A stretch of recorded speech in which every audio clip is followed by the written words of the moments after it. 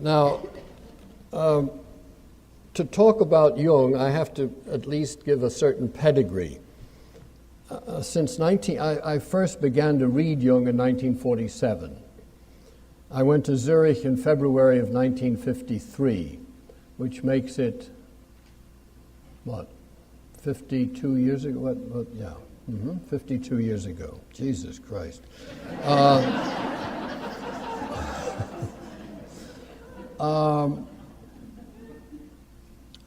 And I even sat with the old man when I was a young man, knee to knee.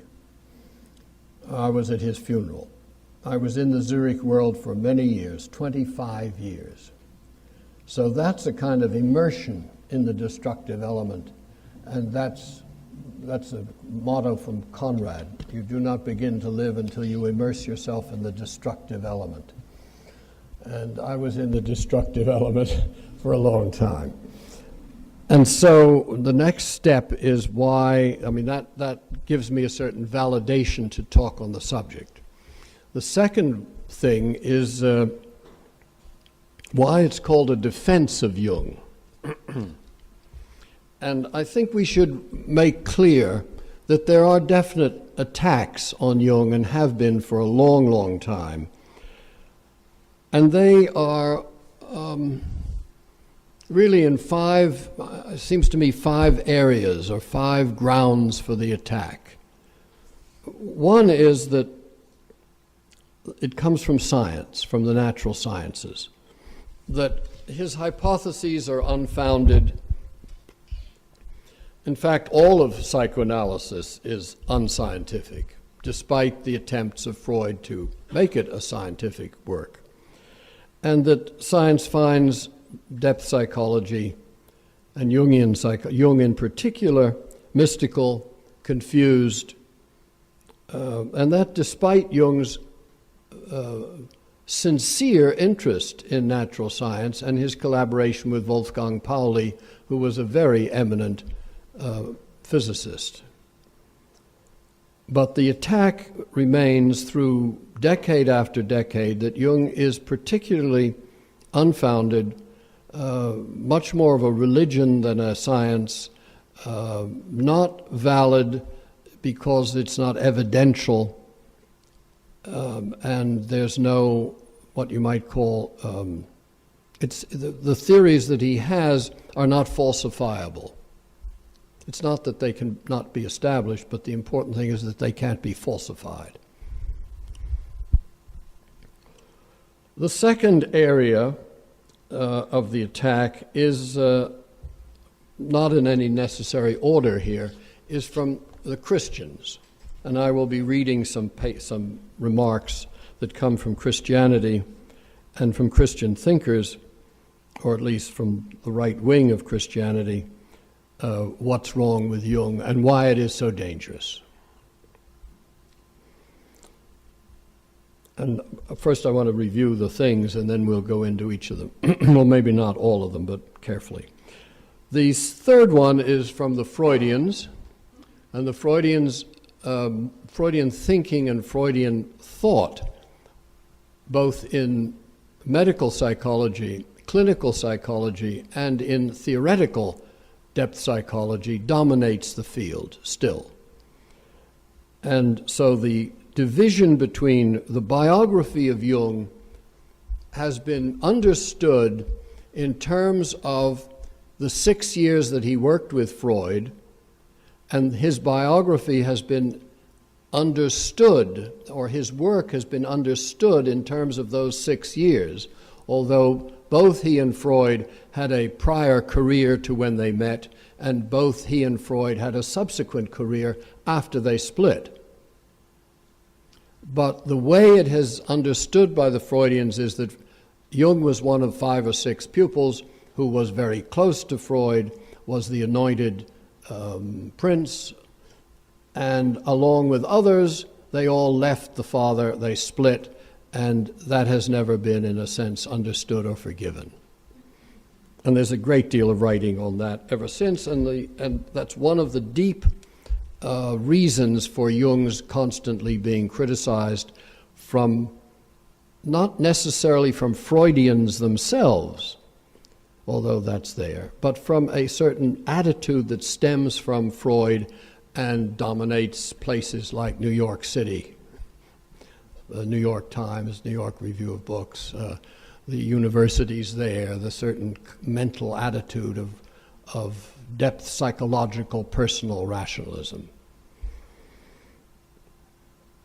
And of course, if you don't make it in New York City, you don't really make it. So, a fourth reason, and is partly tied to the other reasons, is the assault on Jung as a Nazi, or as a Nazi sympathizer, or as a anti-Semite, and this is particularly the thrust of the left against Jung and of French thinking against Jung.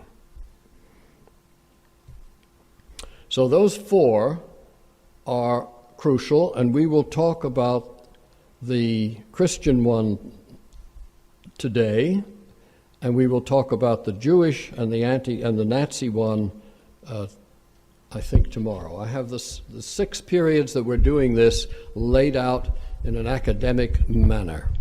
So we will have definite periods with definite topics.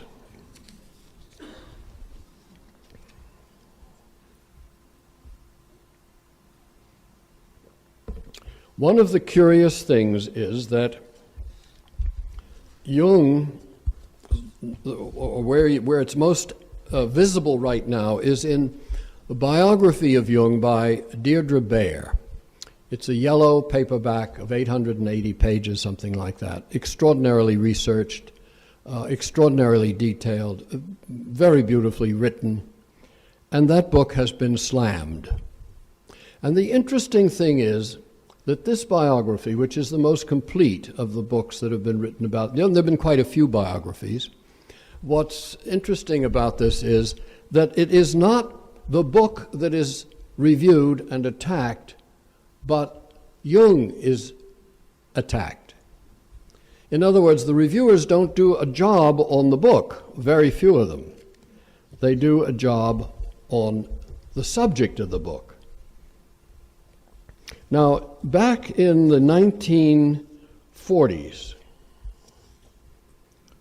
1960s, when books of Jung's were being published, including his biography, Memories, Dreams, Reflections, the reviews were very different. Philip Toynbee reviewed Jung in The Observer and said, "To be able to share Jungian emotions is surely an almost necessary capacity of the free mind." That's the London Observer.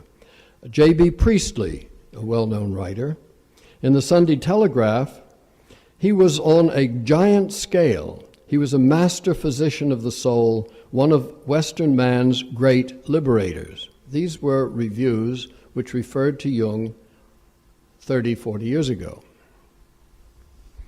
Now, today,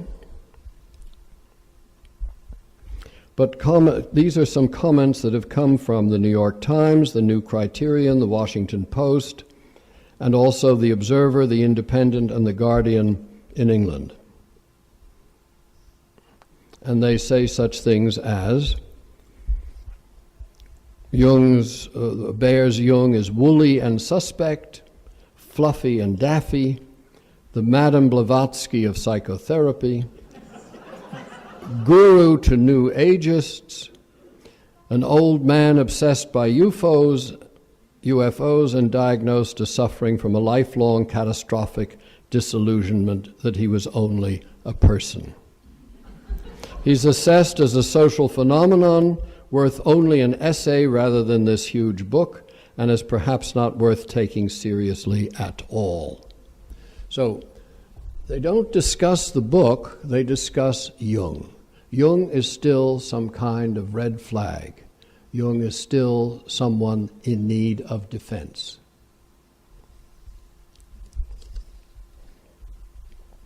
This is not a new attack on Jung. When Ronald Hayman's biography came out in 1999, a reviewer called Jung a monomaniacal narcissist, a sexually charismatic but chilly and isolated figure, a man so insistent on finding a key to all mythologies that he was willing to jimmy the lock if necessary. So they're nasty. There's nastiness in it. Why is all this? See, that's the real question. Why is this? Why is Jung today, in 2005, the man was born in 1875. You have to go back 3 centuries, if you know what I mean, at least with the calendar, still so offensive? Thank God.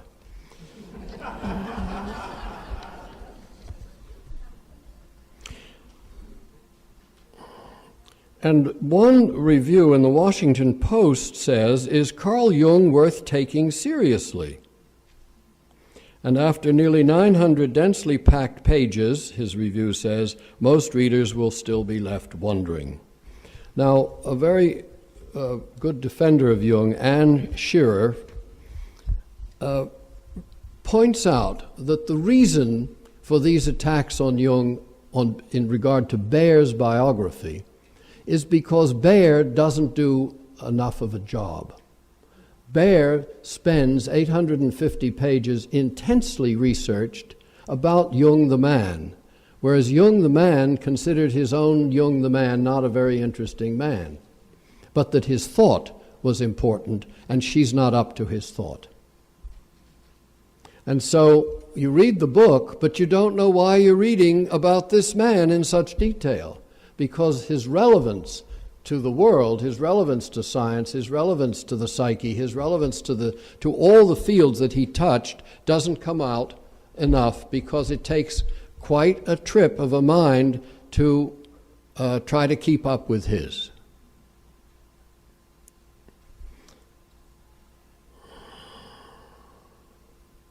And that seems to me the reason to defend Jung and to try as hard as one can to cope with the extent of what Jung offers.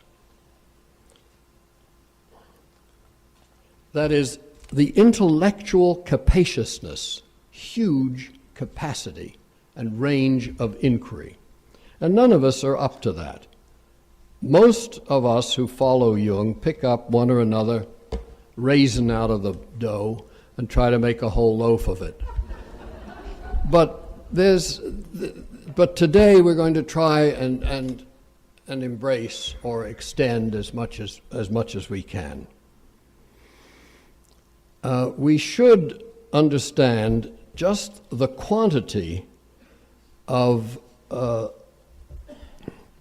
just purely quantitatively for a moment, not even Jung, but Jung's societies. An interesting thing is happening. There's a kind of, like with everything else, a globalization. The market has extended. There are Jungian societies now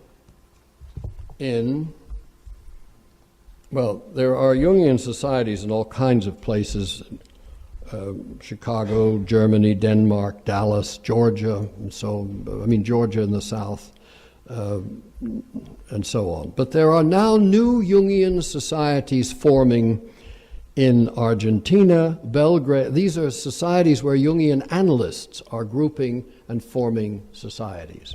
Argentina, Belgrade, Bulgaria, Chile, the Czech Republic, Ecuador, Estonia, South Africa, Georgia in the Caucasus, Hong Kong, India, Ireland, Poland, Singapore, St. Petersburg, Tunisia, the Ukraine. Now that's a rather remarkable fact, that this purely quantitatively they are spreading. Why they're spreading, we can look to Jung, but we can also look to the work of the Jungians in the United States and the International Association of Jungians, who had it as a mission with a budget to spread the word, like an old-time Protestant activity. But this spread of Jungians through the world attests to a certain seed or theme or need that is picked up everywhere. And that's an interesting fact, that there is a kind of, despite the lack, there is a claim. I was going to say, despite Freud's claim for the universality of the Oedipus complex, Jung doesn't make that kind of universal claim. But he does. The idea of the archetypes is a universal claim. And so anyone can get on to the track. And there is a universality implied in Jung's psychology. The distinction between the universality of it and the culture out of which the idea of universality comes creates a tension. That is, it's still a white, Western, bourgeois, European world that it comes out of. Even though the ideas go far beyond that context and seem to be valid for people in other contexts. I wanted to emphasize this spread, and also to point out that in this spread from these new groups developing, the groups as they develop split. Jungians do not get on with each other. In Israel there are 2 groups, in England 4, New York has split into 2 groups, Italy has 3 different groups. The West Coast, going from British Columbia to San Diego, has a group in San Francisco, Los Angeles, Pacific Northwest, Seattle North Pacific group, the British Columbia group, the Southern California group, and the San Diego group. It's very similar to Protestantism, where 2 or 3 are gathered in the name, a new church is formed, and there's this. It's a joke, but there's something about this, because it's so reliant upon the individual's relationship to the calling, and to the fact that there is no creed, there is no a dogma that you have to sign on to.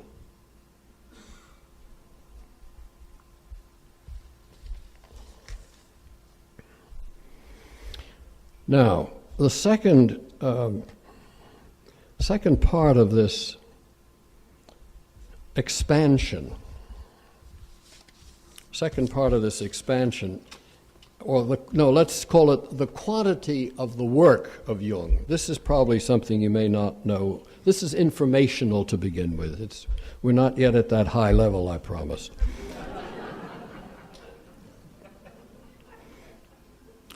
A new foundation called the Philemon Foundation has been formed, preparing for a publication of the complete works of C.G. Jung in English and in German.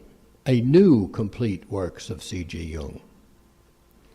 Because there were many manuscripts were believed lost, but these lost manuscripts number in the tens of thousands of pages. An additional 30 volumes is being planned beyond the original 21 volumes, and the task will take 30 years.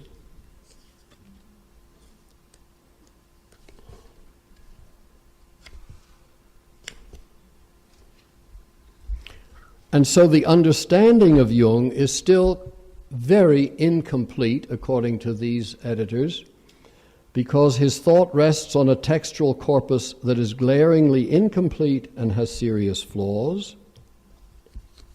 And so, the actual number of Jung's surviving letters represented in the volumes is less than 10% of that which exists.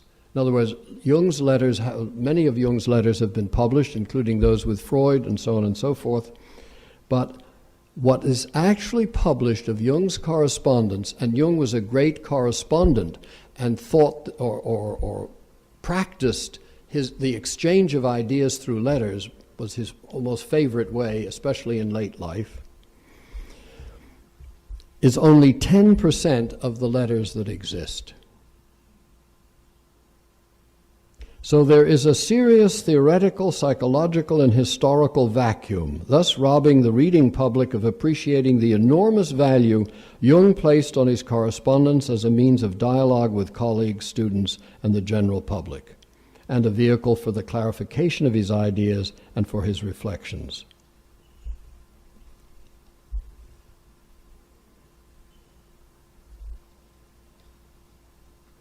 So there is what is still to come, and two of the books that are en route now will be a very long correspondence that he had with the Dominican priest Victor White on theological issues mainly.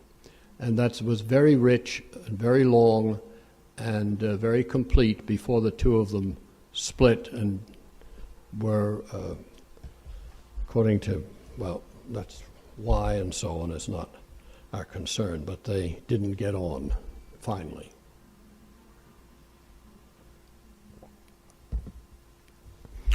It was theological.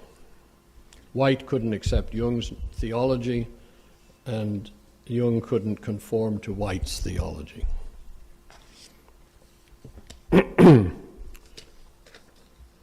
So one of the reasons now, we have two real reasons why Jung's so unappreciated. I think that's the best way. One is quantitatively.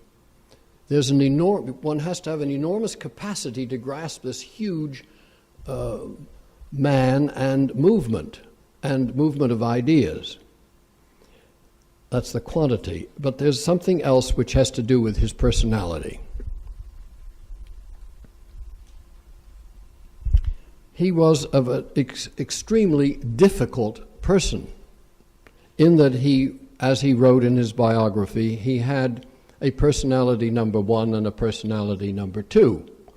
Those of you who have read his Memories, Dreams, Reflections understand what he was talking about. There was a kind of adapted social, medical doctor, family man, bourgeois personality, or what became, despite whatever characteristics we give it, it was a functional person. And in addition, there was this occult-driven daimon that he called personality number 2. They were in contradiction. So he was self-contradictory, as Baer says, because he was a contradiction. And in that sense, he is a model for many of us, that we live lives of contradiction. He was rough.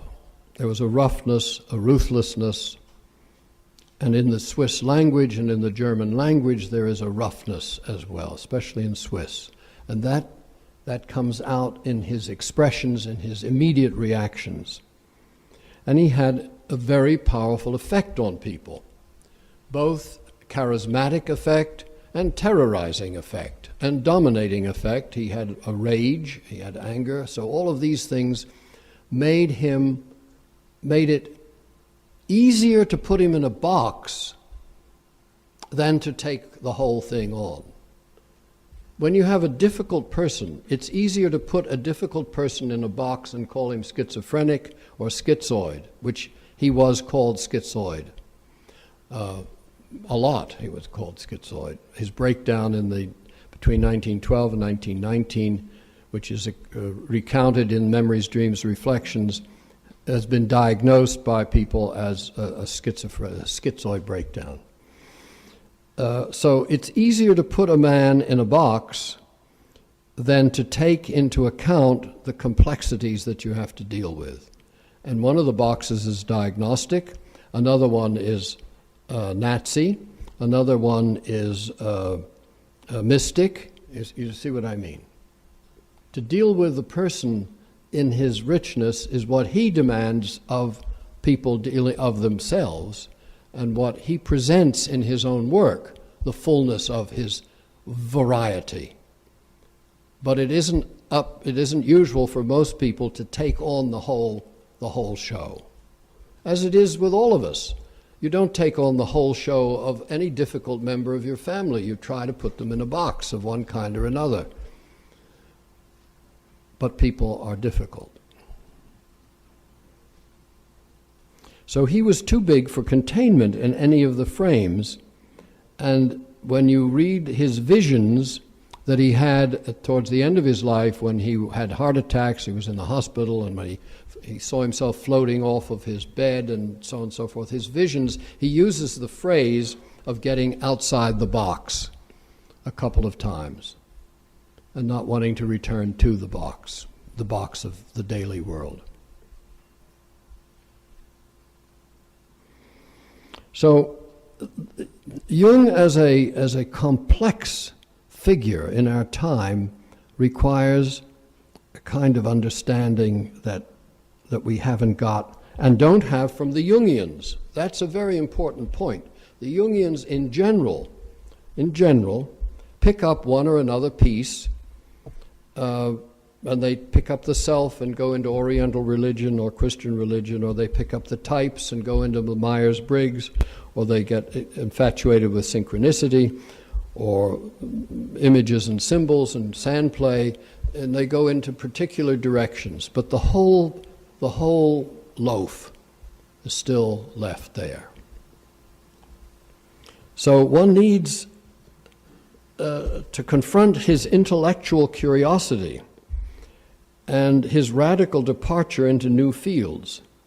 Just as his travels, actually, he went to India, to the Sudan, to the southwest of the United States, to the Mediterranean, to the United States, and the richness of his linguistic fluency in Greek, Latin, French, medieval Latin, Swiss, English, German, Italian. That's a big order. But that was another generation. You know, Freud kept his notebooks in Greek, his little diary. Another generation. Okay, now I want to read to you something that I wrote some few years ago. And it has to do with my attempt to sum up, to say something about what we inherit from Jung. During Jung's funeral at the Swiss Reformed Church in Küsnacht, his pastor spoke of the dead man as a heretic. It is this heretical face of Jung and the legacy of this face for our culture that I wish to elaborate upon now. And for this elaboration, let's look historically and heretically at Jung's very early work at the turn of the century. Between December 1900 and 1909, Jung worked and lived at the Cantonal Mental Hospital Burgholzli, first as a resident, then as assistant chief. He was a practicing member of what was called Anstaltpsychiatrie, or asylum psychiatry. That style and method of daily close participation with and observation of patients. You lived in the asylum. You didn't get home at night, put on the TV. You were there 24 hours a day. You lived and you sang with the patients in the choir, and you were part of the life of the asylum. It was there he reviewed, in one of the usual sessions of collegial conferences, Freud's interpretation of dreams. Jung was one of that book's first and very few readers. Only 351 copies of the interpretation of dreams were sold during the first 6 years of after publication. 351. The rest, I believe, were verramscht, ground up, whatever that is, destroyed. Jung was 25 years old then and a young assistant doctor. During this period, from Jung's mid-20s to early 30s, the Burgholzli was the scene of intense interest in mental associations. The empiricist notion of mind asserted that mental events could be modeled upon chains of associations. The laws of these chains became the province of psychology for a while, became psychology to a large degree, especially as advanced in 19th century experiments and theories, first by Francis Galton and then Wilhelm Wundt.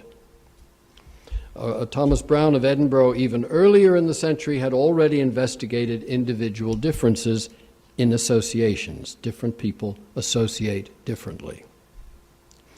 And he elaborated some 9 or 10 laws of how and why ideas evoke other ideas. Now, the task that was going on at the hospital where Jung worked was to enter the mind of the patient by means of associations. Since associations, said Bleuler, who was chief of the hospital, were the path to understand the complete man. Now, of course, that's very interesting for those of you who know Freud, because the method that Freud evolved for originally in practice was to the patient lies down and freely associates. It wasn't altogether free because Freud knew where those associations were going. He had a map ahead of time. Jung turned the whole thing on its head. He asked new and heretical questions, not what paths do associations follow, not how and why association works, instead, how and why and when association does not work. Not what are the laws, but what disturbs associations. He attended to the odd, the abnormal, the pathologized. The question put in this fashion of what disturbs implies a what? A something other, a block or interference, a countervailing impetus beyond the inertia of a numbskull or the willful resistance of a dolt who just makes his associations. A what, a something, an other, more forceful than the laws of association themselves. See, for 20, 30 years or longer, they'd been laying out the laws, how the mind associates this with that. Jung came along and said, there's something stronger that can break those laws. What's that? It's a completely different kind of question. Not only had he devised an experimental method for investigating Freud's unconscious, he had also reimagined the human being as a locus of semi-autonomous complexes, which he later spoke of as daimones, spirits, kobolds, little people, and gods. Not associations, but their disturbances by complexes were the way to understand the complete man. Jung had taken a usual field and asked the unusual question, and he used quantitative empirical method to break psychopathology free from the quantitative empirical notion of personality. He used the scientific method to subvert the scientific attitude, thereby opening the way to a radical phenomenology of the psyche as an autonomous field of multiple personifications. His most brilliant paper of the time showed the interchangeability between the hysterical symptoms of the body, the measurable disturbances in associations, and the fantasy figures in dreams. So the person is suffering from some kind of bodily hysterical symptom. You get a complex of words that hang together and become a verbal complex. And you get fantasy figures in dreams. And he shows these three things are related, so that the complexes released in language appear physically in our symptoms and walk around nightly as figures in our dreams. Neurotic symptoms and normal response to, mental set and bodily reaction to, night world and day world too, are fundamentally immersed in the psychic reality of these unconscious complexes. Of course, Jung had already done something similar in the other main work of his early years, his doctoral dissertation. In the opening paragraph, Jung focuses his interest. Now here he's even less than 25. In his opening paragraph, Jung focuses his interest on certain states of consciousness, and he investigates what were called occult phenomena. This is a medical dissertation, but he is investigating crazinesses. Occult phenomena. Very odd. Not a pathography in the usual sense, or a neurological study a la Freud, but a pathography of the spirits. Spiritism. He studies his cousin, Helene, of what disturbs the usual attention, a study of the others, the voices, the figures, and ideations that spoke through his cousin Helene. In other words, he was studying channeling, if you like. And in the dissertation, Jung presents a fundamental idea that is the fundamental idea of my remarks today. The not very common case, as Jung says, is where to look for a wealth of interesting observations. Insight is drawn from what he calls psychopathic inferiority, that is, the odd, the peculiar. These odd cases, Jung says, right at the beginning of his dissertation written when he was 23 or 24, point to something more than merely an analogical relationship with normal psychology. Here Jung states the methodological characteristic shared too by Freud and basic to all depth psychology. Hear this, that is, all depth psychology that is non-humanistic and non-transcendental. We start in the anomalous, the strange, the exceptional. This method has been stated most succinctly by Edgar Wind, and this is Edgar Wind's statement for understanding art and symbols and many other things. The commonplace may be understood as a reduction of the exceptional, but the exceptional cannot be understood by amplifying the commonplace. The exceptional is crucial because it introduces the more comprehensive category. And this applies to Jung himself. He was an exception, and he was the more comprehensive category than any of the categories applied to Jung to understand him. Swiss bourgeois, trouble with his father, who was a Protestant minister, who knows, had a mistress or others, or difficulty with his children, whatever, or the problems with Freud, whatever category of normal understanding you apply to Jung to understand the exceptional man, you can't do it. You have to start with the exceptional to understand even the commonplace. It's a very important methodological point. That's why we read the most extraordinary literature. Those are the exceptional ones for understanding ordinary life. You can't understand Anna Karenina or Madame Bovary in terms of your neighbor who's having an affair down the street. But you can understand your neighbor having an affair down the street from Anna Karenina and Madame Bovary and what's possessing them.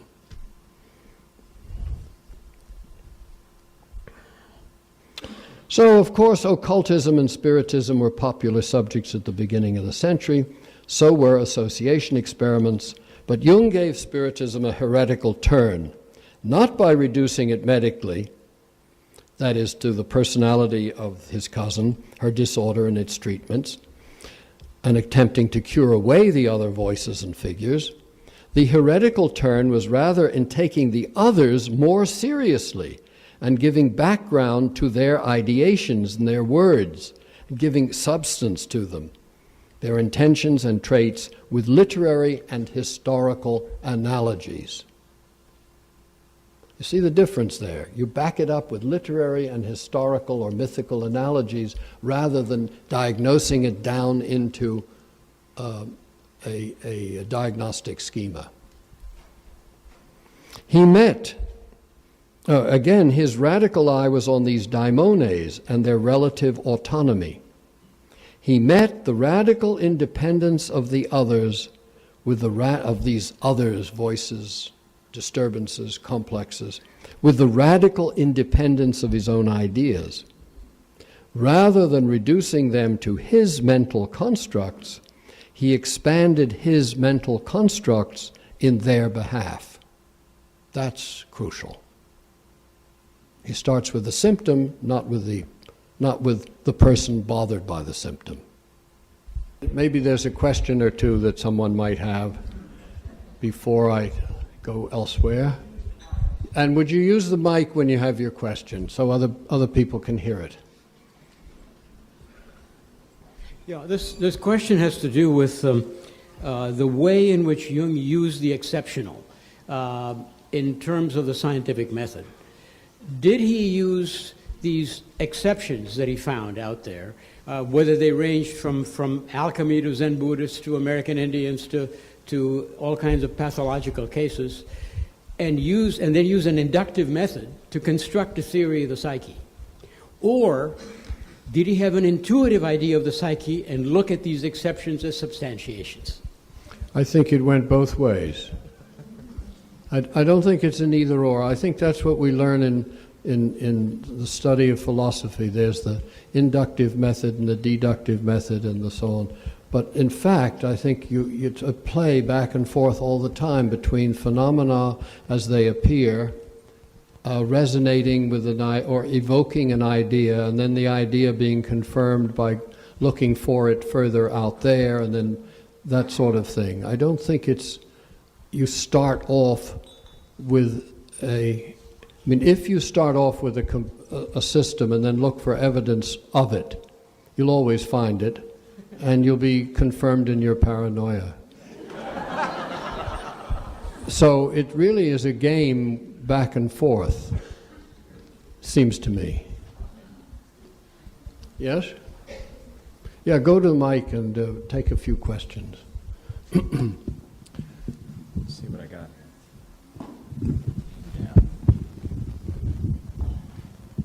Appreciating your presence very much. Thank you. I had a question. I was struck by how you talked about, if I heard it right, that Jung did not come to a perspective that there was a center, or like in Assagioli's work, a unifying center, which more the humanistic perhaps. But I also know about your work with the soul's code and the entelechy of almost like a, I don't know if backbone is the right word, but almost like a thread that is like a signature of the soul. So, and I know there's paradoxes here, but can you just say a little bit about, because a lot of my training has been in the transcendent and in the humanistic, and yet my deepest calling is in the descent and the Jungian and the archetypes. Not that I have to do one or the other, but I'm integrating what I've been in the past and my experience, my work with others. Okay. Great. The remark Jung made was that, he says it somewhere else about the self or the goal. The self or the goal is an ideal, it's a motivation, it's not something that's realized. All these large terms are not necessarily, are in a sense, telos. They are that for the sake of which one works at something. Towards. Towards, or as motivation, or as entering into everything we do, there's a sense of purpose. But to spell out the purpose, or to acclaim arrival at the purpose, are not the point. Yeah. Because the moment you've arrived at the purpose, you've lost the purpose. Right. The purposiveness has become depotentiated. That's one part of it. The other part is, that's one part. That's enough of a part, yeah.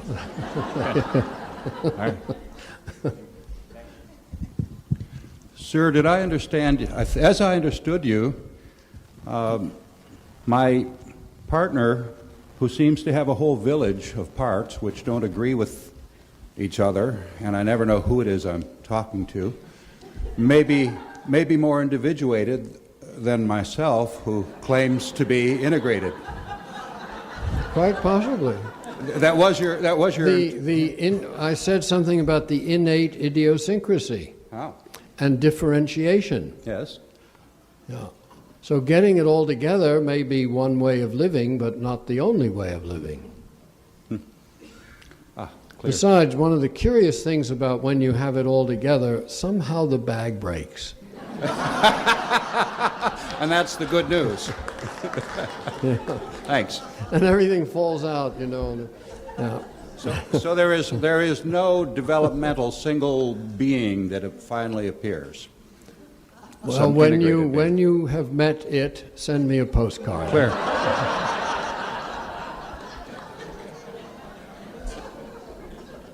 Is there anyone else want to risk a question? Yeah.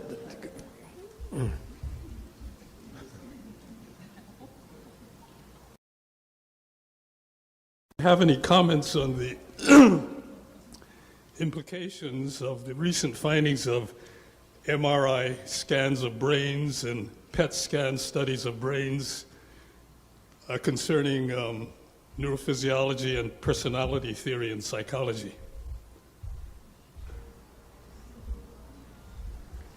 No, I have no observations on it. I have only a general observation following from Jung that he was interested in the psychoid, in the place where what he calls psyche and matter connect.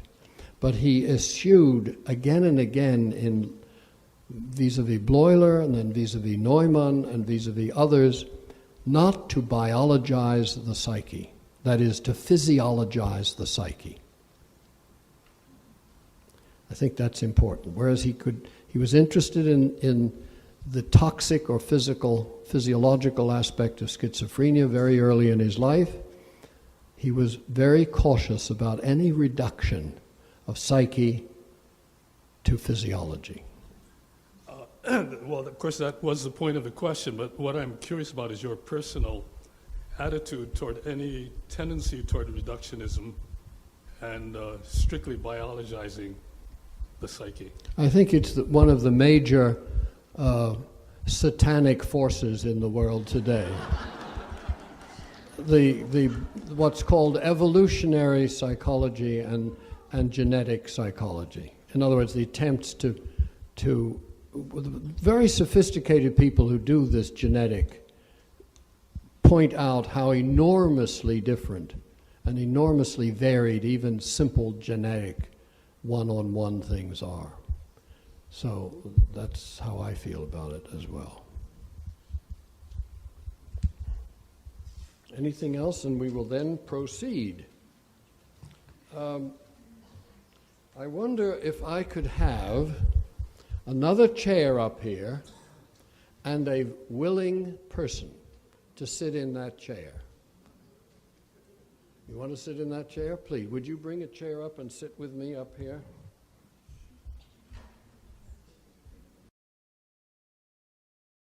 Association experiment. Because I'm sure when I talked about it back in the 1900s and then in the early years of Jung, that you have never seen one. And we will do not a whole one because there are 100 words involved, but just so that you can see what actually it was about. I don't know how much you have to hear. Yeah, let's see if you can talk in. Pull your chair back and you can talk into that. Okay.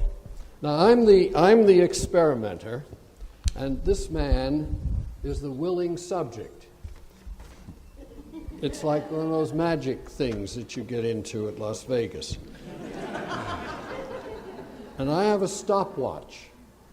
The same stopwatch I used 50 years ago when I was in training, and it still works. We didn't use it that much. So, and I'm going to read. The idea is I read 15, there are 100 words in the association experiment. And what it consists in, and you probably know this, you see it every time they do a lie detector test on the TV in a show. Somebody's doing a polygraph and they read the words out. So sometimes it became a parlor game. People played it in their homes. And Jung had 100 words in German, and you can find the translation of those words in Volume 2 of the collected works of Jung. And I'm going to read these one word after another, and my instruction to you is, please respond with one word, the first word, and as quickly as possible, the first word that comes in your mind when I read a word to you. Okay. Okay? All right. And then I time it. I'm not going to write it all down and so on. It would take the day to analyze then all that. It's just to demonstrate what it was all about, okay? So I'm going to start off. Ready? Yes. Head, Toe. green, Air. water, Emotions. sing, Soul. dead, Black. long, Tall. ship, Cascade. make, Create. woman, Beauty. friendly, Warm. bake, Enjoyment. ask, Create. cold, Aloof. stalk, Hunt. dance. Joy. Okay, thank you very much. That's all. We're not going to analyze anything or the rest, but that's the game. Now, this man is in great control of himself. He hardly gave what's called a complex indicator. A complex indicators are, for example, when there's a delay. First, you do 100 words, you get an average of the time that a person takes to respond. Then you find deviations from that time. Somebody takes much longer with a certain word. That would be a complex indicator. Or he repeats an answer he already gave. I think he did repeat the word create. He used that twice. So that would be, again, an indicator. The third is if he says, I didn't understand what you said. I missed that word. In other words, a misunderstanding. Another one would be blocking, where he just can't say anything for 2 or 3 or 4 or 5 seconds, much longer than anything else, just a block.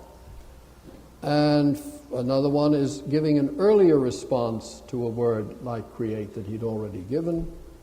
Another is, which he did not do, is what the Swiss call or Germans call a Klang reaction, which means if you say short and then I say court, or you say long and I say strong. In other words, just an immediate sound reaction. Now, there are people who have since argued that that's Kugler, for example, that sound reactions have much more in them than they used to think they do, because they're phonetic resonances and so, but I'm not into that either. It's just to show that this was the way associations were earlier. They were interested in the words that were associated.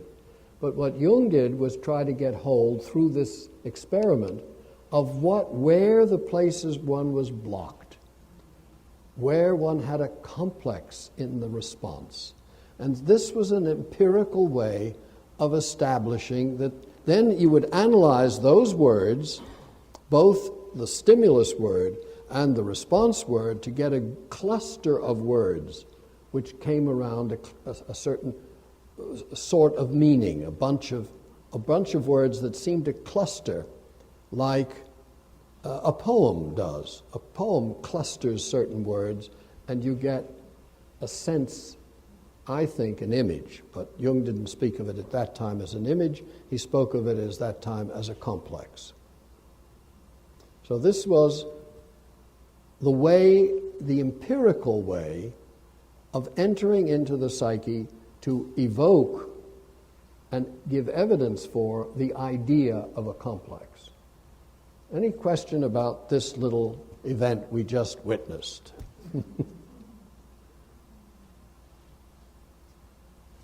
Yes. I guess I just have a question about if there was anything that Jung saw when people only gave an opposite answer. That would be one of the complex indicators, yes. Yeah. But one complex indicator by itself was not enough to. It was the cluster. that was important. And the attempt to show that there is a pattern or some kind of meaning in this group.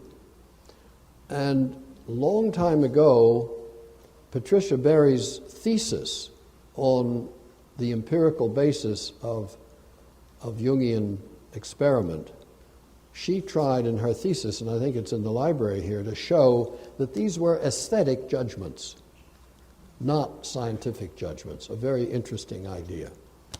In other words, this cluster of what these things mean or what these things present is a kind of, there's an aesthetic pattern in that. That's what I mean when I said an image.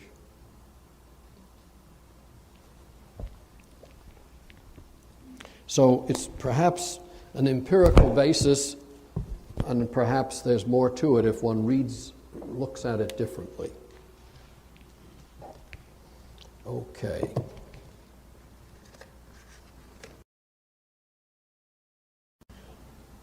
And I may emphasize one or two places that Mr. Casey may not have, and I may eliminate one or two sentences that Mr. Casey might find still very important. But, oh yeah, this is better.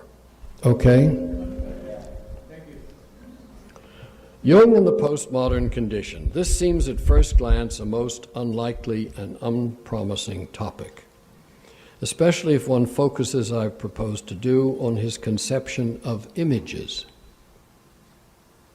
For when it comes to his treatment of images, Jung appears to be nothing but resolutely pre-modern. This is above all evident in his frequent recourse to medieval and Greek terminology. In several places he speaks of image or fantasy as esse in anima, that means to be in soul, that the being of images is in soul. That's where they are, or the nature of, not necessarily location, but their substance. He can correct me. I hope you'll take the mic when I'm done. Or being in the soul. In a letter of January 1929, Jung writes, "I am indeed convinced that creative imagination is the only primordial phenomenon accessible to us, the real ground of the psyche, the only immediate reality. Therefore I speak of esse in anima, the only form of being we can experience directly." When Jung says in Psychological Types that between intellect and thing there is still anima, and this esse in anima makes the whole ontological argument superfluous, says Jung. He invokes not only medieval, but a privileged form of medieval reasoning itself, as in the case of God, the existence of the soul, and thus of the images that proceed from soul, is contained in its very essence, its being.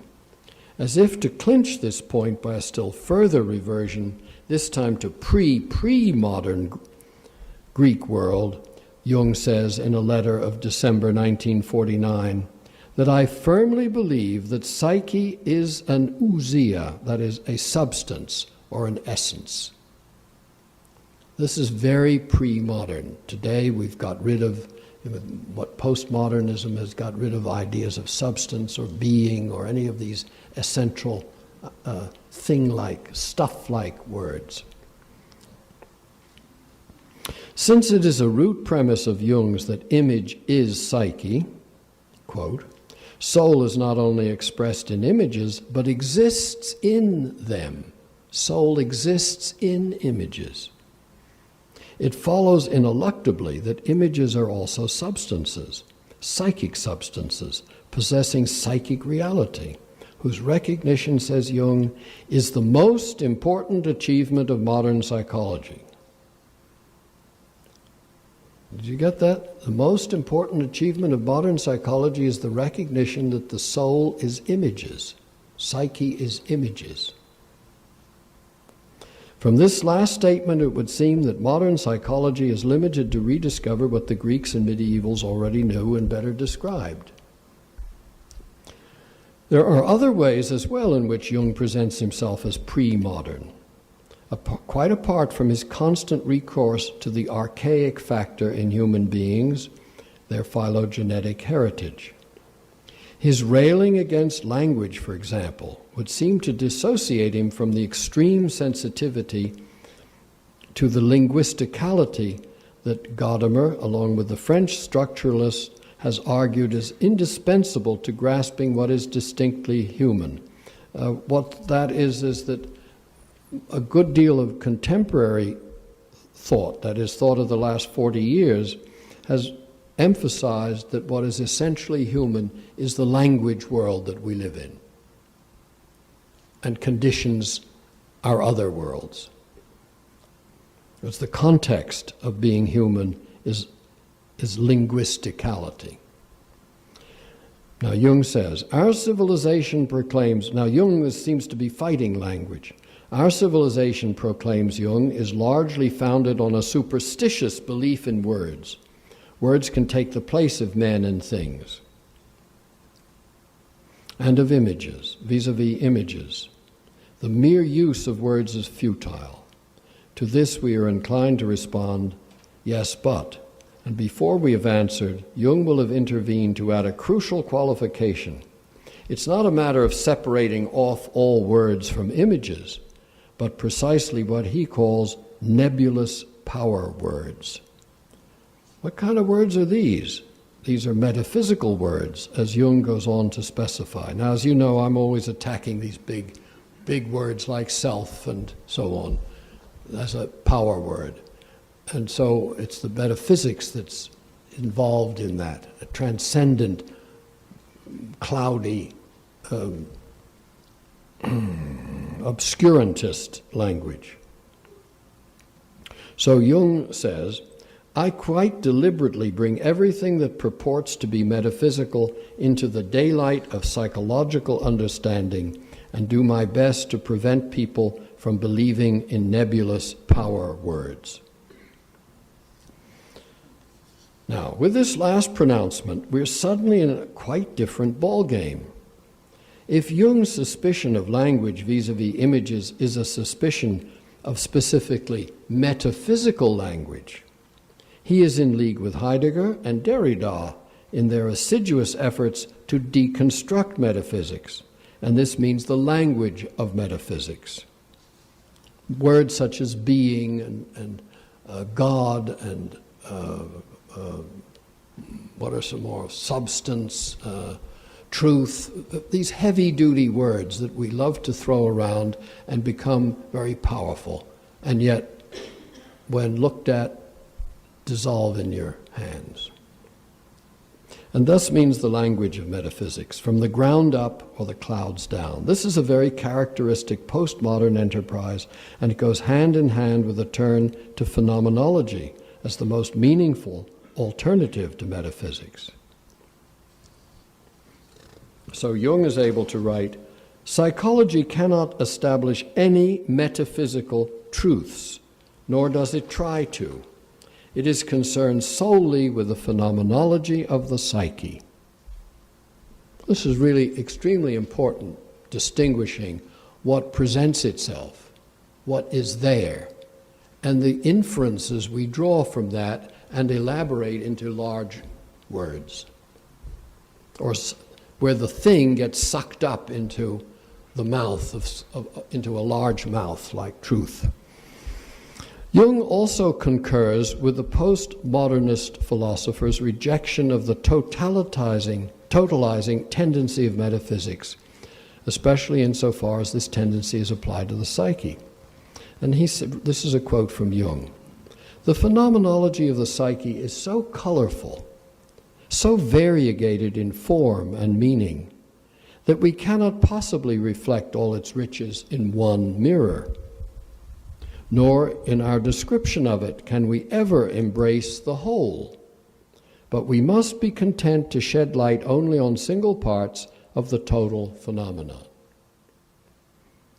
You notice that description of the psyche correlates with other places where he writes about the anima as being like a butterfly, as being many variegated, of being shimmering, of having many colors and many lights, iridescence.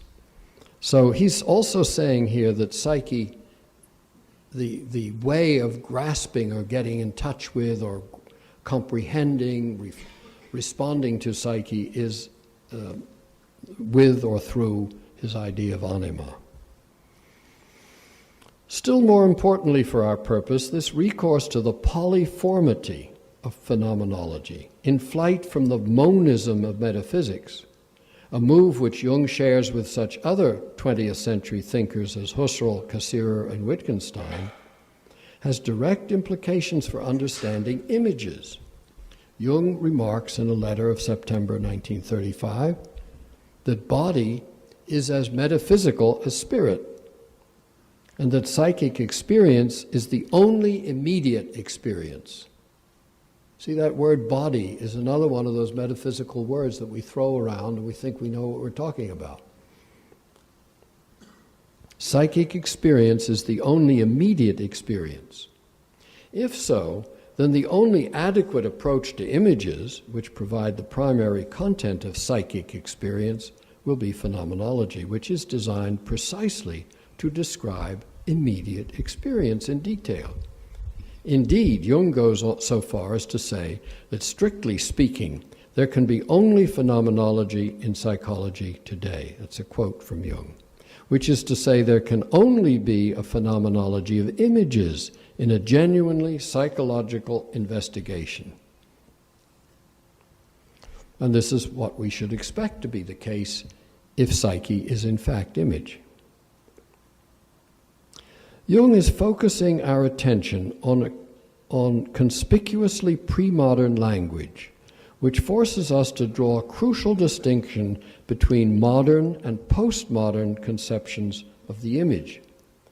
For the explicitly modern view of the image is that it is a mere copy of an impression, like a photograph, let's say, copy of an impression. This, or what Jung defined it, the psychic reflection of an external object.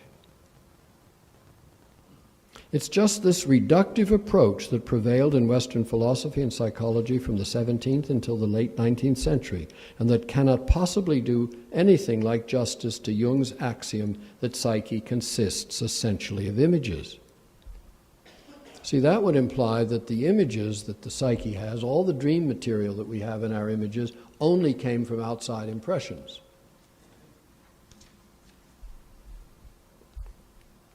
Not only does the modernist view make the image utterly subordinate to that of which it is an image, meaning the outer, real, hard world, my image of this or that, but it also converts the truly psychic image into a sign instead of acknowledging its symbolic status. To return to a pre-modern conception of images as essences, beings, or substances is to be reminded of the autonomy of the psyche, which such images display in their symbolic power. The autonomy of the psyche, which images, they come out of nowhere. You've had dreams last night, you have fantasies in your mind, they simply appear. First, immediate, direct aspect of the psyche are these images. And they can appear in words as well, and they can appear in gestures as well, I believe. We've already discovered, wait one moment. Yes. We discovered one way in which Jung manages to accomplish an alignment with postmodernism. This is through his spontaneous turn to the phenomenology of the image. Another aspect of this phenomenological turn lies in his insistence that we must proceed in psychology from the outside in and not from the inside out, as the Romantic poets and philosophers tried to do. Now this we have to understand what's meant here. Jung writes in 1921 that it is best in psychology to proceed from the outside inwards, from the known to the unknown, from the body to the psyche. There are any number of paths leading from outside inwards, from the physical to the psychic. And it is necessary that research should follow this direction until the elementary psychic facts are established with sufficient certainty. Now, this is puzzling to me. This is a puzzling idea because he seems just to have denied the external images as primary for the image. And now he says we must proceed from the outside inward. But if we take it up in terms of phenomenology, we are reminded here, says Casey, of Husserl's shibboleth for phenomenological method, to the things themselves. And we are put in mind as well of Levi-Strauss's idea that the elementary structures of kinship exist outside of the members of a given society. So the outside is not necessarily a concrete thing of which the inside is an image of. That's dismissed. The outside is simply whatever appears anywhere, and also the structures that rule our lives, these elementary structures, as Levi-Strauss calls, of kinship. Marriage patterns, cross-cousin marriages, tribal systems, and so on. These exist outside of the individual person. They're outside structures, just like the grammatical rules in a sentence are outside my way of talking and thinking. The rules in which I put a sentence together are outside of me. They are givens.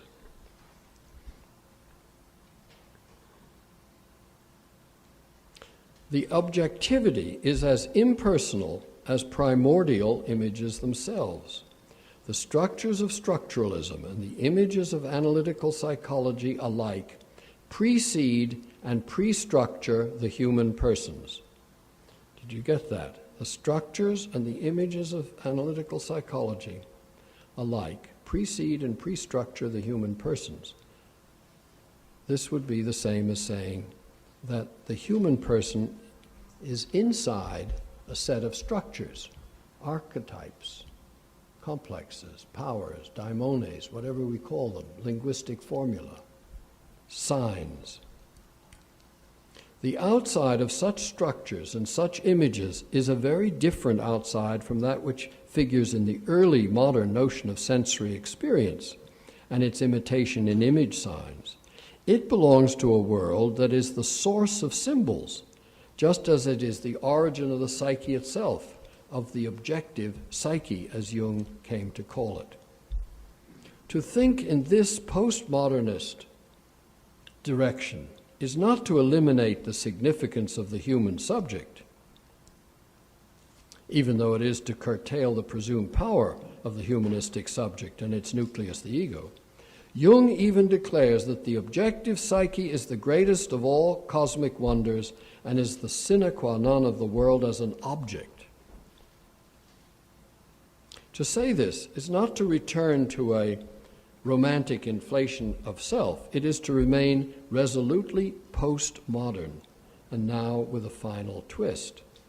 The twist, familiar to all of you, is that the objective psyche is at the same time a collective psyche. So it's in us and it's outside of us. We're in that collective psyche. We're in the collective psyche of the United States, we're in the collective psyche of California, we're in the collective psyche of the United States at war, we're in the collective psyche of the media as it presents itself. We are in a collective psyche. We are in a collective psychic history as well. And this is objective psyche, it's not my personal psyche.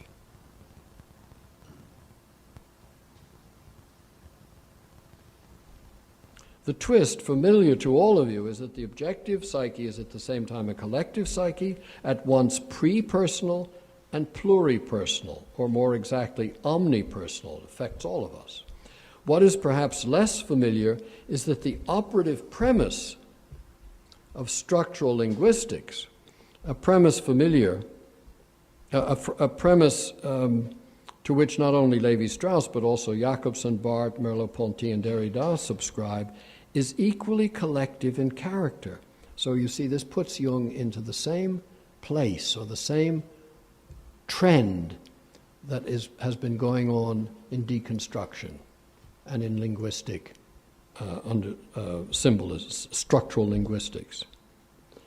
In de Saussure's inaugural thinking on this matter, formulated in the very years in which Jung was first thinking his own way to analytical psychology, the speaking mass, la masse parlante, is determinative for language in its essential form.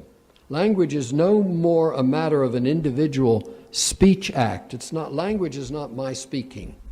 Language exists before I open my mouth. I can't help but fall into language and be used by language, manipulated by language, carried by language.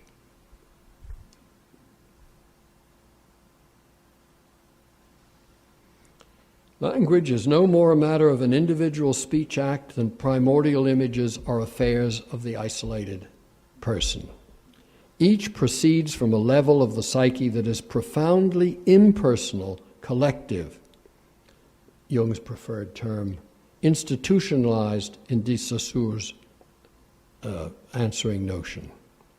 In this way, image and word come together in the end and after all, despite Jung's sometimes heroic efforts to hold them apart when he discounts the importance of language, words, power words.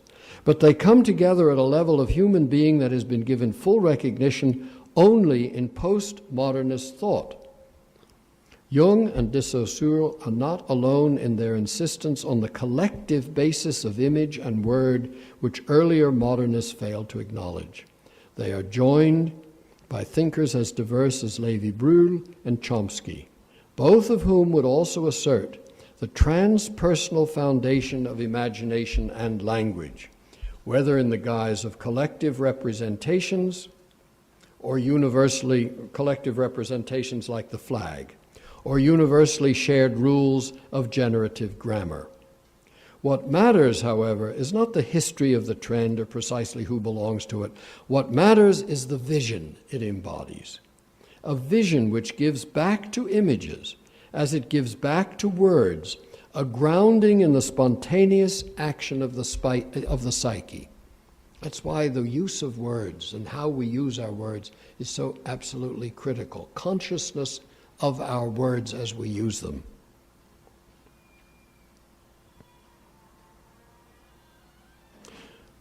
Grounding in the spontaneous action of the psyche, which is image as it is word, and in being so transcends the egotistic confines of the modernist conception of the human self. Transcends the egoistic, or what Casey calls egological confines of the modernist conception of the human self. Now, what this paper does is not only to place Jung among his colleagues, intellectual colleagues of the 20th and 20th century, late 20th century, but it reaffirms an objective, collective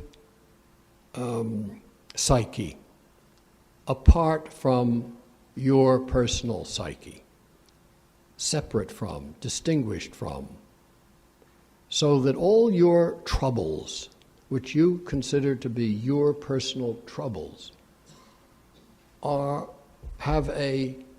embraced by something collective, objective, and what I call archetypal. Archetypal has a slightly more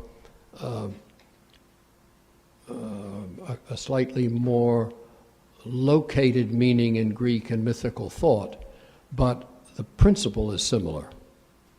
That there is a collective, objective validation of what's going on. And that psychotherapy in the last 50 years at least has not gone down that direction, but has spent its time on the personal psyche. So this leads us into what this 2 days is partly about, which is what kind of a psychology does the soul need for the next century, for this century. Which means making a Lichtung, or a clearing of some kind, a clearing of a lot of crap that's still around. And a lot of that crap is the personalistic psyche that is being trained morning, noon, and night all over the world. And that is a huge problem, because as we know today, just the fact of the war that we're in has put all our personal psyches into a collective bag. Just that simple fact has changed, should have changed our notions of therapy. It should have begun to make us aware that what we are suffering from is not simply what we think we're suffering from. And in fact, we are suffering from what we think we're suffering from. So there are many things can be drawn from this, not only about the reality of the image. I use that word reality with a little sloppiness, or the reality of language. But that the language in which we put our problems is already a collective, objective language that has been promulgated and floats through the air from morning till night on every talk show, every TV show, every doctor, whatever his name is. Dr. Phil, is that his name? Yeah. It's always present. This is a collective language in which we have immersed ourselves and begin to reflect ourselves, without seeing that the language itself, these diagnostic terms and all the rest, is a kind of, has not been subverted. Okay, now I'd like to ask for a couple of questions or comments, please. Yes. I know you said you're going to talk about the attacks by Christians and other religious groups. Yes. And as you're talking about that, the personalistic psyche, I feel that perhaps the threat to those groups is that they also have formed a personalistic psyche among their own collective. And the idea that the collective is everyone, is included, is inclusive of everyone, would be a threat to those groups. So I just throwing that out as something to think about when you talk about. Yeah, I will. That's in section 5. We're now in section 2. But I want to understand your question a little better, that the fact of the collective psyche would be a threat. Can you say a little more about that?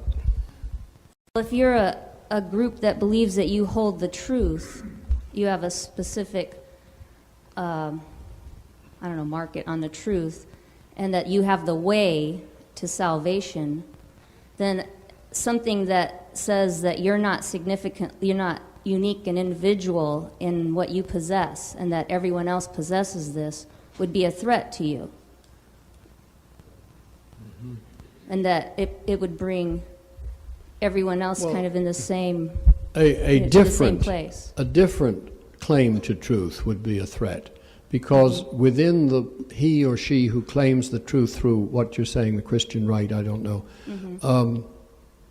would find agreement among his and her group. And that would be an objective, collective truth to which they subscribe, and in which they are. Right.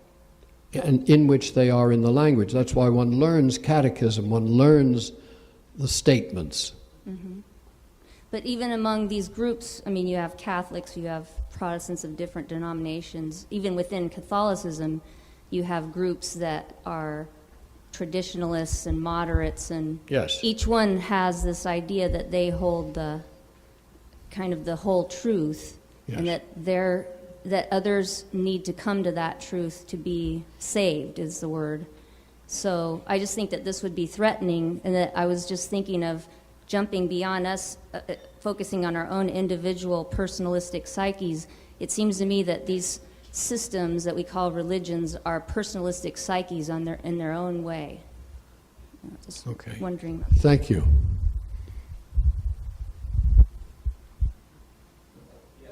Go to the microphone.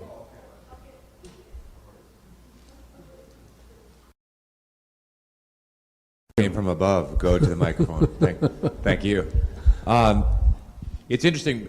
My question revolves around the phenomenology of experience, because as a professional athlete, I would often maybe misuse my psychological knowledge and say, oh, this race, this training event, it's been done already. And I find that quite liberating. I've already done this, even if I'd never done it. Now, and then finding mythology and realizing it's been done before. I mean, you know, oh, that's so 4th century, you know, that sort of thing. So, but that scares the shit out of some people, quite frankly. So my question is, when you talk about the phenomenology of experience and the things outside of us, like the grammar you spoke of, etc., cannot my personal experience also be simultaneously outwardly, collectively occurring, as well as inwardly occurring? So both on the collective and the personal level, and I think you already answered it, but I wanted to ask anyway. No, certainly. I think that we don't recognize that our personal experience is collective. Yeah, okay. That's the amazing thing. I mean, Valentine's Day establishes the collective nature of saying "I love you." Everybody says it, and Hallmark will tell you, will put it in one form or another. But when 20 or 30 or 100 million people say on their cell phone, when they, "I love you," what is that for a statement of love? This is outside, completely outside of, and yet it's experience, one thinks when speaking one's personal heart. And so when one goes to one's therapist and goes through the catechism of confession of what my problem is with my so on and so forth, people don't realize that this intensely personal feeling world is also a collective phenomenon going on in hundreds of rooms all over. And the question is, can one see the collective or objective psyche in these things that we call personal? That's one thing. And the other is to allow the impersonal to break through in some way, the images to appear. Whether images, mental images or poetic images or whatever kind of images, something else to break through. Or the world as image to break through. Thank you.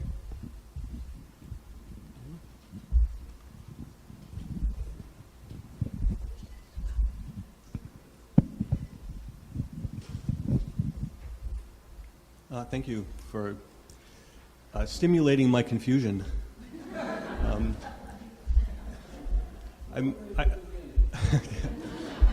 I'm recalling that Mallarmé was quoted by Octavio Paz as saying that. That's a good start, right? Okay.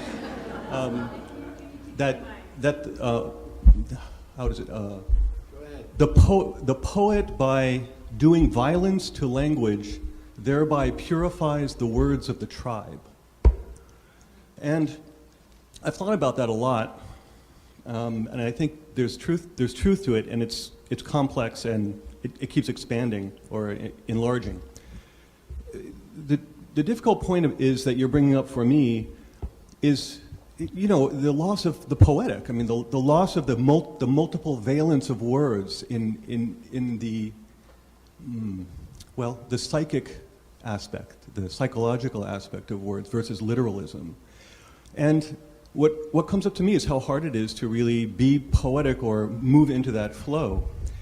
And what Mallarmé and Paz seem to indicate, and Stevens and others, is that there's some kind of violence, or which might in psychological terms be pathology or pathologicology. And I'm somewhat either confused or mystified by that. And it's my field. I work in the field of poetics. And this is one of the things the threads that's led me from your work in the last 20 years or so into the field of literature. And I don't know if you have any comment about this relationship and really the true difficulty of expanding or how to break through. And is it always painful and difficult, or what? Well, it's also fun. I mean, a pun, a joke, a twist to words, without getting, big and poetic, does something. It brings a moment of reflection to the words that are just stupidly said. And supposedly, the Chinese, was it Lao Tse? No, Confucius supposedly said that the rectification of society begins with the rectification of language. And our language is in bad shape. American language, the United States language. I shouldn't say American, the United States language. Fortunately, there's more America than the United States. And it is in bad shape. And it's not improved by those who are on TV a lot.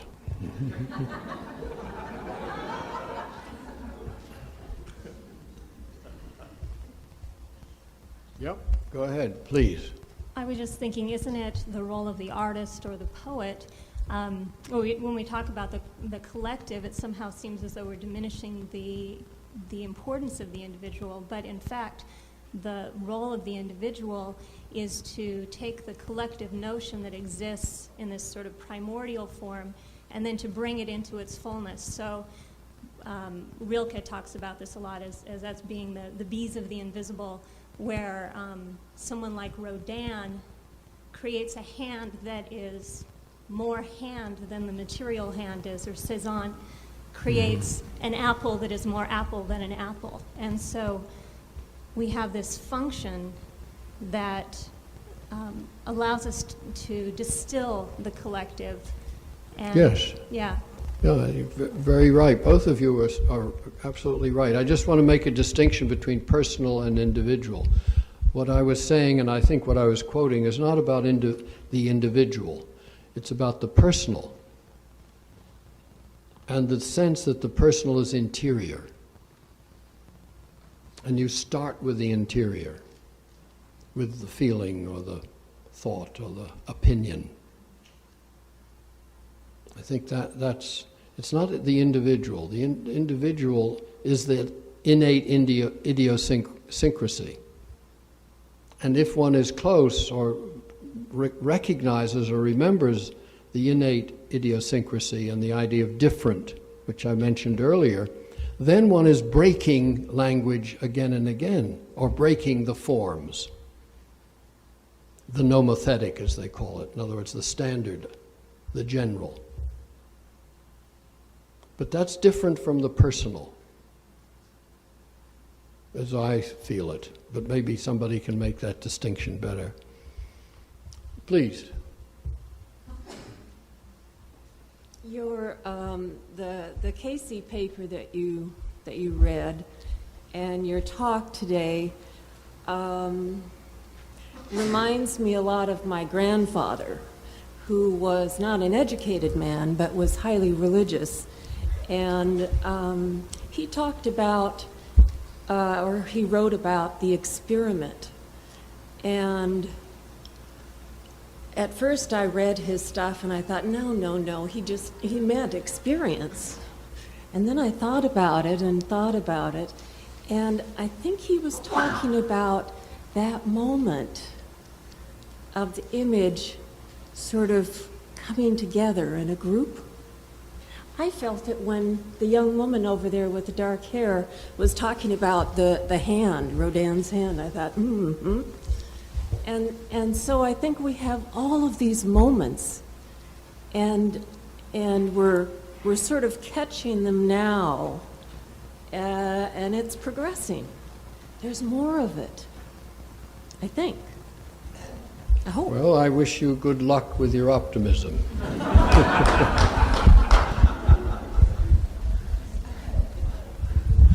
I mean that. It's fine to be optimistic, as long as one is not at the same time skeptical.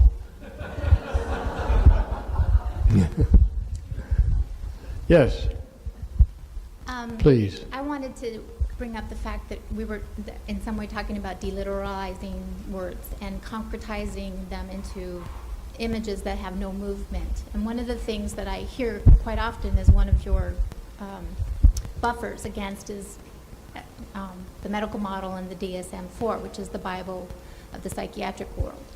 And what's interesting is that when that came out and we got stuck basically in just thinking that this was the way that we were going to categorize people, then we forgot about looking at the general and amplifying them into more than just these certain categories. However, if you take a look at, and this is what was so astonishing to me, because this was also the impetus for my PhD work, was once you take a look at what has happened in the DSM-4, everything you talk about in the grander scheme of things can also be followed throughout the DSM-4. It had been a map of some sort put together by lots of personal psyches into from a collective, and has now been It can be a map. Go on with that about a map. The DSM-4 can be read as a map to what's going on all around us, to the collective psyche. What it has lost is what I think you have been trying very hard to bring back to, is somewhat of the Renaissance. The flowery, the flourished, the embellished, more within the word than just the little black font type that you see on the page.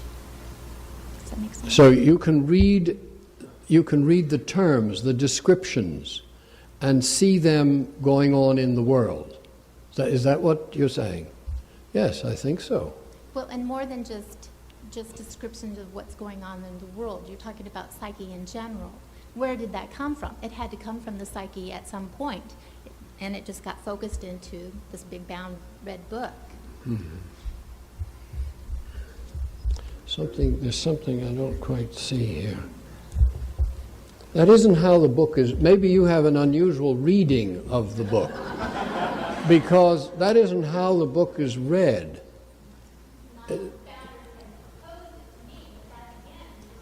Yeah, exactly, and that's if you can move the book off its literal correlations. This person presents A, B, C, D, 5 different indications of whatever category of disturbance it is.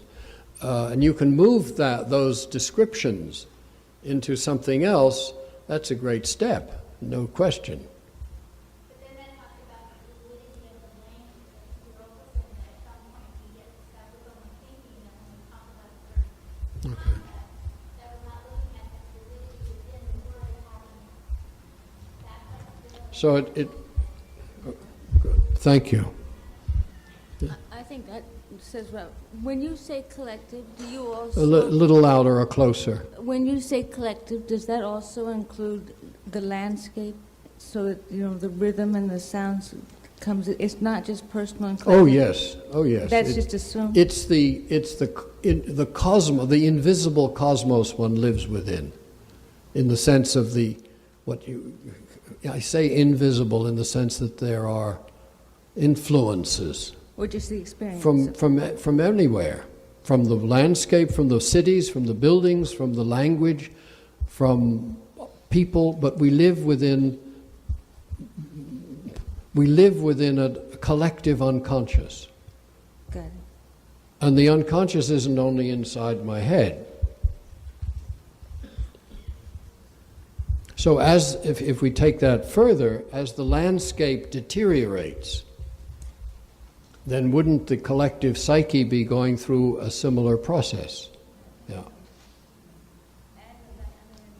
Yeah. Yeah. Yes. Oh, good. Yes.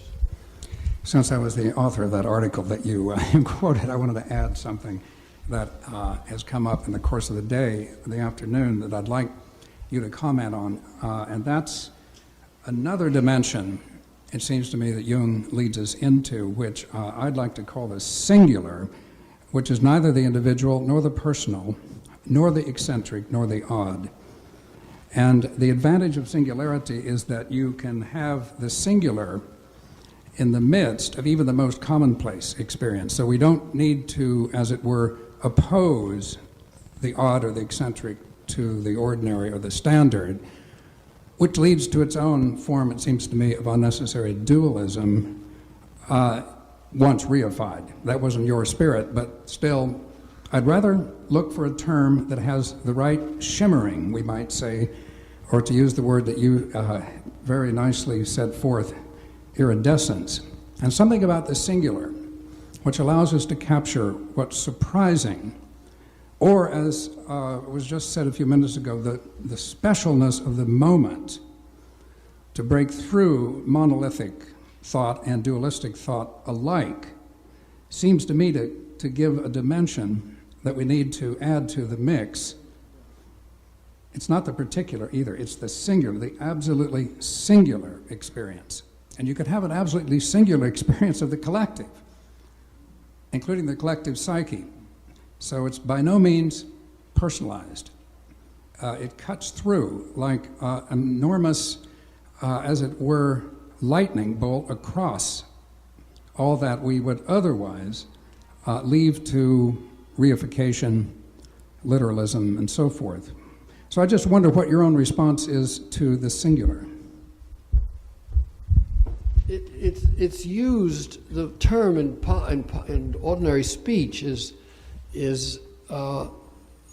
also has a little oddity to it, though. A singular person, a little bit off somewhere, a little bit different from, unique. That's a great idea, excellent. We can imagine, and we free ourselves from individual and all the other terms. It has an element, though, of the idiosyncratic, does it not?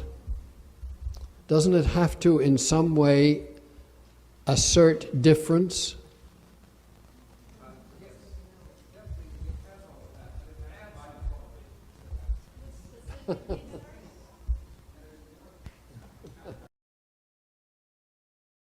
And it has the special and it has the odd, but I think there's something about it that is of its own dimension that we should recapture. And that's my only suggestion here, that we've lost sight of this. Yeah. The singularity of the singular itself, you might say. And this is a word we need to rethink, or an idea Good. we need to rethink. Yeah. Even though you're right, it has all these elements that we have been discussing. It's got its own singular quality. Now, that doesn't mean to say that this is redundant, but it does. But it's taking us somewhere else, Yes. It seems to me, although it's in the domain of the concepts that you've been setting forth this afternoon after Jung. And so, I'm just adding it to the repertoire, to the Great. arsenal, so to speak. Thank you. Thank you. Good. Well,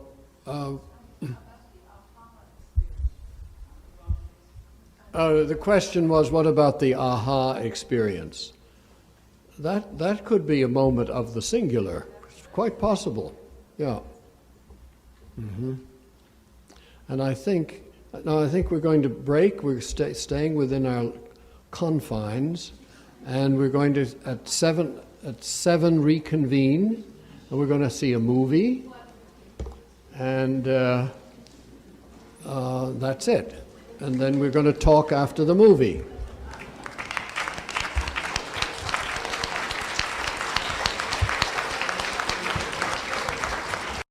Films of Jung. I think one by the Wagners down in L.A., and one by, I think, Lawrence Vanderpost, and another one. What's the other one, big one? Anyway, but this one, a fellow named Evans, who was at the University of Houston, a young psychologist, did about 3 or 4 films of Jung, asking him lots of theoretical questions and so on. I thought there was a sentence in this one, but evidently it's in the Evans film, because I kept waiting for it. Jung is asked, along with his childhood, what about tell me about your mother, about your mother, what about your, after this talk about the father? And Jung takes the question and looks up in the air as if he'd never thought in his life about his mother. A most beautiful put-down of the personalistic expectations that, of course, his mother had this huge influence on him, and his mother complex, the whole thing that you could see. I thought it was in this film, but it clearly wasn't. It must have been in the Evans film. But it was one of those trap questions where you ask about a complex. Now, Freeman asked about his father. Was he tough? Was he disciplined? And Jung spoke very well of his father. But it's an interesting moment how Jung sort of brushes aside this theme that I think that's one reason I picked this film, how he brushes aside the personalistic background and more comes to this objective, the problem of the objective psyche, whatever word we use for that, and the dangers of the individual's unawareness. That was one point that I think is very important in what you see there, is a man who'll take on these big questions. That's really what he's interested in this question of, is death the end? War, the dangers. This is 1959, the Cold War. He's really not interested in his childhood. Now, you can say that that's because he's an old man, and that's so far away and really gone, and he's concerned with where he is today. But I think it brings out Jung's psychology in that he was concerned in this way with the larger issues. And in that sense, he was more of a classical philosophical psychologist.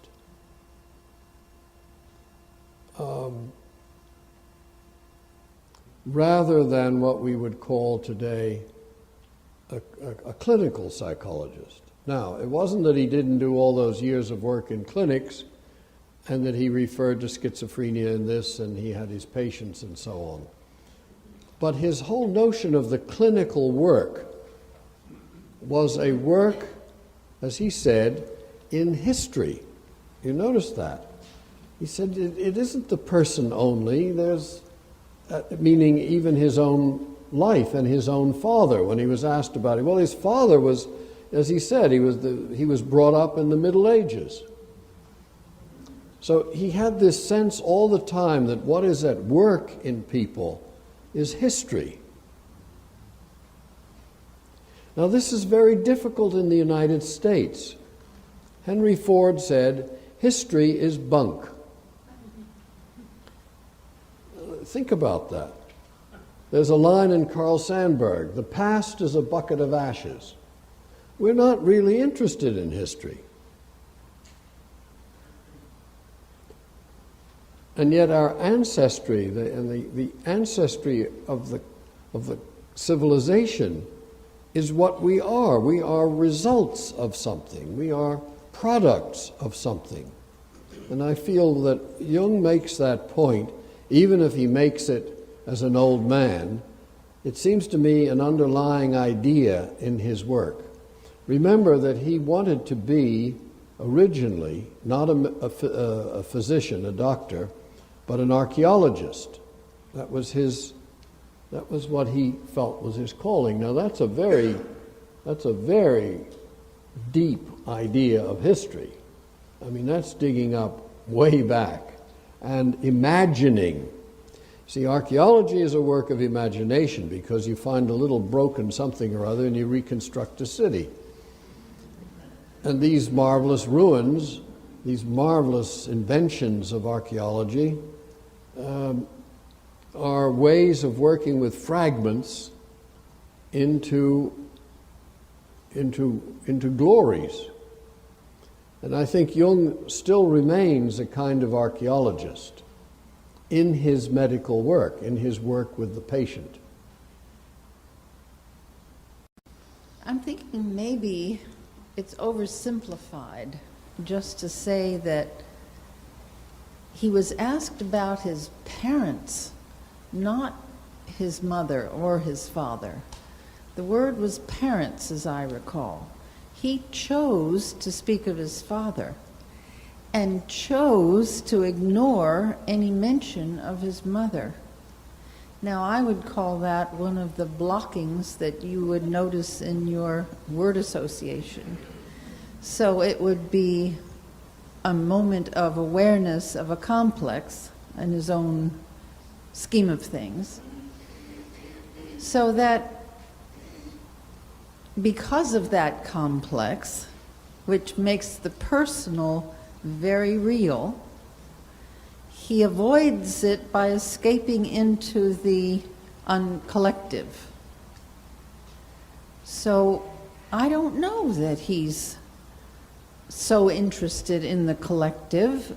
I mean, it's a place for him to hide, not to confront the personal. Thank you.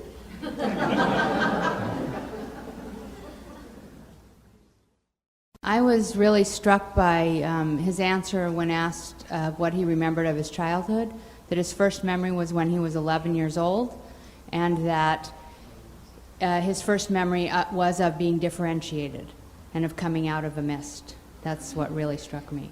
Coming out of a mist, yeah. Right, and of differentiation.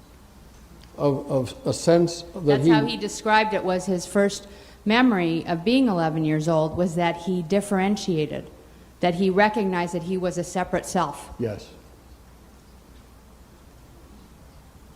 It was an interesting, it's an interesting moment that not everyone has experienced, but he felt himself just part of the world in a way. I mean, as he said, one thing among other things. I don't remember the words, something like that.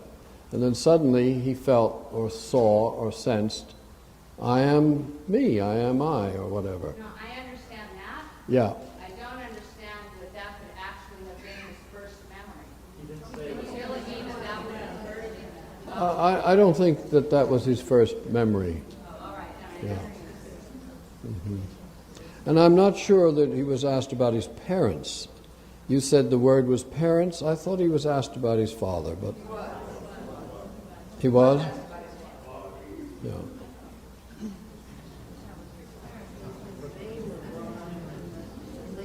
Yeah, they meaning that the culture that he was brought up in comes out of the late Middle Ages or had been going on for centuries. He said for 1800 years, something like that, implying that it's basically a Christian unconscious or a Christian culture. And what's interesting in what you say is that the way we read these things can be very well read just as you did. If one goes at it in terms of repression and denial, then that's what you can read. You can read what he's doing with A is a way of avoiding B. But that's only in the case that you have set a world up in which A and B are placed in that position.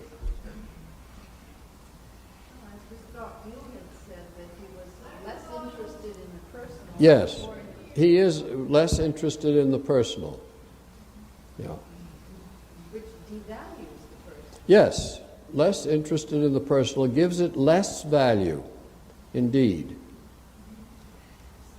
And bringing that in today, in my mind, I mean, I'm showing the film with my own ulterior motives because I feel that psychotherapy has spent a long time now in the personal.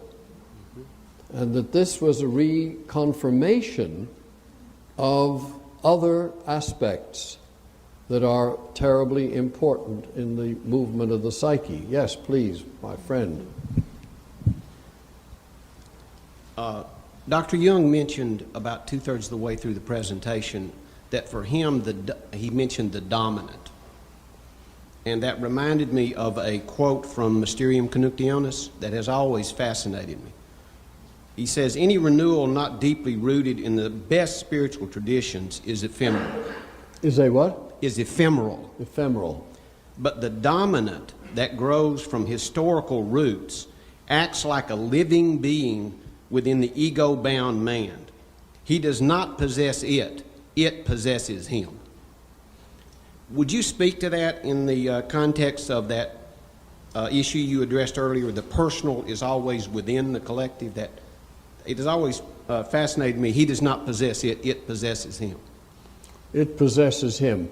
The word dominant here, can you bring me back to how he used it? I think he was making a transition. I'm not exactly sure. I just happened to catch the word that what was dominant for him was the archetypal reality. I'm summarizing. I can't quite. I just happened to hit that, and it caught that phrase for me. You made the reference to historical dominance. Yes. Historical dominance. Historical dominance. Historical dominance, yes. Yeah. And now your question was how the historical dominance grab you. Yeah, it acts like a human being. That's a tremendous phrase for me. It acts like a human being. Yeah. He doesn't possess, we don't possess it, it possesses us. It possesses you, yeah. Well, there's a sentence that from Auden the poet, we are lived by powers we pretend to understand. Yes. And the whole notion of the personal, in a way, seems to me a collective notion, and it has taken centuries to build the idea of a person. Not every culture has persons the way we have persons, and we have them in law. Corporations are persons. As you know, they're legal persons with an indeterminate lifespan. We have hyper-valued the idea of person and personal property and personal rights and so on and so forth. So the deconstruction of person is a very big task, and it really is tied closely to Christianity, as you know, in which God resides in a way. One aspect of God resides in the human person, from St. Augustine onward, maybe others as well, but at least that. So, deep in the human person, in the human person's heart. So, to move the idea of person in our culture is difficult. I would say we are dominated by that idea. Right. It is a dominant, a historical dominant. And there's nothing that seems more valid to me than my person.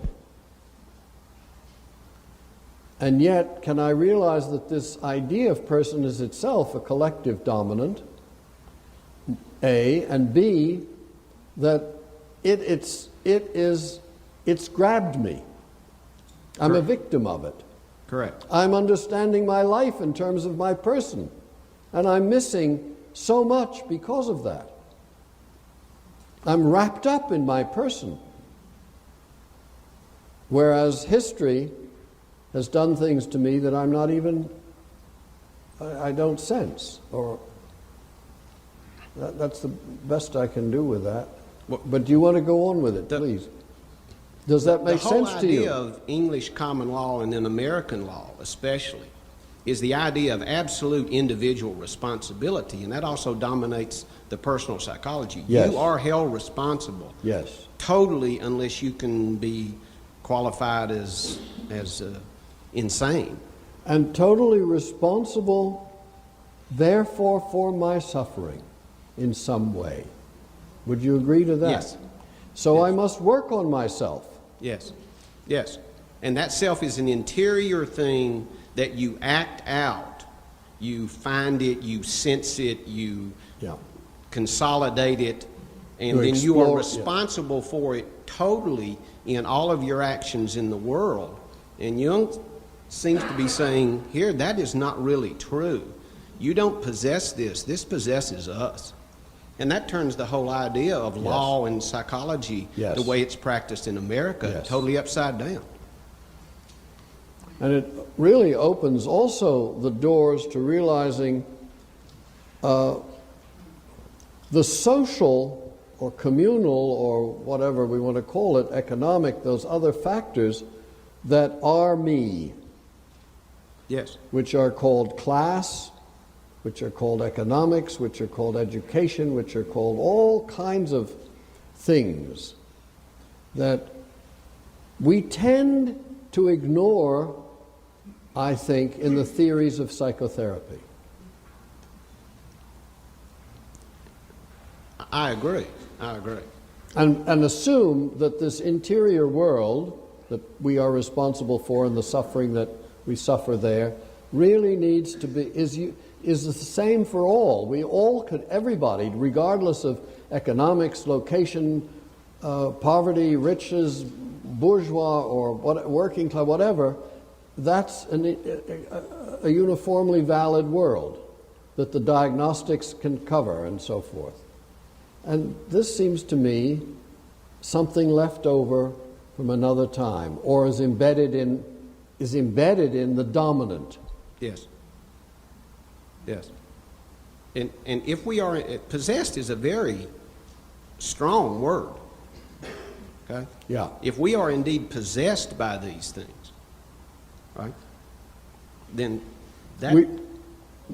We will come back to the idea of possession in another one of our chapters in regard to what Jung writes about Germany possessed by Wotan. Exactly. Griffin. Right. Thank you. And what you deal with in a terrible love of war, what has possessed American fundamentalist Christianity. Yeah. Thanks, James. Please. I would be interested in your commentary on the extraordinary statement that Jung makes. I don't believe in God, I know. I'm glad we're getting to that. Yeah. Because it gets to some of the confusion I have about Jung. Is he saying that as an empirical scientist, he knows that God is a fact of the human psyche? Or is he saying he knows there is some transcendent reality that is apart from human consciousness? Well, that sentence has caused lots of trouble. On the one hand, it has been understood as an inflation on the part of Jung. Who the hell is he to say he knows? He knows God. He knows the way prophets know. Is that what he's saying? Others have said he's saying he knows the way Gnostics know, that knowing is a form of engagement with, the part of a discipline, that knowing is a kind of familiarity that isn't absolute or certain in the sense I know, but it obviates belief. And in this sense, it could be taken more as a pagan sentence or out of the Greek world, as I understand it, where the gods were not believed in. The gods were known. They entered in and out of situations. They were simply there. The way Jung has it on the lintel over the front door of his house, in Latin, whether called or not, God will be present, or God is present. Aderit is there. So it's not a matter of believing, it just is, in that sense of knowing. Then he comes back to the question of belief. And if I brought the right material with me, we'll talk a little bit about belief. Could I have that case there? I'll just see if that's...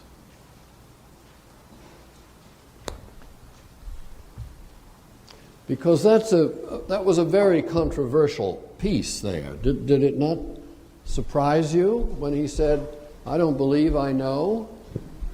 Didn't you think he was a bit inflated? You didn't? Well, how do you understand that? I don't believe I know. Of course, this isn't totally relevant, but Is this relevant to this question? It is. It is. This is coming from a totally different tradition which I'm in, which is Vedanta. And one of the great sayings of Vedanta from the experience of the rishis is, they who know God become God.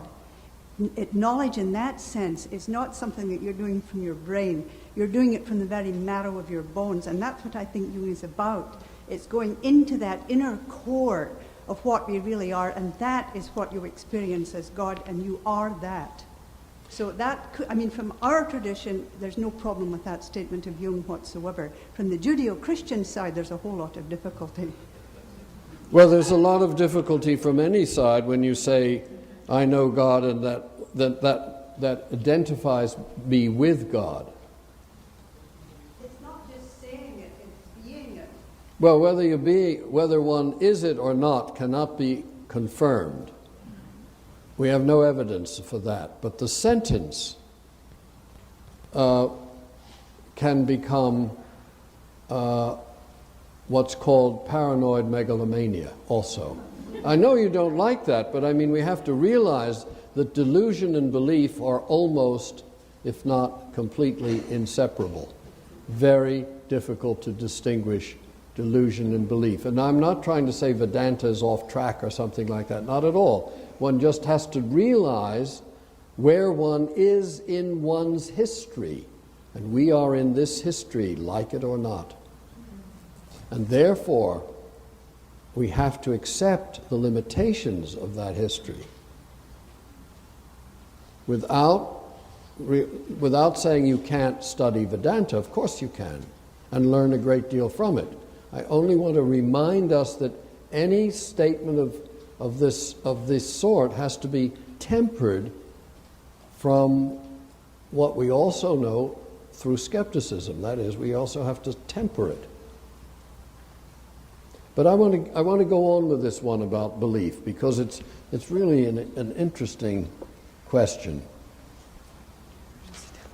He came back to it. Do you remember? Jung came back to the question of belief. Do you want to talk about belief? No, actually, my friend there sort of stole my question, but mine's completely different. I have another one. So should I just sit down and wait? Yeah, would you mind? And then we'll just stay with the belief for a minute. Have you something to add on the belief question? I don't believe I know. Now, there's a sentence from the philosopher. I have one quick thing about belief, and quick thing about belief. When he uttered that, he had a wink. Yes. There was a He had a lot of winks. So it was just, there was a comedic element right when he said that. He backed up a little bit. He sort of looked. He struggled with the question a bit. Yeah. I felt that he was aware that he was risking when he said it. Yes? I just want to say that I hear the phrase "I know" as a statement of theology. Theology. It's a theological statement of knowing God. I don't see anything wrong with it. Is that theology? Yeah, one theological statement, a belief in God. No, not belief. I know God. He didn't say I know God. He said I know.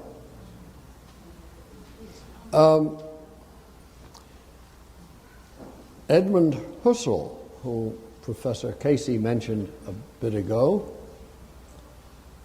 gives us a very startling idea that belief posits the reality of its object. Now think about that. Just sit on that one like an Easter egg for a minute. Belief posits the reality of its object. That is, if you only believe something if it's real, or the moment you believe it, it's real, or you can't separate the reality of the object in which you believe and your belief. You don't believe in what's not real. It becomes real the moment you believe. Go on with that. The reality of the gods, the reality of God, the reality of any of the religious non-present, presented gods are real by virtue of belief. Drop your belief, where are the gods? So I think Jung is also saying, I don't want to make God dependent on my belief. That would make God a human, the result of a human activity. But the big thing in religion has become, because God is transcendent, not present as the Greek gods were in a certain way, or in a less way than the Greek gods were. You better believe, as they say. You have to believe, and you better believe. Because doubt weakens the reality of the gods. And there's a second problem with belief. A second problem is, it's an analysis that another philosopher worked out, but I don't think he personally subscribed to it, but he laid it out. That is, a content is said to be believed when it causes us to move. It is, one of the definitions is the efficacy in causing voluntary movements. Now you see that belief then is involved in our actions. We do our beliefs.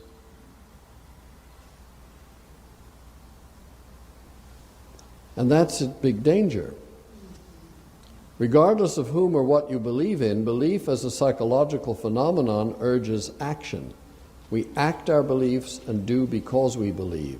And the stronger the belief, the more action takes over. The more motivated we become, and the surer and narrower our justification for what we are doing.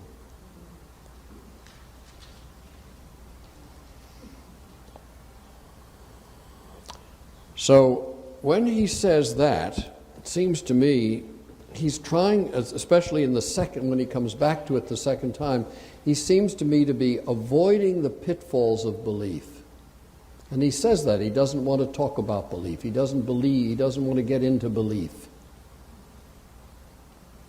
But we live, to go back to what my friend from, where is he, Mississippi just said, there you are, hi. This is another one of the dominants that grips us. Belief. We believe in our toothpaste, we believe in our cars, we believe in our brand names, we act out of belief. We believe in the instruments of mass destruction, whether they're proved or not proved. It no longer matters, because belief is the crucial criterion of being a good person today. Evidence is no longer the important thing. Jung says something about he'll believe things when there's evidence for it. He didn't use the word evidence, but I think you remember that. He said when he's convinced, when it's so and so. But we don't no longer care about evidence. Belief is the important, and that motivates action and creates the reality of the object. If you believe in the weapons of mass destruction are there, they're there. So a lot needs to be thought about in regard to the function of belief and its effects on us each and on the populace. And I think that was a very illustrative, extraordinarily important little bit where he shows his uncomfortableness with belief. And yet, credo, I believe, is essential to Christian thinking. Could I say something about Yes. this idea of belief? I have the feeling that you're talking about belief with a capital B, belief maybe in the Christian tradition where you have to have blind faith and just believe, and it's going to take you through your life. But I think possibly Jung might have had a different experience. He talks about intuition. He says when he was a child, one of the things that, or a young man, one of the things he tried to include in his thinking about what his calling might be was that he had great intuition. It's, what I'm thinking of intuition now from the mystical tradition, where intuition is what requires you to act on a sense that you get of what you should do next. But that belief is always tested by what you do in the moment, in the next moment. So it's unfolding. It's not a big belief that is going to move you, that's going to basically make a puppet out of you, or a believer, if you will.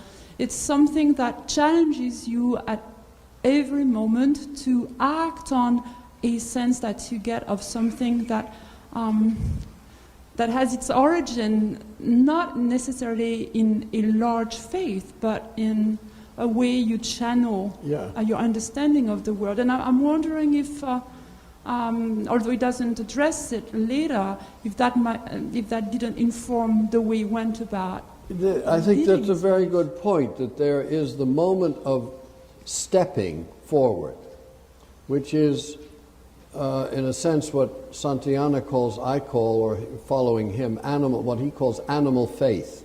You take the next step. And you don't necessarily you don't step back and believe in it, but you act as if it's there, that the ground won't give way under your foot, and you take the next step. And you feel, as you say, a certain impulse or a certain direction or a certain unconscious decision, whatever, but that movement. And that's not the same as belief, as you say, with a big B.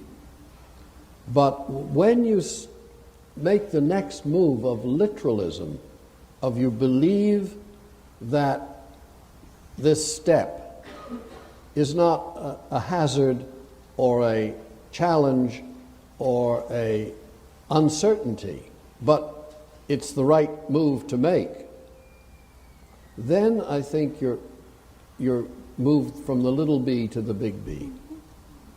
Maybe that, if we talk about belief with a small b, belief as intuition, it might also be the link between the collective and the individual, the personal, because I've heard you today set up a very stark contrast between the collective and the personal. Can you make the question a little clearer? Yeah, I feel that maybe intuition or belief with a small b is what might make the bridge between the personal and the collective. Because going back to your notion, for instance, of the diamond, and I don't know how much. No, I think we're going to get into too big a question. Okay. Yeah, let's leave that. Okay. Okay. Thank you, though. Yes, it is connected with the daimon. I don't mean to say it's not connected. It's just I'm trying to keep it, yeah. When Jung came back to belief the second time, what he said was, I don't need belief. When I see the results of certain actions, I can form a hypothesis about how things work. Yes. The hypothesis was the key, and you mentioned that twice. Yes. This makes a very scientific point of view on how we look at things, right? We see events, and then we form a hypothesis about what causes them. My question is, what is it in the contemporary psyche that prevents us from thinking that way? I mean, it seems to me, you mentioned weapons of mass destruction. If we don't believe there is global warming, it doesn't exist. Yeah. The evidence doesn't matter. But why is that? What's happening in the society that's causing that? Well, that's a very good question. Yeah. What's happening in the collective, in the society? Well, you know, it takes a little effort to think.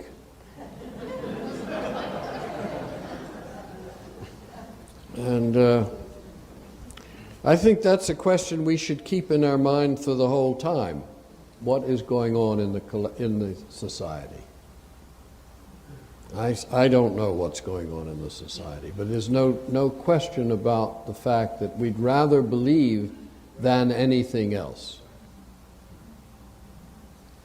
James, excuse me. Where are you? Oh, yeah. A small one. A small, yes. I live and work in the Deep South, where belief is a reality. Okay? And that's critically important, since our president is from the Deep South as well, where belief is a reality.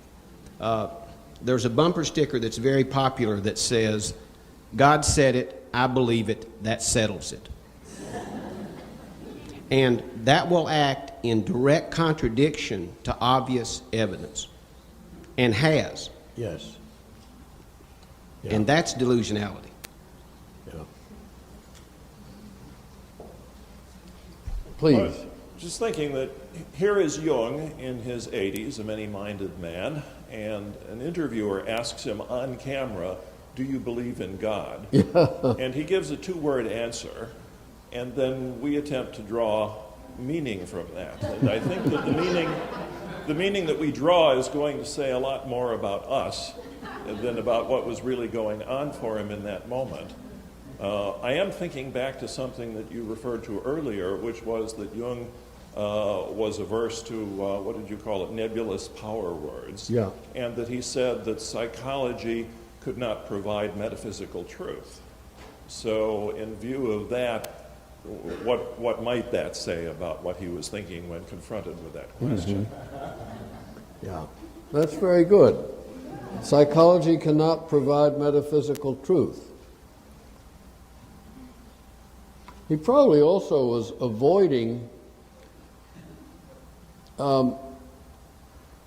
metaphysical truths that could be picked up. I mean, there's nothing like the interviewer wanting more than some nugget that Jung believes in so-and-so, Jung said so-and-so. The caution with which the subtlety with which he answered was to prevent just that kind of... When he displayed any of his power, it had to do with beating up other kids. It wasn't in any sense of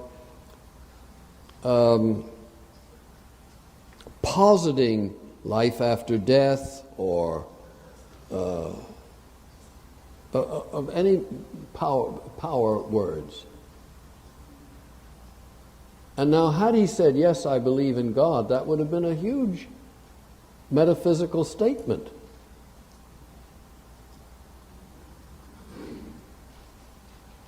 Please. Yes, where we've come today in terms of I know and I believe, from the very beginning of your lecture and then the movie, it's very clear that I feel, I believe, I think, that Jung is caught in between. We've talked about the scientific community, which I was a part of for many years, where evidence and data are so important, and often that means that they're in a box, and I know that's true. And so we have him attacked because there's no evidence and data, because he can't know because there's no evidence and data to back it up. And now we're talking about him saying, not saying I believe, but I know. Well, he knows because of what he's observed and experienced, but the scientists are not happy with that because the data and the evidence isn't there. And he's caught in between and I don't believe that we think he's caught in between, but the scientists still do. So going from I believe to I know, there's this big gap in between, and he's still caught in between that. And I don't know how to resolve that or if we can resolve it, but I can see how we've gone from that point earlier in the lecture to the movie, and that still is this unresolved place of no hard data or evidence that satisfies the bioscientific community. Well, he said there's no data about life after death, and so, or is death the end? And he says there's no hard data. But he did speak of, in that regard, that it is as if, let's keep that lovely as if, that it is as if the psyche ignores completely the question of dying. That specific point, yes. Yeah. But And when he says that, he says, then he talks about it heuristically. In other words, it's good for you to think that way. It makes you feel better. But I think that's all right as a therapist if he wants to say that. But the point is that he does use evidence for confirming the hypothesis. He uses evidence for the hypothesis that death is not the end when he says the psyche does not pay any attention to it. It is as if it goes on. So that is using evidence from his collected patients for the hypothesis that life goes on. And I believe we can extrapolate But that. he never says, I believe life goes on. That's right. And I believe that's Now, so... why doesn't he say, I believe life goes on, since he has that evidence? Why? Because that would make, that posits, following Husserl, that would posit the reality of the object, that life does go on. And he won't say that. He will say, it's a hypothesis. You see the distinction? That the moment you say you believe, then it becomes a reality. Okay, thanks. Well, there was some other little thing I wanted to say, if I can find it. Let's see. Somebody else had something. Yes, please. Hi. I think I just read wrong. Jung said that God was synonymous with the psyche. No, I don't think he said that. I quoted it in a paper and referenced it. I'll You double found check the it. quote? Yeah, I did. Well, we all say fantastic things at certain times. And we can find lots of references to back them up. But so you think he didn't say that? Well, let's go on with it.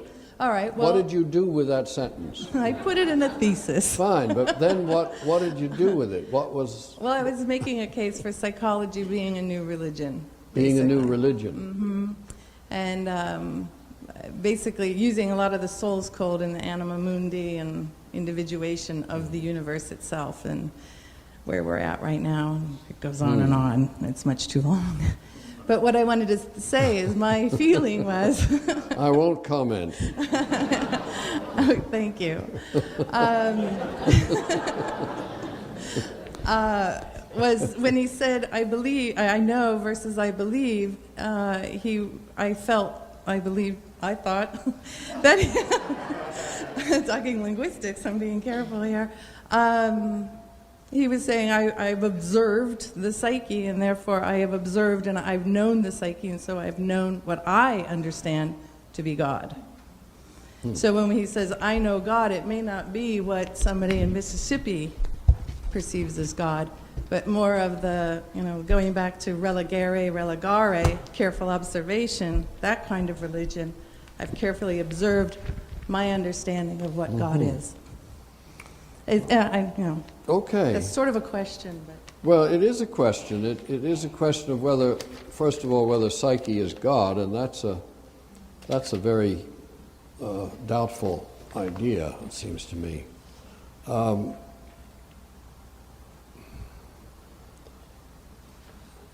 I can't follow that because, first of all, Jung's notion of God is as an image. There's an image of God. The psyche has an image of God. God is transcendent. So he says all statements in the answer to Job in particular, but all in his dialogues with Victor White, all we can talk about is the psychic reality of God. The way any God, the God, big God, little God, whatever, we're always talking about an image, a psychic image. We're not talking about God as posited by the Bible. We don't know anything about that. And that agrees with the mystical traditions that say Ein Sof, or the Godhead, or whatever, is absolutely undefinable, unspeakable, unknowable. There's nothing you can say about it. You can't even say nothing about it. So all you are left with is the phenomenal God as it appears in texts or in dreams or in the Bible or anywhere else. That's a phenomenal God. It's not God, real God. Now this is objected to by theologians, by Martin Buber, by lots of people. But Jung's insisting that we're talking psychology all the time. What God? Which God? I had the same question put to me, the last interview with that guy Brian Gumble, or whatever the hell his name is, on that morning thing. So he said, "Do you believe in God?" Which is a terrible thing to be asked early in the morning anyway. And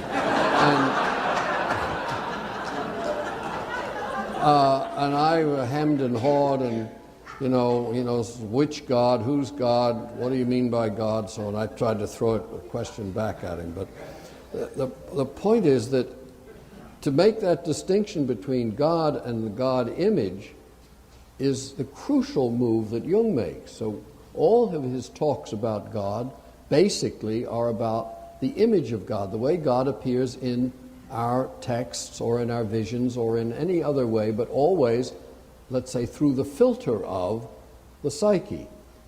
And there's nothing, he says, about God.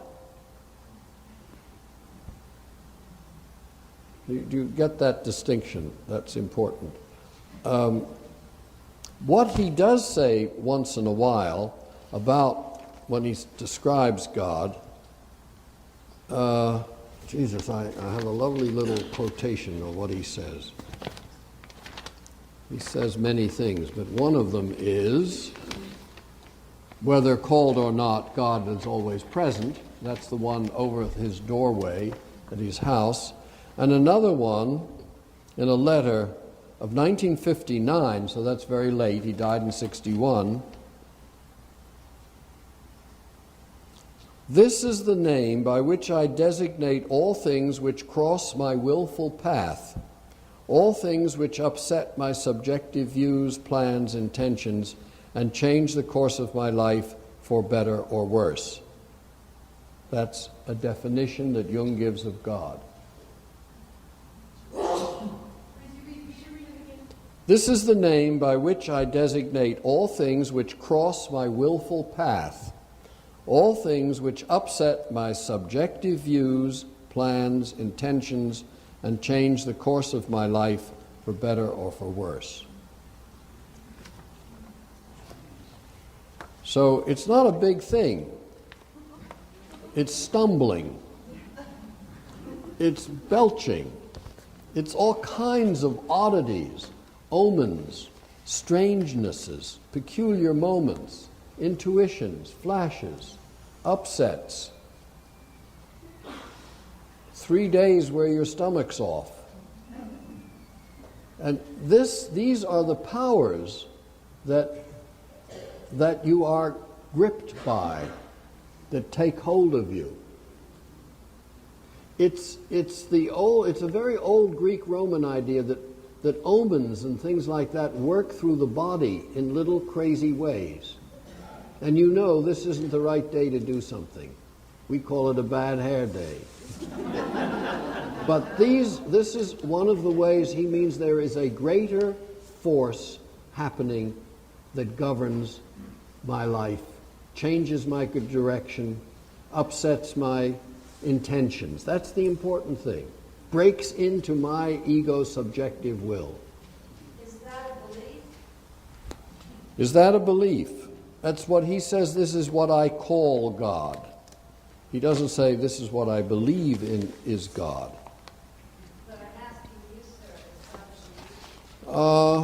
Is that a belief? No, I think I'd call it a poetic description, an imagination. That's from a letter in Volume 2, 5th of December, 1959. Thank God I have the note.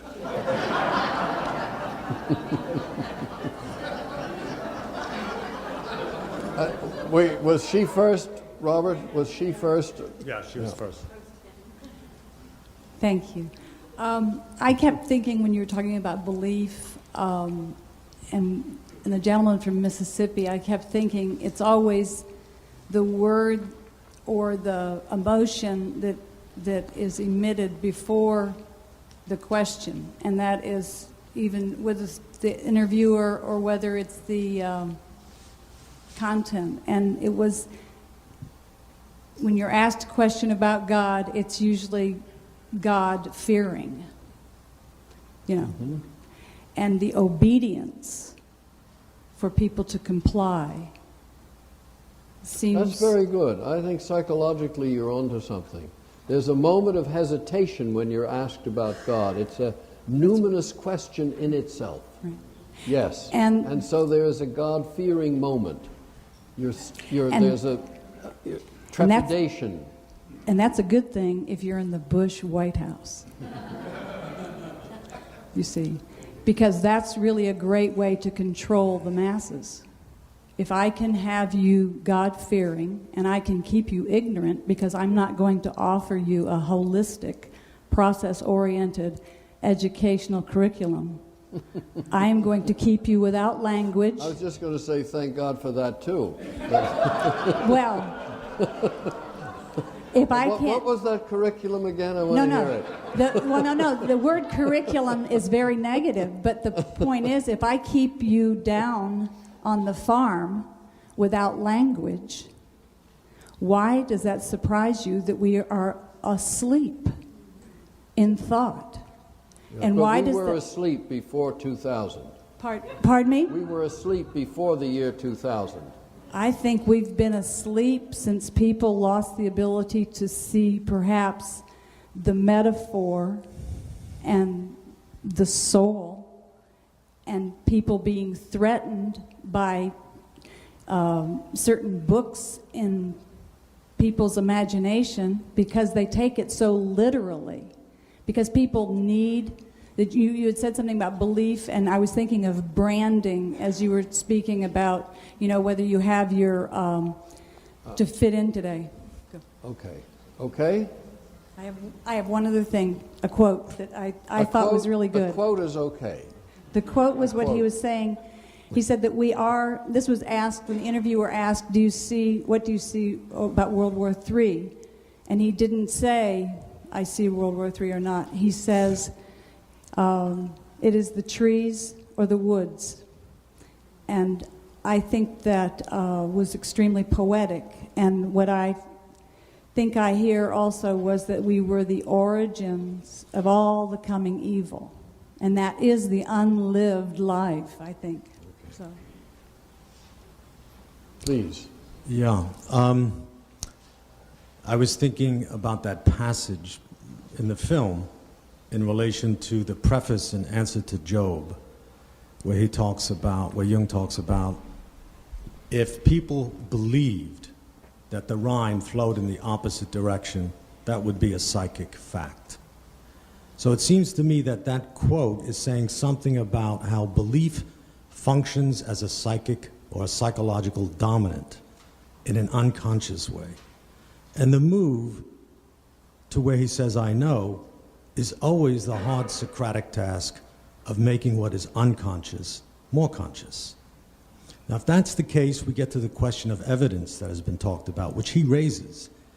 Yeah. And I wanted to raise the issue of what constitutes psychological evidence, because the only evidence that we allow today is the evidence that is given to us by the empirical sciences. Yeah. And I know that that's not what Jung means. So I just want to know if you want to talk a bit about That's psychological very evidence. important. Psychological evidence. Yeah.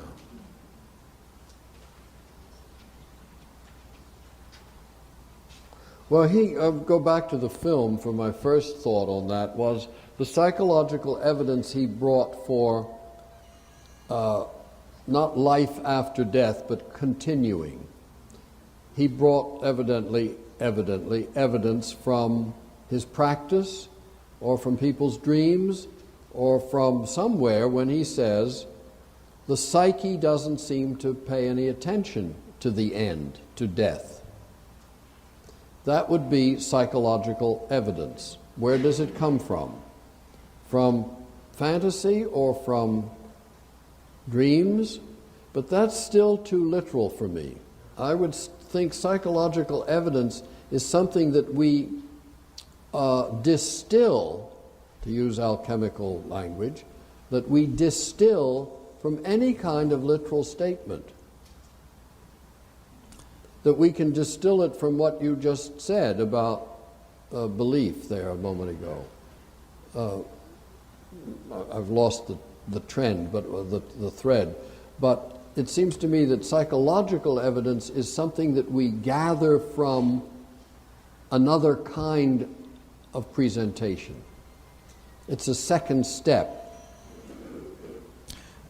Yeah, for me it has a lot to do also with the way in which the imagination and the function of the imagination gives us realities that we can assent to as having evidence, presenting evidence to us. And it has a feeling tone, a feeling quality to it. I think that's very important. But it's obviously different from the empirical evidence that the sciences give us. And it seems to me what we have lost in that statement, if we put it back to Jung's statement, is belief in the power of the imagination, but belief with the small b. I think we have lost that. The kind of belief that, for example, or the kind of evidence, I mean to say, that we get from poetry. Well, that seems to be basic to the arts, is that they are immediately believed. Or, as Hazlitt said, you have to have the willing suspension of disbelief. That's the important thing, so that there's a reception. Yeah. Or the ability to remain in mystery, ambiguity, and doubt without any irritable reaching after fact or reason. But still, psychological evidence would be to take sentences that we just get from the film, and you work them, and you begin to see what is going on in the sentences. Yes. That's what I meant by distilling something. Right. The evidence would be the second level of the presentation. So we get an empirical fact, some statistic or whatever. Then we ask, what's going on in that? In other words, what deconstruction does. It takes apart the given and finds a psychological meaning in it. And psychological meaning here sometimes historical, sociological, another level of meaning. And those would be that would be the psychological evidence. And we regard that in psychology as what's really, see, that's what Freud did. That's what's really going on. The other is just a cover story. The facts. Yeah.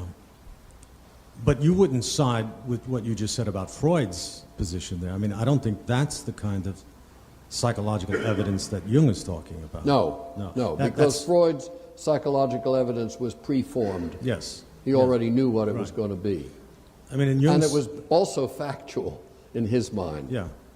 But it's what you're just doing now. I mean, you keep the question going. Yeah. You keep working it. You keep washing it. You keep twisting it in a way. Yeah. And you never arrive at Husserl's definition of what constitutes belief. You never posit the reality of the object, because it always remains open. Well, the only problem that I have now in my old age is that I think we got to do some positing. Oh, I'd love to hear what you think we should do and what positing we should do. I don't know what we should do, but we have to have the courage to posit. to say certain things. I don't know what things yet, but I'm aware that there is a missing element, and Yes. part of our anchorless Yes. culture. I would agree with that, but it's the Because difficult. we talked about this 20 years ago. I can remember doing this, yeah. And it's that difficult line about, having to posit something. I mean, phenomenologists posit things in their description, but they do not go into metaphysics. That's where the danger lies. Yeah, and they do not necessarily get into belief. No, not in that sense of, yeah. All right, I don't know the time. I didn't bring my little clock. 1 second, what is it? 20 of, please. This is the second time I saw this movie. The very first time I heard him say that, I don't believe I know. The first reaction I had was that he was really kind of deflecting or sidestepping a very numinous, in his own terms, question. He knew his audience, and it was a slight bit of one-upmanship there. He didn't even ask the question back, what do you mean by God? So he knew what his audience was, and so he didn't want to go down in history as, everybody accusing him of being an atheist anyway. And so... That's the first time you saw it. Yeah, and now? that wink in his eye, and I got the same thing this time. He's a very smart guy who has lived a lot. Yeah, but now we're talking about him. I want to get at what did this do for you, this sentence, this question?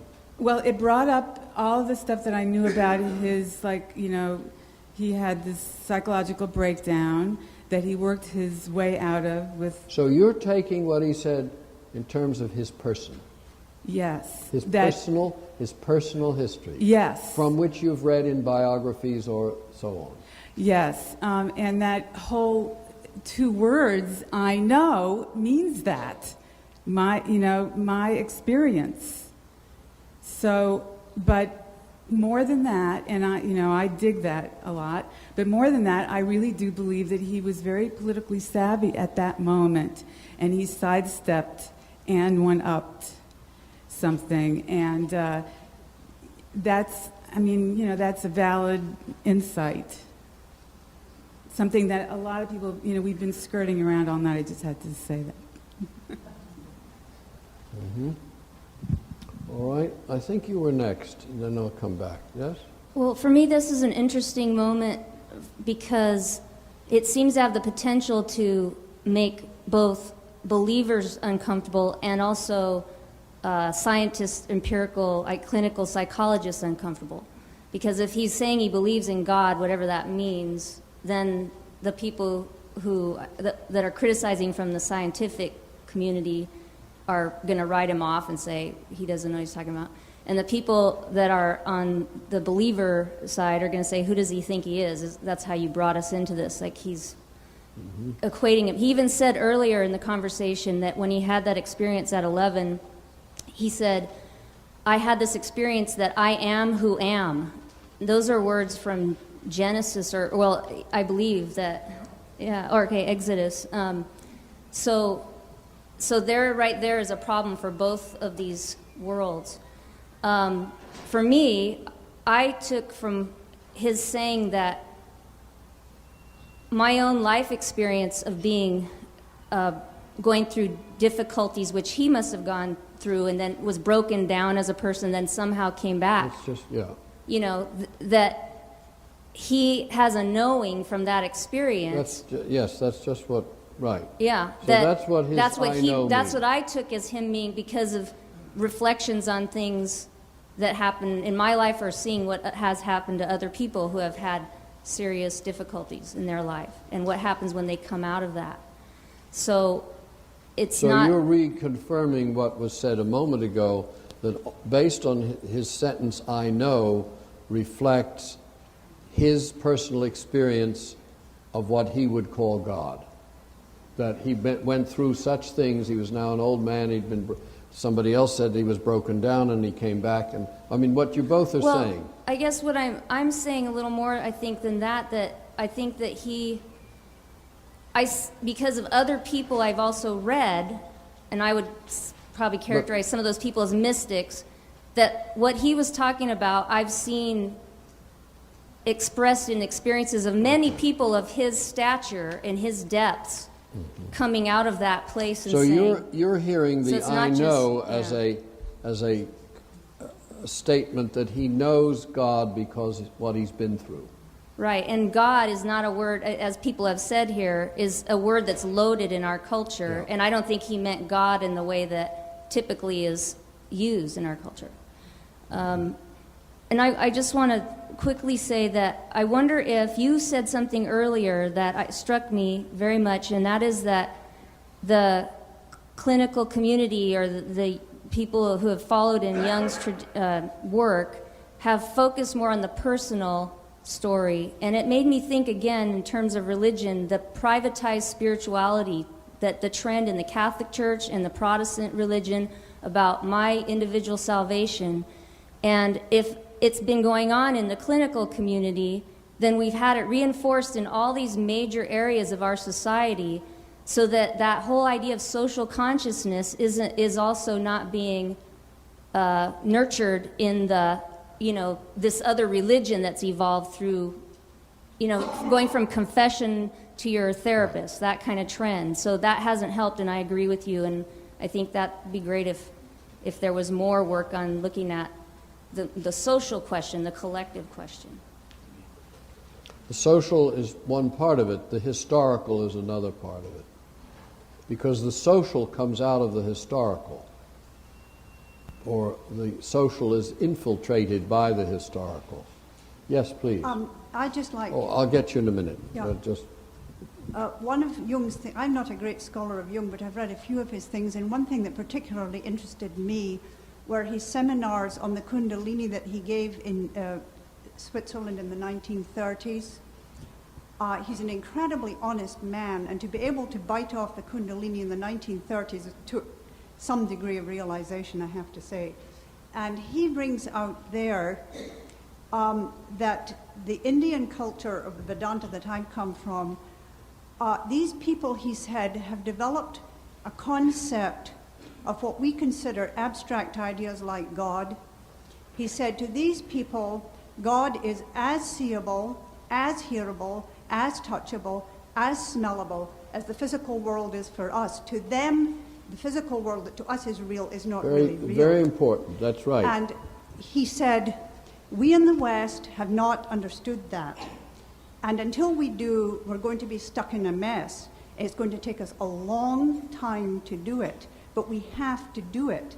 And of course, the Vedantic tradition of that, it's not just something that you do from your head. You do yoga, you do practices, and on many levels. And that gentleman who talked about imagination, you work on the physical level in yourself, you work on your imaginative level, and you have levels upon levels. And Jung accepted that and simply said, we haven't I done think the important point you made there is that it is non-sensual. In the Western notion of God is non-sensual, is not presented, and therefore you have to believe because there's no other way to get there. You follow me? It's not palpable. You don't see the Greek world. The Vedanta is probably the same idea here, not Vedanta, but at least the idea in India where the gods are physically present in what you do, in what you smell, in what you eat, in what you hear. And that's also the pagan or animistic view of the gods. That's not our animistic view of God in our culture. Our culture is loaded mainly with a transcendent God. And when the God is reversed and made immanent, then it is again transcendent because it's inside the breast and it's personal and heard by you alone. Jesus spoke to me. So that problem remains, and I agree completely with you that it's a big, big one to work on. A big one to work on. And that's part of what I think he was working on all along. And that's why when he says God is what crosses my path and things like that, he's saying it's very palpable, immediate experiences. Please. that same definition that you're saying now sounds very similar to this. We cannot know. Speak right into the mic so we can all hear it. We cannot know what exactly we are referring to because its nature remains shadowy, revealing itself mainly in hints, intuitions, whispers, and the sudden urges and oddities that disturb your life. Would you say that's a definition in that thinking then of God's stepping into our Well, path? that sounds very similar to the one that I read. I don't know where that's from or who said that or what. You did.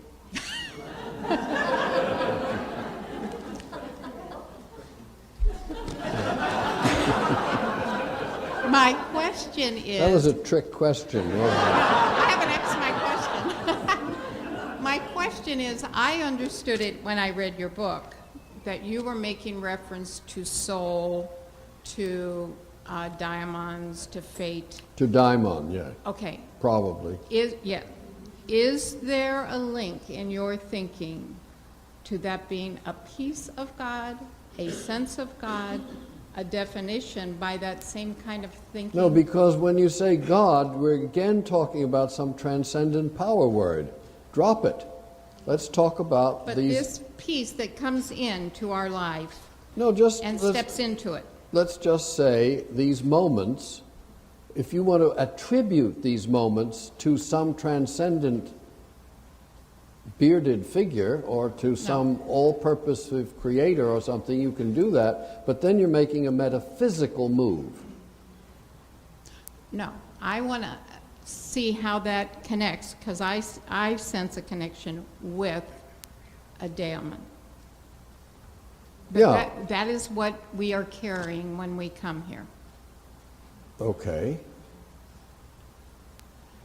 So That's the hypothesis of that book. Now, if you ask me, do you believe in the daimon? I say, I don't know. But I find, as Jung spoke today, I find it a very, and I said that at the end of the book, I find it a very heuristic, very valuable or practical or useful or interesting way of looking at things. And I followed Plato, who said also, you don't have to think this way, but it's a good way to think. it made perfect sense to me. And I think that's interesting. You see, it avoids the metaphysical positing. Mm-hmm. Thank you. All right, we've got another one. Good, thank you. In And an then attempt, it must be about 9 o'clock, but please. In an attempt to make a personal application or illustration of this for myself, I was a young theology student, undergrad, in what was then Zaire, now the Democratic Republic of the Congo. And I remember being in a small village with a tribal chieftain through a translator trying to describe what my Christianity was. It was my Christianity. And we were talking about the tenets of the faith, the Trinitarian nature of God, the deity of Christ, and I was vehemently arguing for the belief in these things and how important that was. And he was quizzical and looking funny at me, and finally, after a long pause, he said through the translator, "Tell him that the difference between us is that he believes his religion and we dance ours."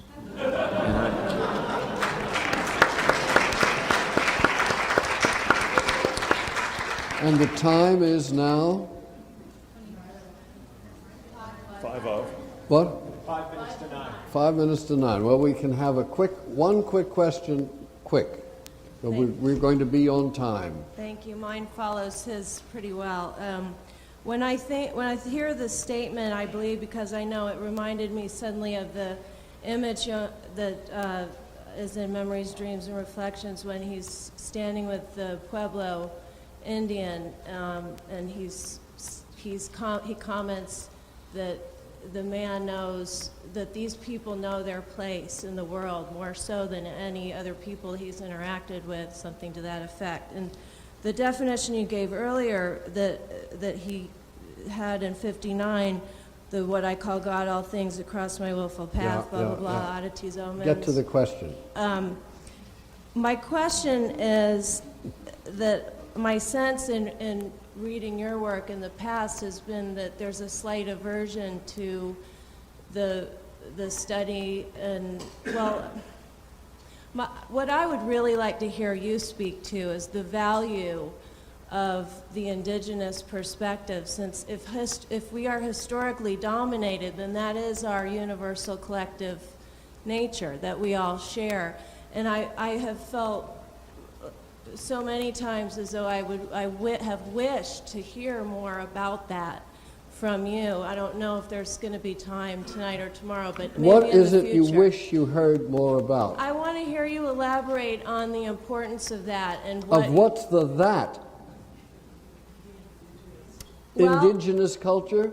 Yes, and in today's terms, that translates, you know, politically and socioeconomically into land rights and that type of thing. Okay. But in a psychological sense, whether it's on an individual basis or on a collective basis, what should we be doing in our activities, clinically, socially, politically, with regard to bridging the connections philosophically? If this is what's so important, it seems apparent that this is what is important for us to be focusing on, is it not?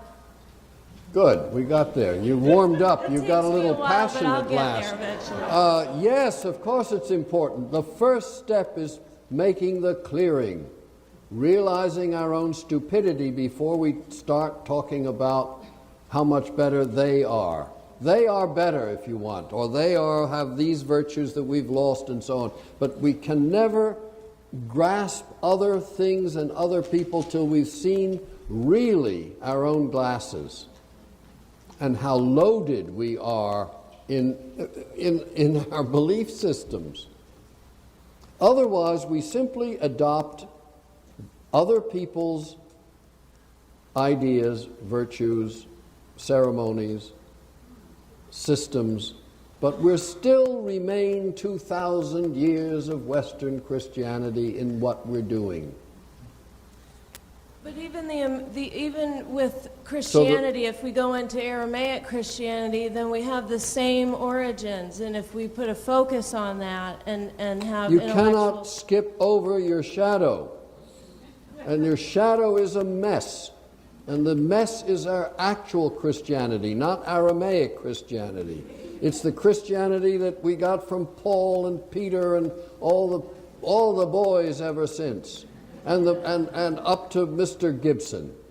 That's the Christianity we have to understand and deal with, and that's haunting us. And it's not evil. It's not, it's just we have to become aware of it, and we end up with new kinds of denial by trying to step outside of it, by going to Buddhism or going to this or that or something else, all of which are excellent things. But what we do is carry a baggage on our back. And until we know more about it, my job is opening the trunks. I'm not out to show you how much better, how much more connected to the land the Navajo were, how the Iroquois had much better social systems, and so on and so forth. That stuff you can read and you can get, and you can join societies that do these things. But all along you're going to be carrying the shadow of Western culture. And it's ugly because it's repressed. That's the problem, our denial. The question that you raised a little while ago, why are we still willing to believe that they're weapons of mass? Why are we still willing to believe all these things even when there's evidence? That's the problem. Why we're so anesthetized. Yeah. In the Aztec design, God is crowded into the tiny pea that is rolling out of the picture. The rest of the world extends bleaker because God has gone away. In the white man design, God is everywhere, but hard to see. The Aztec frowns at this. How do you know he is everywhere? And how did he get out of the pea? Thank you.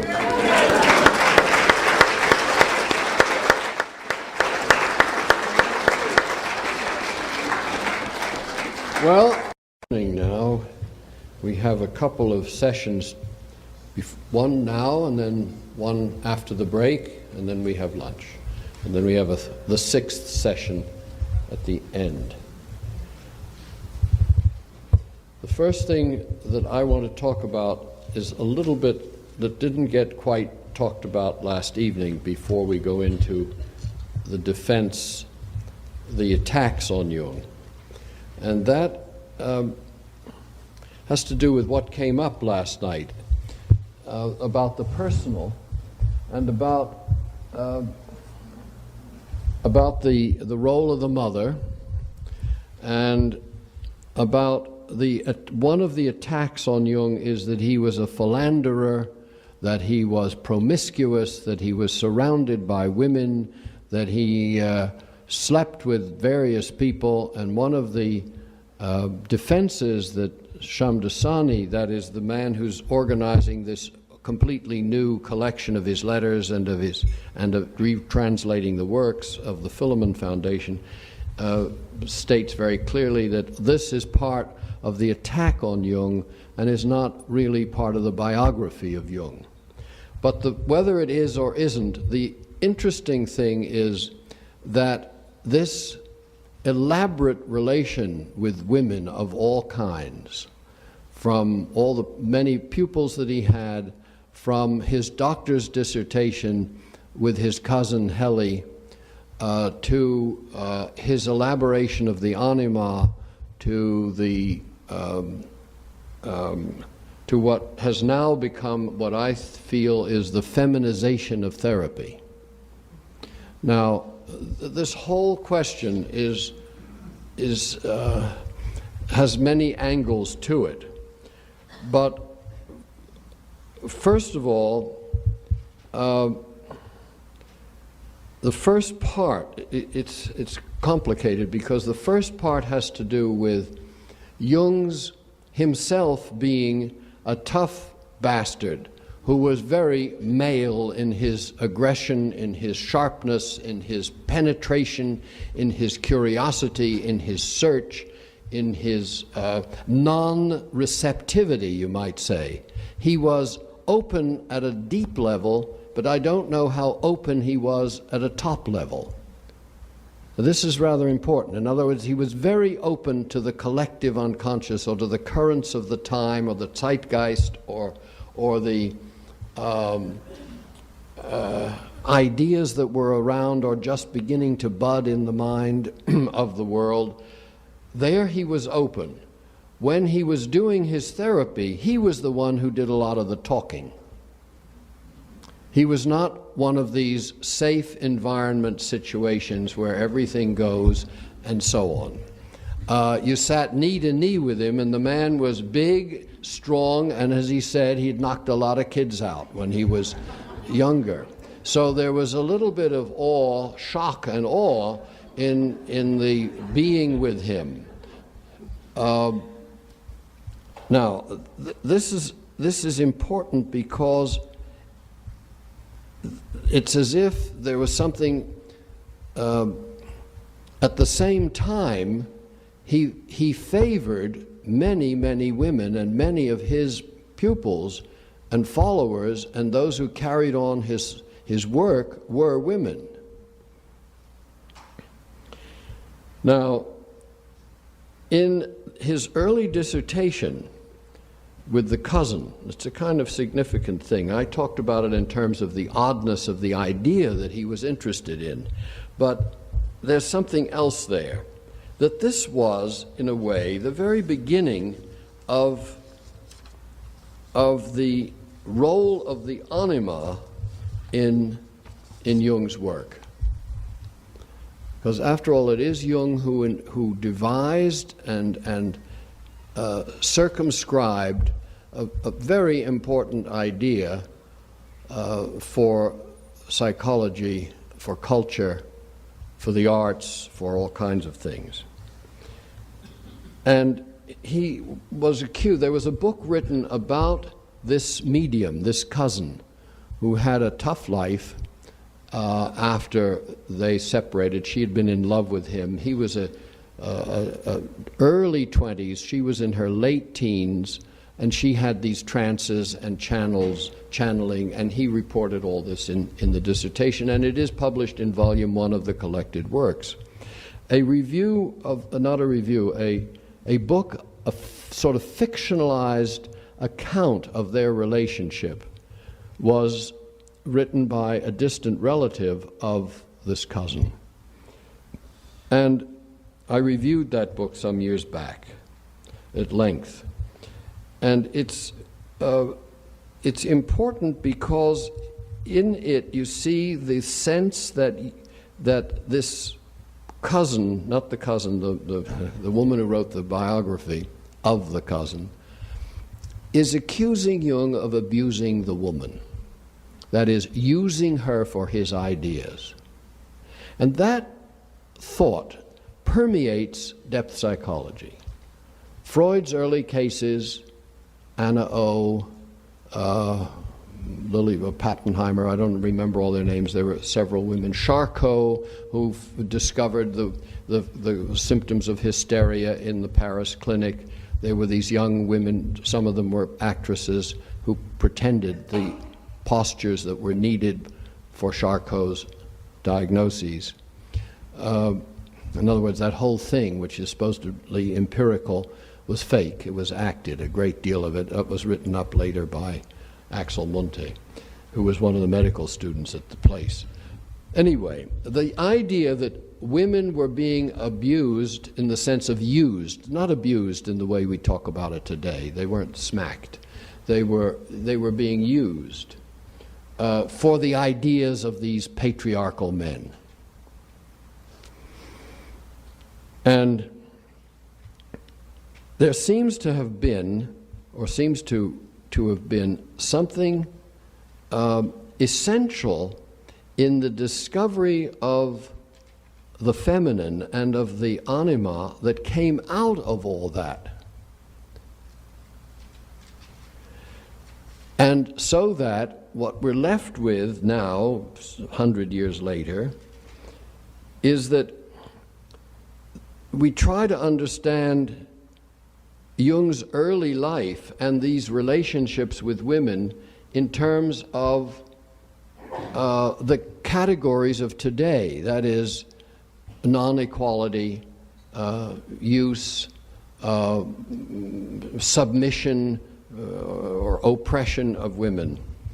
Whereas it's possible that there was a whole world beginning to shift, and these women were, these many different women of all kinds, of high cultural level to patients in hospitals, were being drawn into the world of psychology or psychotherapy. And the psyche was being activated, and from that emerged depth psychology. That it wasn't personal, something personal in that way, but some part of, kind of a historical liberation in a very strange way. And that feminism may have begun in those clinics, not merely in the streets or in the protest or the arrival of very interesting women in the beginning of this century and even in the end of the last century. That something in psychotherapy was moving the feminine, or women, let's say women, into a new place. Now it seems to me, and these were things that people say to me when I go around here and there. I mean, my colleagues like Ziegler and Giegerich and Guggenbuhl, and there's a kind of feminization of therapy, that it's become a sticky up-closeness, close and personal. And the dominant, the people who go into it become more and more women, it seems, and the classes, the learning, the whole work of it. This has political aspects to it as well, because I'm putting a lot of things together, just bear with me for a bit. Politically, I often wonder why therapists who are so abused, who are so poorly paid, who are at the bottom of the ladder in every clinical, every prison, every situation that they're in, schools, everybody else has a better position and is paid more and has more dignity and so on. Why it's accepted? Why is there no union? Why is there no strike?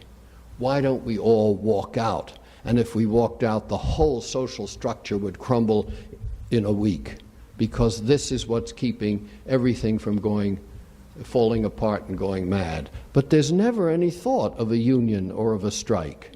What kind of character is drawn to be a therapist? Certainly not an activist, a receiver, acceptor. I see heads shaking no. Maybe you're activists for the forests. Maybe you're activists for the fish. Maybe you're activists for nuclear energy. But what about your own profession and the indignity to which you submit? So this seems to be part of what I call the feminization of therapy, and the dominance, I think, of perhaps, who knows, the mother archetype, I don't know, in the sense of Erich Neumann, who uses the symbols of the mother archetype in terms of the closed-off vessel, the sealed vessel, and also the coffin. That is to say, that all-embracing temenos, quiet place where the patient or the client comes and is held in, there are a lot of good words for that. What are they? Non-judgmental, universal approval. I forget them. You know what I mean. But this kind of good breast mothering is not an activist. It is a receiver. And so what goes into those who go into therapy may be already self-selecting as a certain sort of person, with a certain sort of intelligence. If you follow Howard Gardner's idea of multiple intelligence, there is such a thing as psychological, from following his view of psychological intelligence. And maybe those are the people who go, and they are not the people who do what I call, who would go out on strike or unionize. But this, curiously, it was these men who brought this to my attention, Giegerich, Ziegler, and Guggenbuhl, Swiss, German, European men, who find the whole clinical world has become sticky, sentimental, gooey, unclear, and the absence of that factor that Jung had of doing the talking and challenging and shaking the foundations is not no longer considered one of the modes of doing therapy, generally speaking. So when I'm talking a lot about, in other words, with Jung, the instrument was the intellectus agens, what used to be called in the Middle Ages the intellect, the active intellect. So he would get up and look for a book and show a patient a parallel, an analogy. He would explain at length things. He'd tell them, give them their homework. You worked on your analysis. That is, you wrote down your dreams and you handed your dreams to your analyst, and you kept a dream record, and you woke up during the night to get all of your dreams and so on. Now, this was a very active kind of therapy.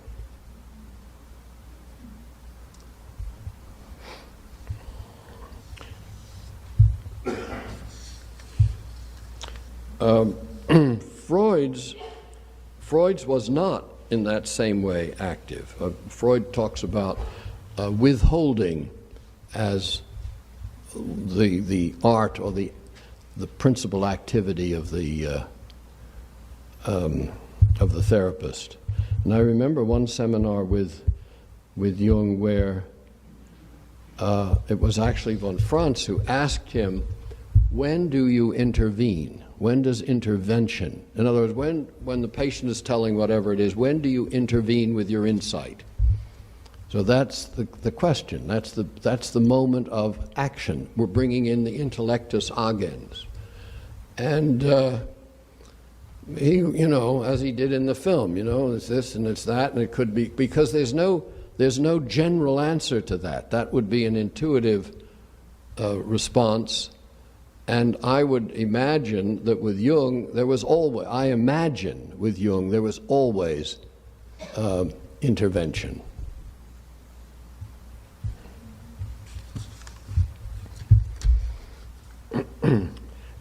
And just then, now we're back to I put a whole bag of things together there. They don't all hang together, but they're in the same bag. I want to go back now to this early case. If we read about the early years of Jung's personal life in order to understand the later years of his theoretical life, which is the way one usually does read biography, we have the cart before the horse and are working reductively and personalistically. To understand early Jung, we must read late Jung.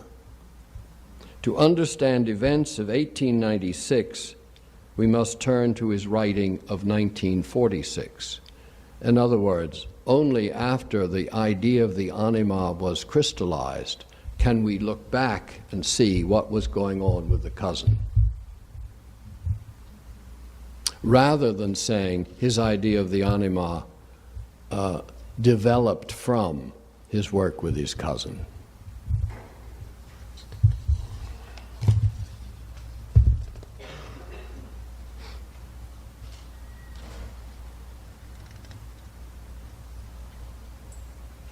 And one other thing from this review that I did some time back. There have been other attempts to lift the disguise from figures in the past of depth psychology. Freud's Anna O. or Bertha Pappenheimer is only one well-known example. From the beginnings of psychotherapy, case histories required a new style of writing, a new fictional form.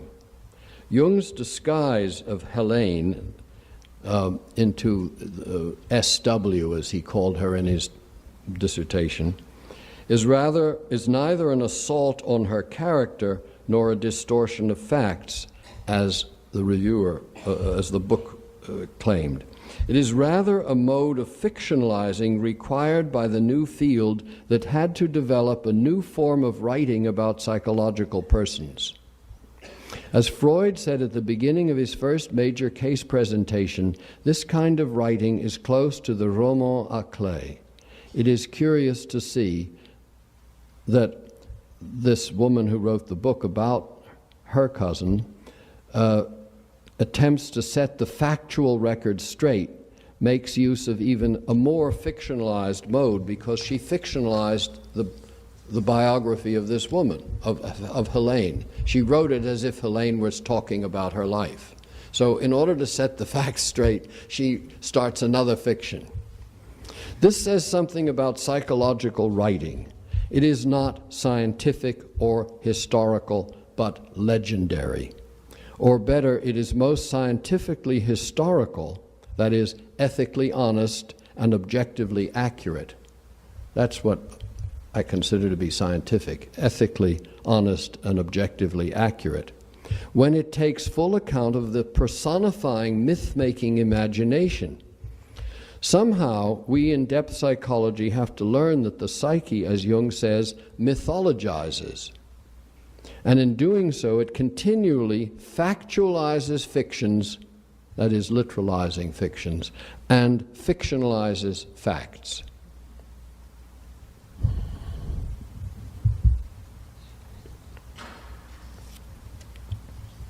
What does remain of deepest interest is the importance in the origin of depth psychology of these unusual women, whether those investigated by Charcot in Paris, Bernheim in Nancy, Freud in Vienna, or Jung in Basel.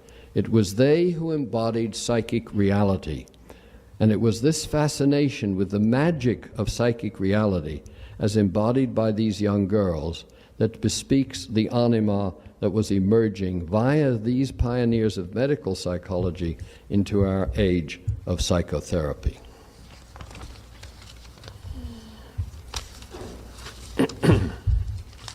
All right, now we're going to go to,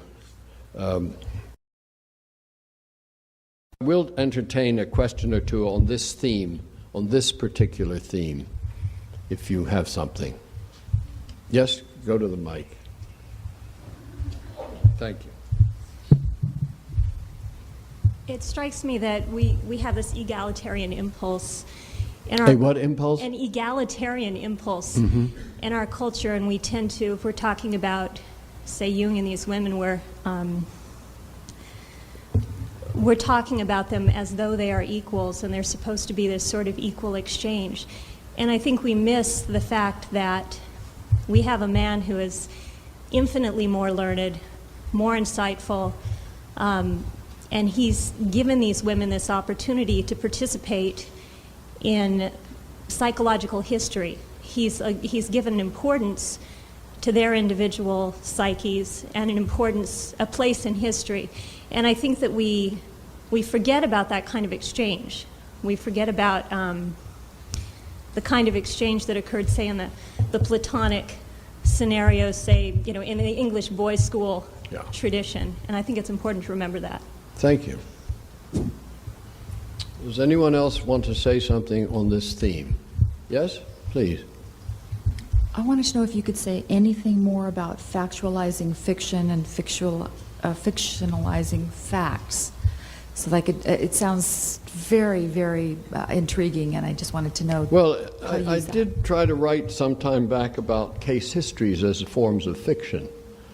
And I think you could find a beginning of working on that it's in Healing Fiction, a book called Healing Fiction. Yes. I'm not quite sure how this ties together, but I think at the end of the 19th century, you start seeing this necessity by women with Manet's Olympia, where she's just looking out, here I am, and what are you going to do about this? There have been 3 wars, there are no men around. It comes out in Strindberg, it comes out in Ibsen, it starts, Manet carries it on with Desgenais de L'Herbe, and there's this need to be heard and to tell your stories. And so while the factual and the intellectual and scientific part is important, the emotional part is very true too. And it just depends on what the time is doing, emphasizing which aspect of it. I mean, it can get too feeling, but I think it should be put into context. That's, of course, what the medical psychology did do, Freud and Jung, was pick up the emotional story of these early cases. But like last night when you were saying, do you believe in God? I know that there's God. Well, there's things that you know right through your body. That's off. No, that's fine. I quite agree with you. But and this knowledge that the women had of their lives and of their symptoms and their presentation of it wasn't easily formulated, but it was able to be presented. The opportunities for presentation of the psyche was given by medical psychology of the time.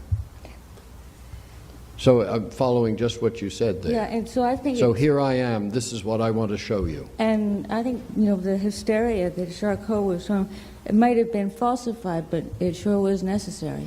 Yeah. Oh, well, falsification isn't an important issue in psychotherapy. Psychological truth is what's presented, whether it's a lie or not a lie. It's all, lies have another place. They belong more inside the Beltway.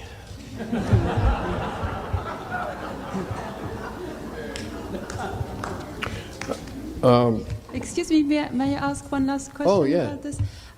when you were saying that today, the archetype of the mother seems to be very present in therapy. I'm thinking of the image of Demeter, and I think that maybe the way you present it emphasizes the maternal side of her, but there's another side which I think is the creative side, and it's my impression that what's changed in therapy is that emotions, not just the mind, has become a very important source of insights. And I think the Demeter with Persephone tending to her, it doesn't just give birth to her, but allows her to express herself, to be creative. And I think we need to be careful with using this idea of the good-breasted mother, because she's also one that has a lot of Well, first of all, intellectual let's power. not limit creativity to only one archetype. The mother is also creative. So any one of the archetypes has a creative and a destructive aspect. And in fact, the use of the word creative needs always to be put in those little marks, because who the hell knows what that is? It's another one of those giant words, you know, which we flatter ourselves with just by using.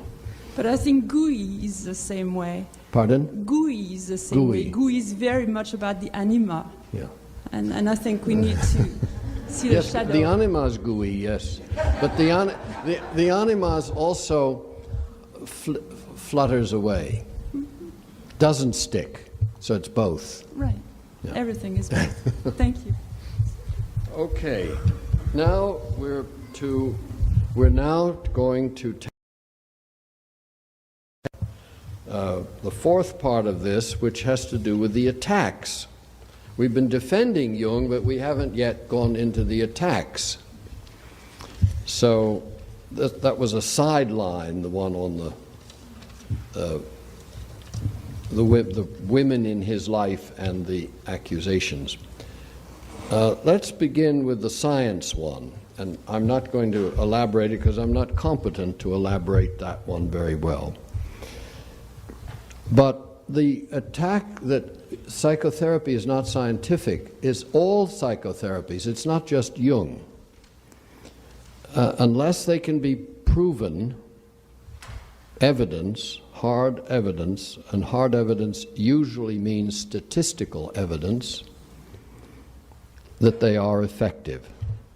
Now, curiously enough, this question has been answered by psychotherapy, a paper by James Yandell, who's a Jungian in San Francisco, a PhD and an MD, and also by a very expensive and elaborate survey in Switzerland run by a professor who was attacking psychotherapy and insisted that the various schools of psychotherapy proved that they were effective in order to be acknowledged by the state. And in both cases, they came up with evidence that a certain amount of long-term psychotherapy is effective.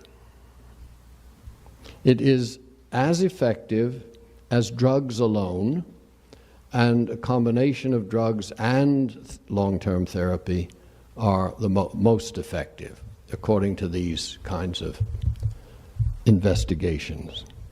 But basically, the scientific paradigm doesn't accept some of the words that are essential to psychotherapy, or to Jung psychotherapy, such as soul, such as psyche, and of other inferred invisibles, personality traits, internal experiences, because basically only what, and this is a rather narrow view, I think science can be established wider than this, but only what can be measured really can be measured and is repeatable. That's a very important part, repeatability. Now, therefore, an experiment done an experiment done at MIT can be verified by the same conditions and experiments set up at Stanford and so on. So that repeatability is a very important part of the scientific paradigm. even though astronomical things that go on in the heavens are not repeatable. So that's another area. You can't take repeatability as the only aspect of a criteria of science. Okay. And there was a sentence early in the history of psychology at the beginning of this century, of the last century, which was, whatever exists, exists in some quantity and therefore can be measured. Now, now reverse that. If it can't be measured, then maybe it doesn't exist.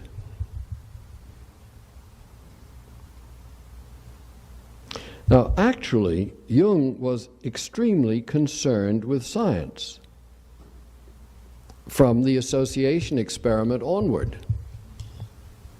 He was very bad personally at mathematics, which he confesses in several places.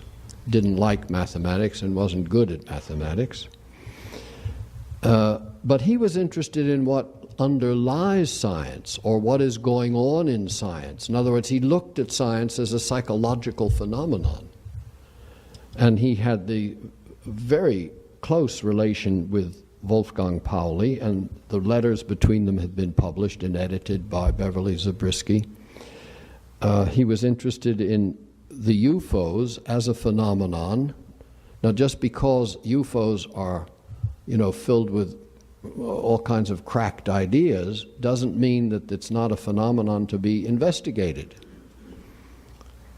I remember a lecture that he attended in Zurich, which was given by a professor of crystallography, that is, the structure of crystals and how they form, so to speak, naturally, and the dimensions of crystals and so on.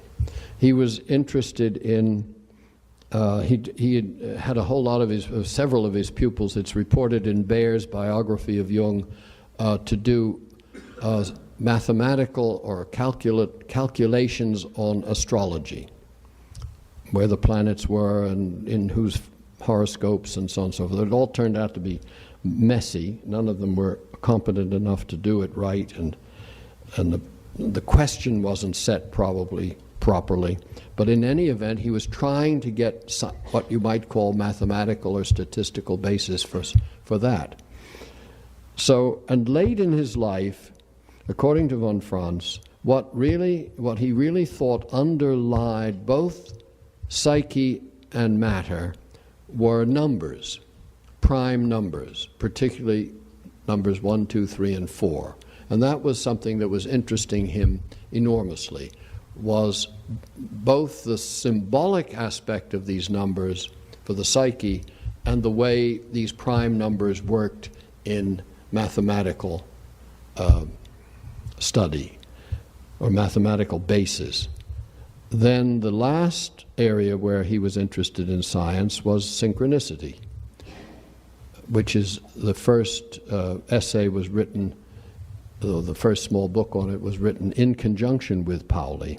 And Pauli won a Nobel Prize in physics. So we've got certainly not a refutation of the attack on Jung for not being scientific, but evidence to show that science was in his purview, but looked at differently.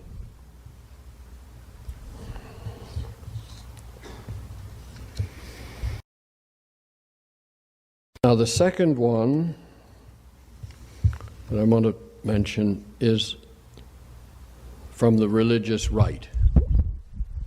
I think I'll sit down for this.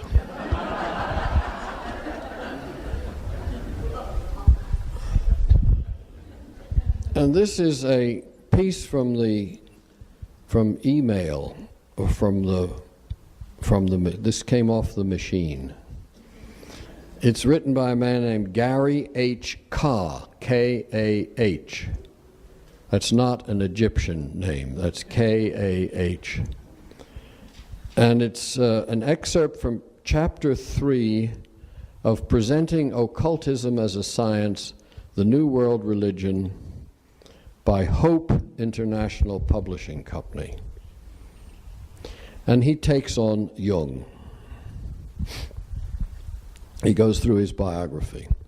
So now you can hear how the Christian right finds fault with, finds danger in Jungian thought. In spite of all this, or possibly because of it, Jung felt close to his mother. He felt that she was rooted in a deep, invisible spiritual ground that had nothing to do with the Christian faith. That ground seemed more connected to the things of nature, such as animals, trees, meadows, and running waters. He felt a close affinity for all this in his own life. Later, Jung admitted that he never realized how pagan this foundation was. He would spend many hours sitting on a large rock behind his house, and at times would have trouble distinguishing if he was the boy sitting on the rock or the rock being sat upon by the boy. In short, he felt an unusual oneness with nature. Now that is not a good thing if you're on the Christian right.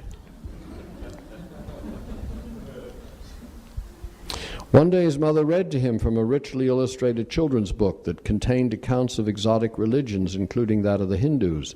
There were illustrations of the Hindu gods, Brahma, Vishnu, and Shiva, which were for him an inexhaustible source of interest. He would return to these pictures repeatedly. His understanding of Jesus became distorted at an early age. He associated Jesus with death and the men in black coats and top hats who put people in a box in the ground. There's a piece in his biography where he talks about funerals and the black-coated priests, and his preacher father told him that the Lord Jesus had taken them unto himself. Carl also associated Jesus with a Jesuit priest who had once frightened him. Well, there's a great deal, many more quotations, but the thing that he quotes another little place, where Jung says, it was an initiation into the realm of darkness. This is about Jung's childhood dream. And Jung says, my intellectual life had its unconscious beginnings at that time. So immediately, Mr. Carr says, John's Gospel tells us there is no darkness associated with Jesus, only light. In him was life, and the life was the light of men, and the light shineth in darkness, and the darkness comprehended it not. So on, from John 1. Clearly, says Mr. Carr, Jung's experience was not from God, but from Satan.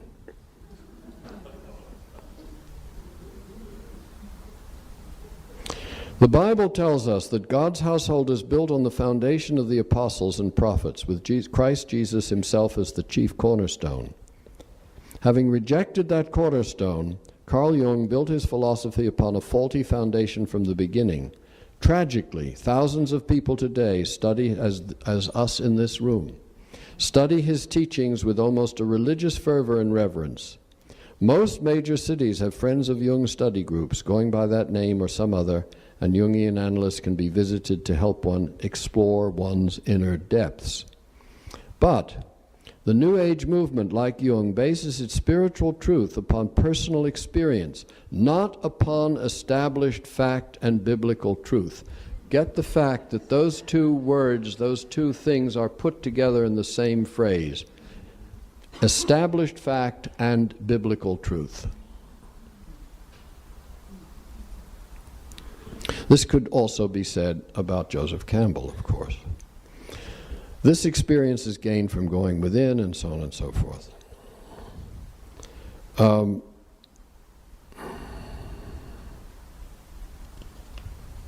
Another passage. Some of Jung's archetypes are birth, death, magic, the hero, God, the demon, and the Earth Mother. Notice that Jung's psychology reduces God to a mere archetypal image, a type of universal myth, as opposed to the Bible's revelation of God as our creator and judge. Now that objection is an objection not just of Mr. Carr, but was an objection of Martin Buber and an objection of others as well.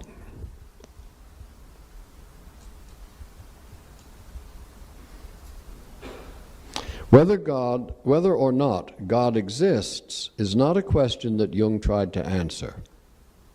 That which has no effect on us might as well not exist. Analytical psychology posits the existence of the archetypal God image, not God. You can see that that's absolutely impossible if you are a believer in the transcendent God or the biblical God. Insofar as the archetype of God has a demonstrably clear effect on us, God is a psychic fact and a useful concept in our psychology. This is a quote. Even more attuning, a quote from Jung, even more attuning oneself to one's unconscious forces is a religious experience entailing acceptance of God. To be sure, the God that is accepted may not be the traditional deity of theism. Rather, it is an indwelling God, a natural spirit within the universal psyche of man.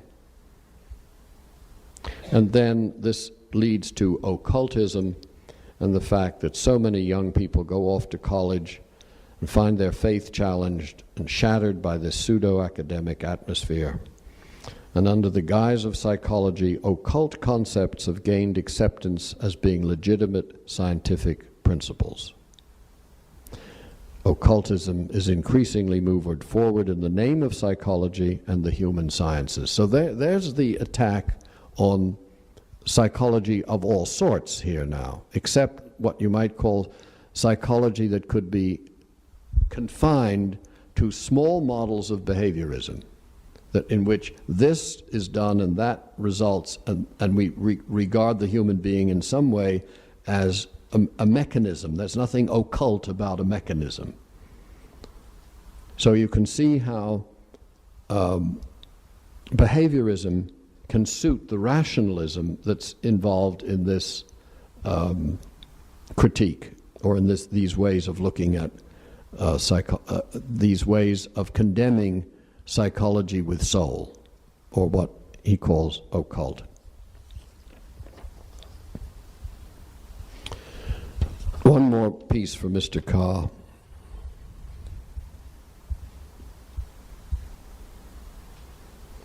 In line with Eastern mysticism, Carl Jung believed that dreams were of great significance and based much of his teaching on the interpretation of his own dreams.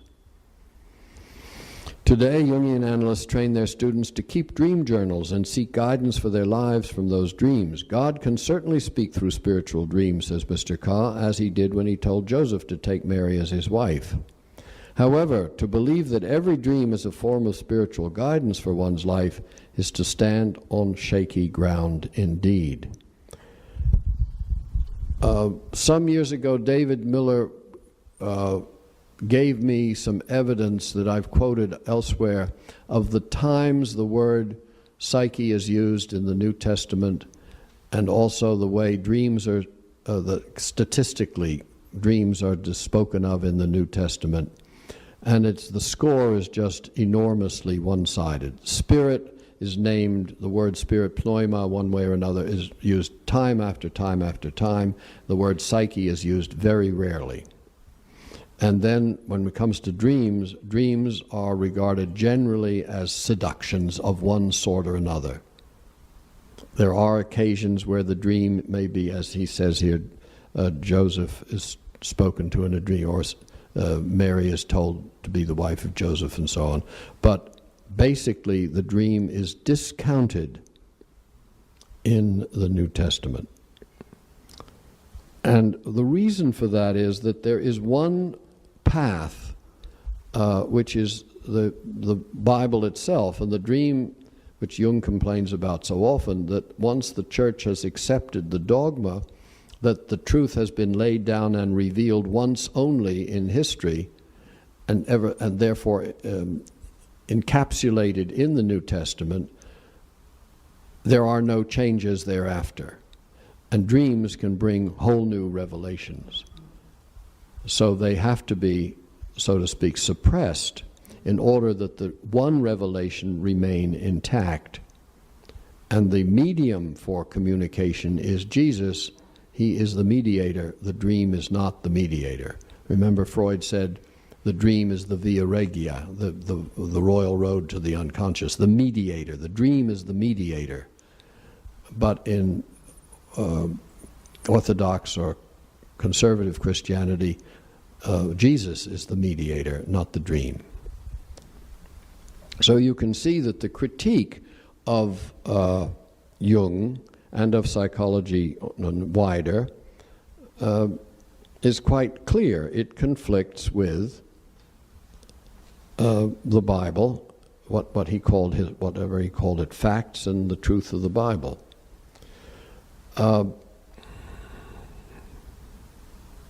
This should be of concern, because it means that the way the Jungian world works with religion has to be restated again and again and again to show that it is not irreligious, even though it may not be biblical Christianity, New Testament Christianity. The way New Testament Christianity is interpreted by some Christians. This is not a representation of Christianity. This is a representation of a certain, what you might call, sect of Christianity. And there are Christians in the world who would find all this is a form of delusion, a form of literalism that really betrays the spirit of Christianity. Because Jesus also emphasizes not the Word but the Spirit in the Word or of the Word. Any question on this particular piece? Because I have one more that I want to get to. Any relevant question on this particular piece? I think you had a shot already. I'll see if there's anyone. Yes, please. Yeah, I think that the scientific attack on Jung ignores the fact that it's casting a sideways glance at its own methodological scrupulosity. And what I find really relevant in Jung is that in many ways Jung exhibits that the intelligibility of the universe is reflected in habits of mind, and that there isn't some objective reality out there, and he has this amazing kinship with the universe, which is reflected in the archetypal approach towards understanding not just human behavior, but the nature of the cosmos itself. So I think that he can be defended on grounds that don't contradict the current zeitgeist among scientists. If you go on the JPL site and talk to the engineers, they sound like Hegelians. They all believe that truth is paradoxical. So I don't think that scientific critique of Jung holds any water. It's probably on a lower level. That is, book reviewers in the New York Times.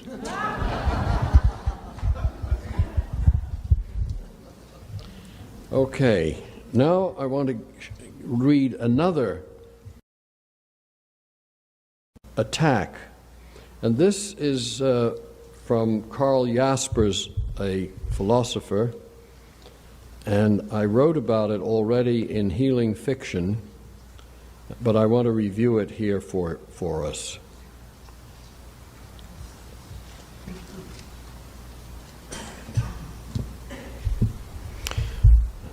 We call demonology a conception which makes being reside in powers, in effective, form-constituting forces, constructive and destructive, that is, in demons, benevolent and malignant, in many gods. These powers are perceived as directly evident, and the perceptions are translated as a doctrine. Good and evil alike are hallowed, and the whole is enhanced by gazing into dark depths that are manifested in images. It passes as an immanent transcendence and is necessarily split into many forces. This sounds like he's just been reading Jung and formulated what his notion of demonology is. Because can you hear the echo of Jung's work in there? Necessarily split into many forces, gazing into dark depths that are manifested in images. Jaspers finds demonology appropriate to myth and to the classical world, but when the transcendent God appeared as an alternative, then demonology vanished or was brought under control. Thus, to revive this mythological mode of thought in our present world is an illusion. Sounds like Mr. Giegrich. For there are no demons. He reports on Goethe and then Kierkegaard, summing up his critique in these 6 points. Modern demonology. Now you could say modern demonology, we could call it modern Jungian psychology. Use those words. Misses transcendence because the gods have become world. 2. The individual man has no irreplaceable value. 3. No relation to the one is gained. Fragmentation. Man splits into his potentialities. Everything can be justified. Everything can be justified. That is, there's a psychological reason or ground or meaning in all phenomena. Demonology, 4, is submerged in nature. Man loses his distinction from nature. That's bad, you see. Whereas there's this tremendous new in the ecological psychology that's now so current, has, like the feminine world that sprung up in the late 19th century, this ecological world that has sprung up in the last in the end of the 20th century for psychology.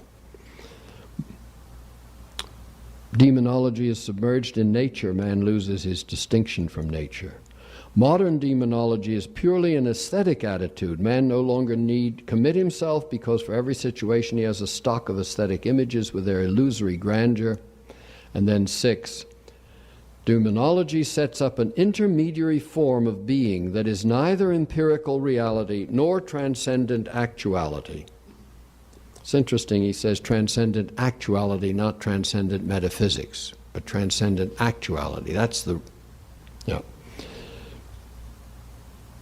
Everything that is not either world as demonstrable reality or God is deception and illusion. There is God and the world and nothing in between.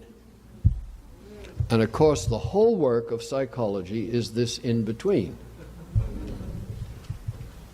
Well, that's very clear, concise, and you find it in Healing Fiction. It's in the 2nd chapter of Healing Fiction. His attack on demonology, and I'm going to go on with that another minute.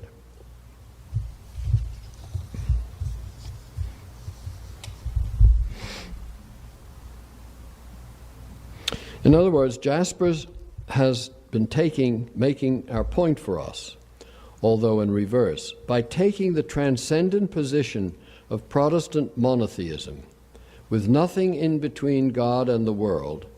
He is obliged, you see, in the Catholic world, there are the saints, they're intermediaries between God and the world.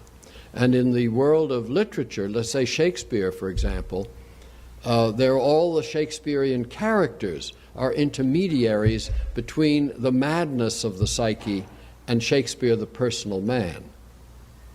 These intermediary figures, as in the Greek world or in the Roman world, there are all kinds of figures, imaginal figures, that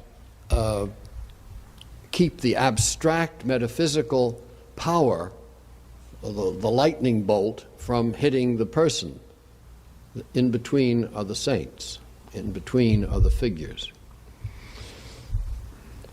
By taking the transcendent position of Protestant monotheism with nothing in between God and the world, he is obliged to deny the psychic reality of the daimon. He stays always within the archetypal perspective of philosophy with its commitment to coherent unity. Now, I don't know if all philosophy is committed to coherent unity, but at that moment when I wrote it, I was thinking that way. His ennobled notion of man affirms and inflates the ego reflecting this transcendent unity, an ego which must see multiplication only as fragmentation. Jaspers well perceives the dangers in demonology, but not its prospective possibility for releasing the soul from its history of ego domination. Because Jaspers treats the question metaphysically in the language of is verbs, are there demons or not, for him the issue is one of substance and being. Were it treated psychologically, the daimons would be considered first as experiences, personified perspectives towards events, and demonology as a mode of imagining. But you see, he's eliminated imagination. There's either God and the world. There's either the theology or science. There's either spirit or matter. And the in-between, which is the terrain of the psyche, is gone.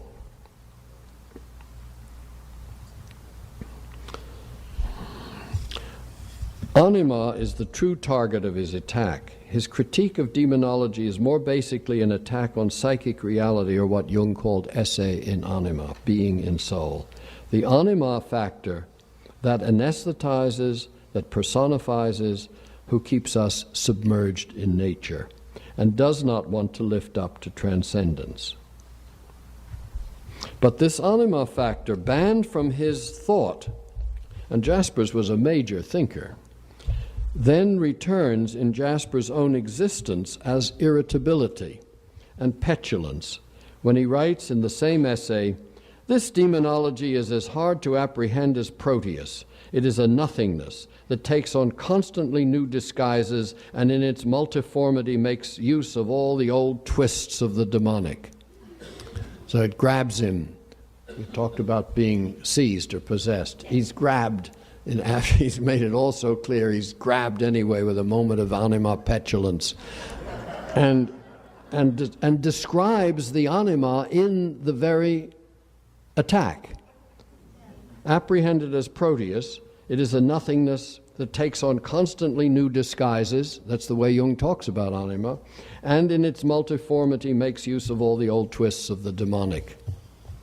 It's interesting, here our antagonist has been caught by the anima mercurial, the mercurial soul that Jung too compares to Proteus, and who was the most favored divinity during the Renaissance's return to the soul and its images. Proteus, this figure who couldn't be seized, was always transforming, always changing shape, always impossible to apprehend. So in reverse, he's given us a description. It's very dangerous, when you make attacks. You reveal everything. So now, I'm watching is 10 o'clock?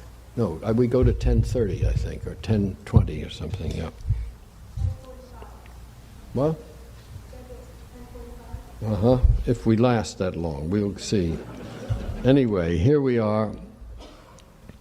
Now, Jung speaks, Jaspers accuses demonology, etc., of being unethical.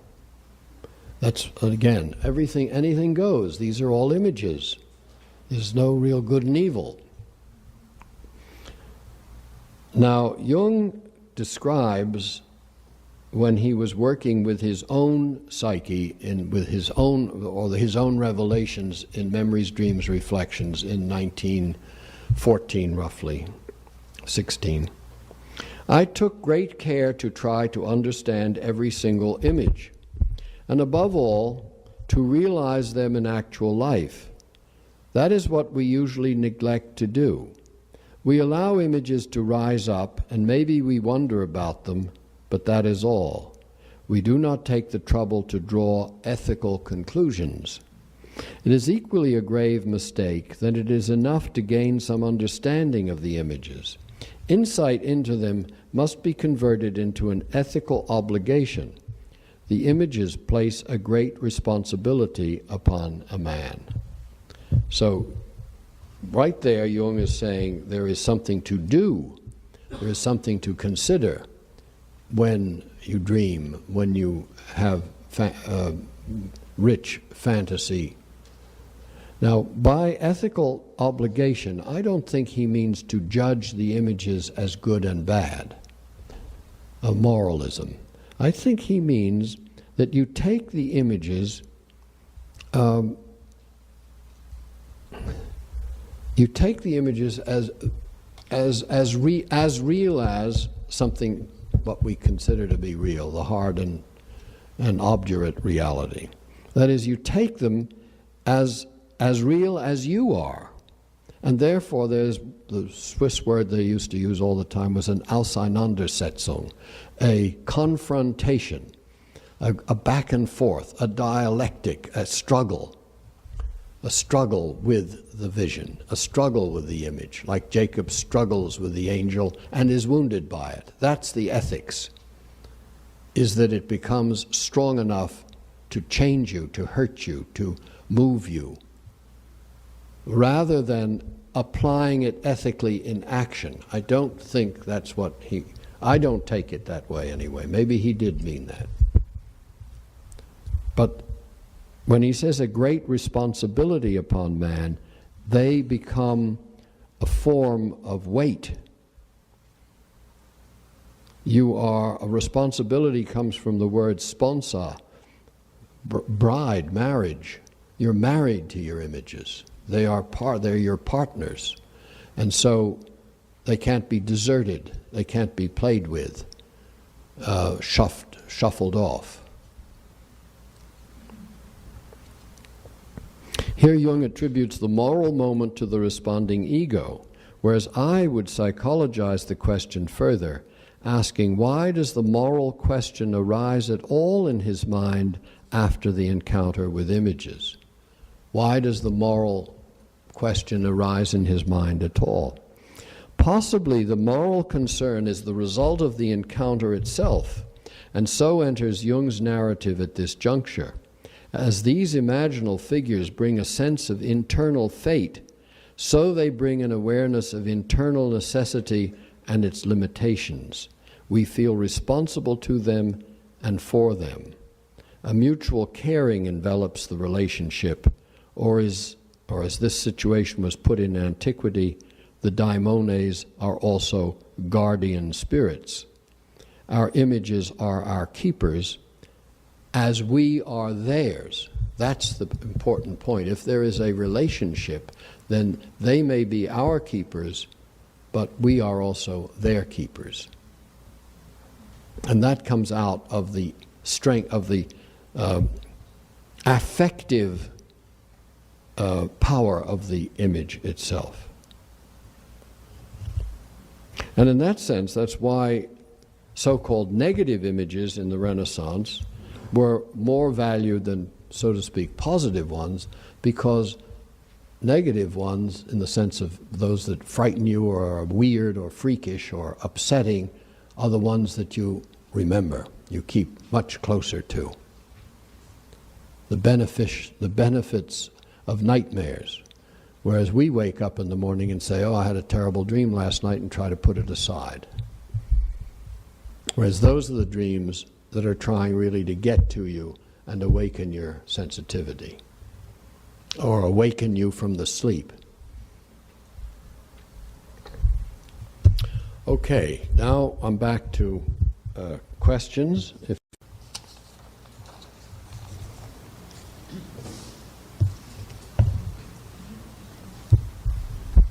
Please. Yeah, question regarding the Christian attack on Jung. I wonder if you could contrast the points of view of liberal Protestantism as against the religious right and Catholicism. And the reason I raise this issue is because liberal Protestantism has terrible problems with the shadow and with the feminine, whereas both of those exist in Catholicism, and at least Satan exists in the religious right as well. But liberal Protestants have trouble both with Satan and with Mary. Well, I'm not competent to do that. I'm glad you brought it up, however. And they've always had trouble with Mary. That goes back to Cromwell and even earlier, yeah. I don't know if they've had trouble with Satan. There's been plenty of discovery of witches and evil in Protestantism, maybe not liberal as you might call it. But there's so many denominations of Protestantism that taking that on is beyond me. What I would like to see is liberal Protestantism taking on the religious right. I would like to see the stables cleaned by their own people and not left over to psychologists or atheists or secularists or all the humanists, all this stuff that we're supposed to be. I'd like to see them taken on by their own, so that they do not let. It's just like the Republican Party. You want to see the other parts of the party come back and take on their extremists. So I would like to see the sensible Christians take on their right wing, and I haven't seen that. Maybe some of you do or have. Yes, please. So it's not my job really to take on that one. When Jung talks about the ethical obligation to the images, and you talk about the importance of the dialogue with images, or the struggle that we confront them and that we respond to them, I hear Levinas and the way he talks about our obligation to each other and the struggle that we have in responding to each other as an image in front of me that I am obligated to respond to. I hear that same ring there. Thank you. I think that's very much so. Levinas makes it in terms of the face of the other, that is the ultimate ethical obligation to which you are, that's the essence of being human. The essence of the image, yeah. Essence of and being so human. if we imagine the images as faces, now I don't think Levinas makes this move, and maybe Professor Casey, who has actually spent a lot of time with Levinas, could enlighten us on this one. Well, actually, it wasn't going to be my comment, but I agree with you. I don't think faces are images.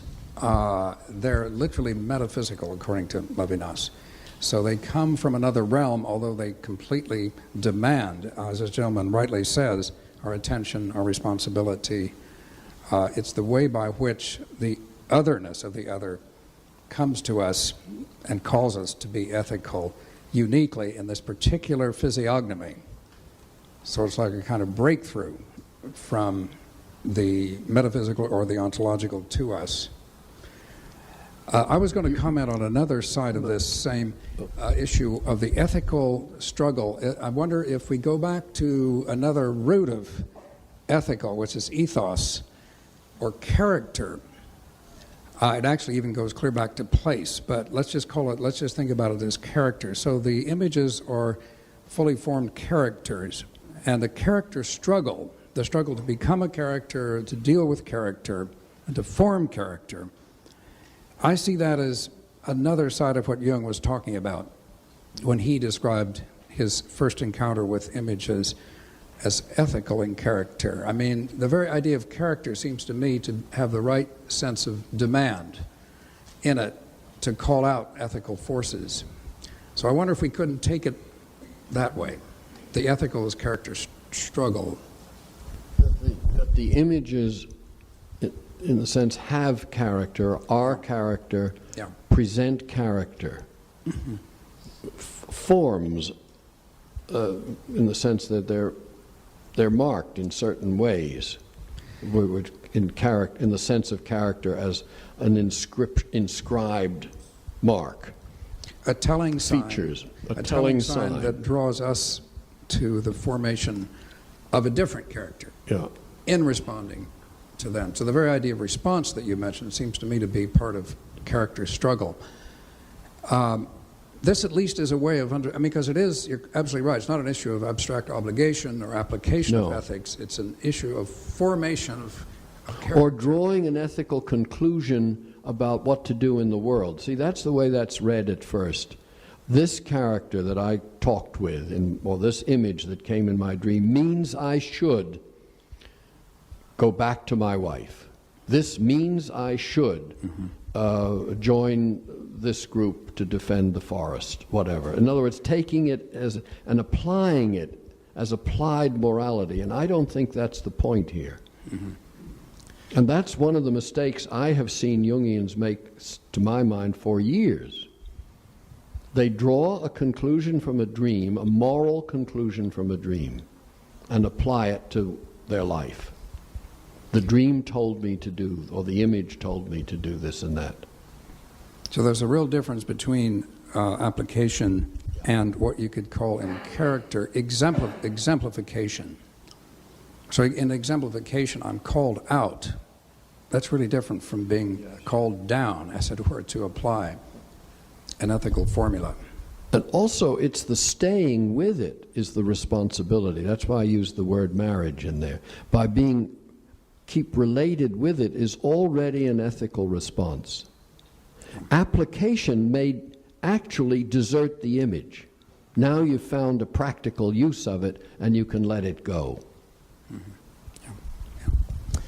It may not mean that you get back to your wife. It may mean that you just confront that part. It draws you closer to, yes, but doesn't mean anything specific. It just draws you closer to, like an image should. It involves you in some way. As strange as that may be. That would be the ethos. It would put you into, Thank you.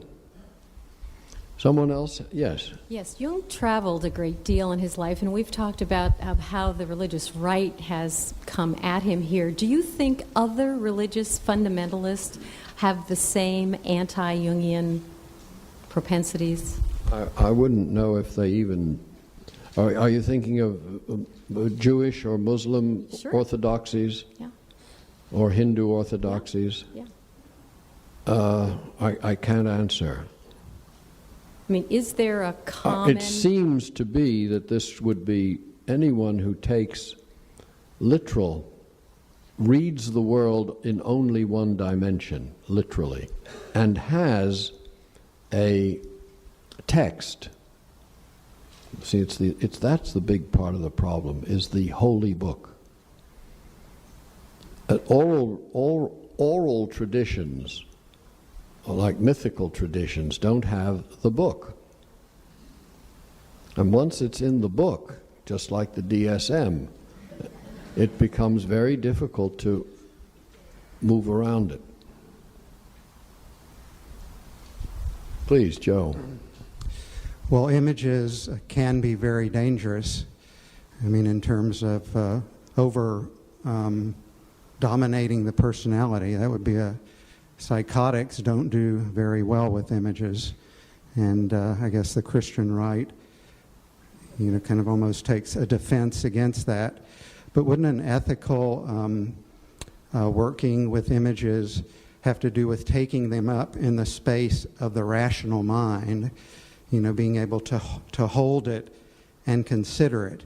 I mean, it takes a strong sense of reason to deal with an image, not to turn an image into something that is just reason, but to hold it in this space, this special as-if space.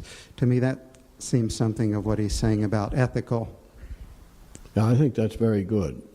Whether we call it reason or at least it's also a willingness, a certain willingness, a kind of responsiveness to it, which is different than being excited by it. So maybe that's what you mean by reason, a certain calm attitude, a way to contemplate the image, to consider it, to spend time with it, whatever words we want to use.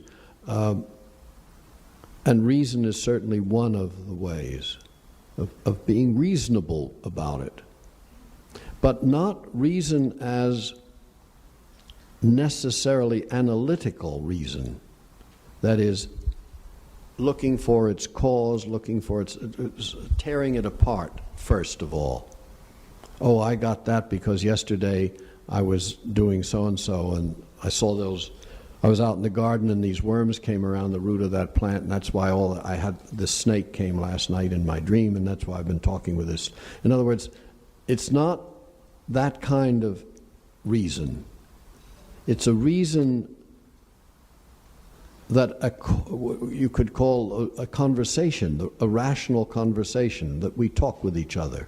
Yes, the space of reason that can hold the space of reason. and consider it and turn it in different directions, and the kind of the as-if space that the reasonable mind. Thank you. Yes, there's another one. Okay. Just wanted to add to that last conversation was that when you're not driven by fear, which I think the fundamentalisms are afraid of the inner world. So the defenses are rigid belief systems, cognitive distortions and black and white thinking that defend one from that inner world. So that would be the commonality with fundamentalisms.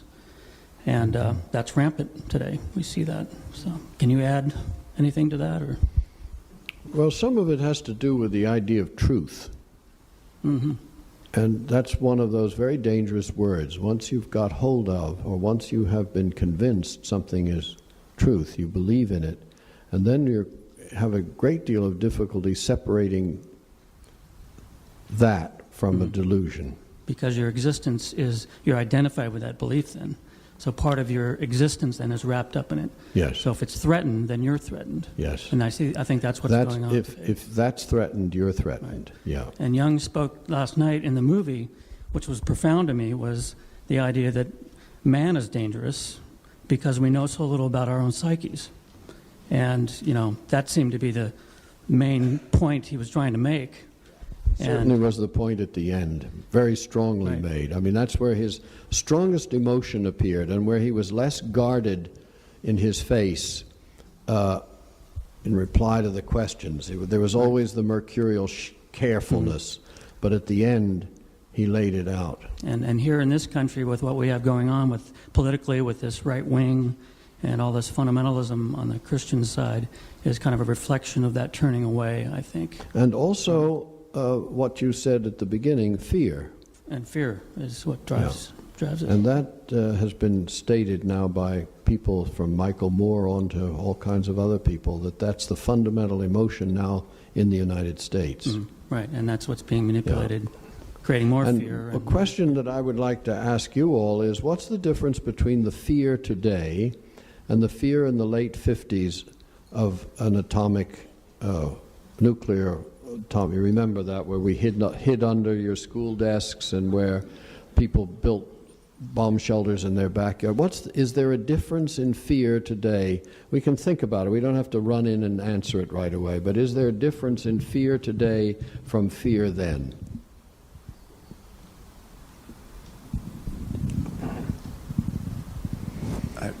I'm not answering, actually. I have a question. Okay. I have a question. Is that okay? Please. Or just something. And what bothers me, it's not really the question that I wish I had the opportunity to ask you about, but it keeps coming up for me.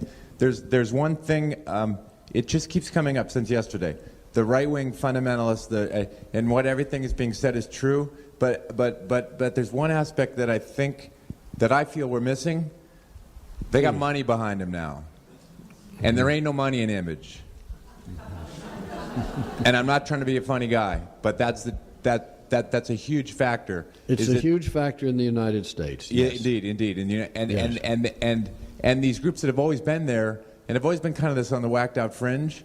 There's now this trade-off that we'll give you the money, but just give us the vote. So yes, all of the emotional stuff is true, and it's nice to talk about and how they're living in fear, and that's all good. But the fact is, they got the money, and image, and the things that one of the things you said yesterday about how Jung can so often be looked at, so unfortunately so, as just always this old guy who he's irrelevant.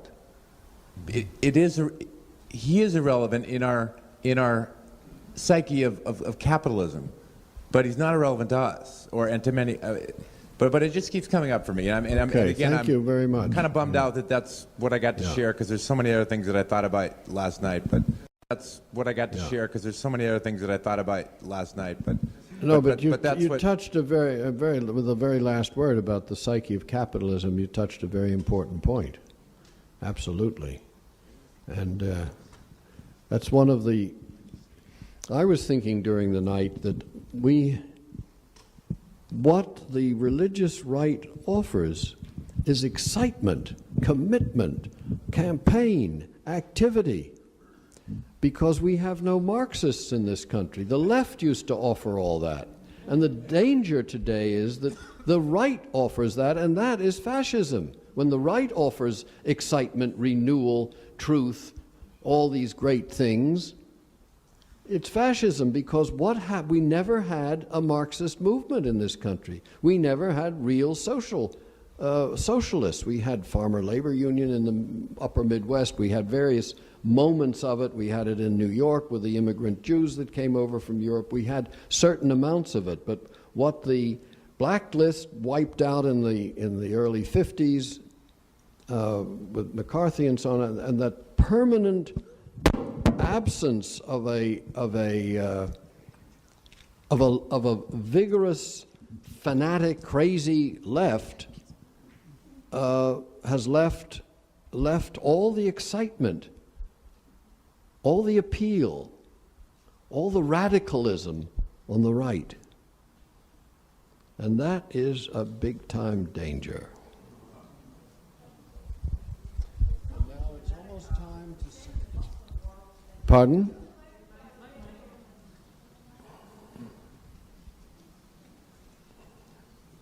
All the excitement being in the right is not just in America. It's in the Muslim world in a big scale, and it's also going on in India, where there's a very powerful fascist movement taking over that country. Yes. So it's worldwide as far as I can see. And my own feeling is what the gentleman said. You see, Jung, not just Jung, the Oriental religions, all kinds of these things that are coming up that are asking us to live interiorly, to examine our own inner structure. Like Jung said, we don't know ourselves. This is something awfully different for at least people in the West. And I think people feel very threatened by it. They feel threatened by feminism. They feel threatened by what we're talking about here. And that's their reaction. And it seems, as I said, to be pretty worldwide, especially in the West, and I include the Muslim countries in the West. Thank you. I have a comment. Yeah. I was thinking, we've been talking about the collective, and what's coming up for me is that within the collective consciousness are these other collectives, and it seems like the things that you're talking about right now have to keep coming back in new forms, and this just happens to be the form but this is part of reality. This is how it is, and it always will be. I don't mean that we don't, in the moment, address it. Yeah, like you've said about these things come and you're married to it. We're married to this, what's happening right now. We need to stick with it and figure it out. But it's always going to be there. It's never going to be gone. It's just in this form right now. Okay. We still have to deal with it. So our concern is the form right now. I think we still have another minute or two, because I'm keeping to railroad schedule here. Yeah. Yes? I have a comment. Two comments. Is it on what we... yes, right. Mm-hmm. The question is, how is our fear different from the Yes. 50s? We don't have an external enemy. So we are being thrown back. Western man is being thrown back on himself, and he is really scared now. So he's going to fascism. The difference is there was a external enemy. Yeah, the big red Russian bear, whatever, and that I was looking at that for decades, expecting all kinds of internal throwing back. Yeah. Okay, thank you. And then also, we're all devastated by what's going on politically in this country, and it's almost like we're spewing out. It's like we're tasting something bad, all of us here in this room, and we want to get rid of all the religious right sentiments, but we really do have to grapple with it. I don't know if this woman that's what she was saying, but we have to not spew it out. We've got to really tackle this thing, because it's ourselves too. We just can't throw it out there. Thank you. I want to go back a couple questions about the image, and when somebody mentioned the fear, the powerful nature of image. It's my belief or knowing that when I have engaged with image and gone down through the feeling of, I forgot what I was going to say. I lost it. It's a repeat of last night. I feel I know I can do it. This is so important to me. I just got done with my thesis, and I feel like when I hear the young, there's always this cautionary. You go take these steps and then you stop because of the power of the image. And my experience has been that going down and through that has been the way to developing the reasoning, the rational. And that's what I hear that's what I sense when I read Jung or read some of when I read you. But then it charges me when I hear the power, it reminds me of fundamentalism when I hear the reminder of how powerful images can be, and that we need to be cautious. And that, what does that mean in the room of somebody? Where we go to this place and then stop if they're psychotic? I don't. My understanding is that that's not what he was doing. You go into. Right. Yeah, and it's partly the fear that creates the caution. Caution is another way of announcing that you're afraid. So how can we move? Well, you described how to do it. You go into it. You move a little closer to it, but always with what Joe said earlier, with a reasonable mind. You don't embrace it. You as Jung says, if I dream of a lion on Bahnhofstrasse, Main Street in Zurich, I don't go up to the lion and say, hiya. He used probably another word. But this is a lion. You don't mess around with a lion. You take certain cautions. That makes perfect sense. In other words, you address the reality of the image in the language that it presents itself. And if that reason isn't there, then what? Well, you don't know what may happen when the lion, you have to wait and see what else the lion does. But at least you have a moment of watching or observing or considering. And if those faculties aren't available, then do we have to have a fear? Are we allowed to drop into the fear and trust, or there's one of those words? Yeah. Know that No. the reason will come after that. When you say if we don't have the reason, I don't think that's the case. We always have a moment just in the imagination of standing still or hiding behind a tree or waiting and watching from somewhere else. In other words, you enter the dream, you enter the situation. You don't decide whether it's a bad one or a good one, or you're afraid or not afraid. None of that is the point. You enter in and find a telephone booth to hide into if the lion is walking down the street, because there are no phone booths anymore. So that's another problem. But you see what I mean? It's the entry into the practice of it. And that is already being considerate of what is there, being real about it. You react really to it, and that makes it real too. But sometimes doesn't the numinosity doesn't the energy of it have the ability to overtake? And is there a place for that?